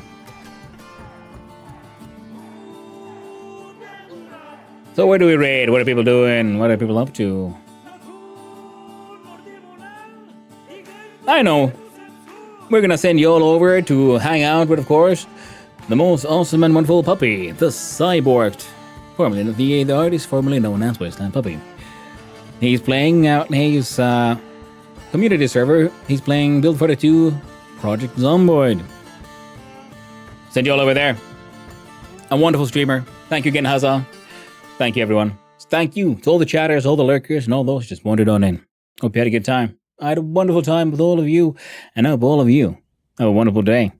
I'll be seeing you around, my friends. Sorry I couldn't hang out much longer, people who just raided in. But like as I said, the doggos need their attention as well. Hey, thank you, Magnus, for hanging out. Thank you, everyone. Take care of yourselves. Stay awesome. I'll be back. Same time, same content tomorrow. I'm gonna finish up Fulgora before we start doing other projects, but doing this week, we'll find time for other things. Thank you, Washug. Smiley face. Smiley face indeed. Hey, stay awesome, everyone. Have a good one.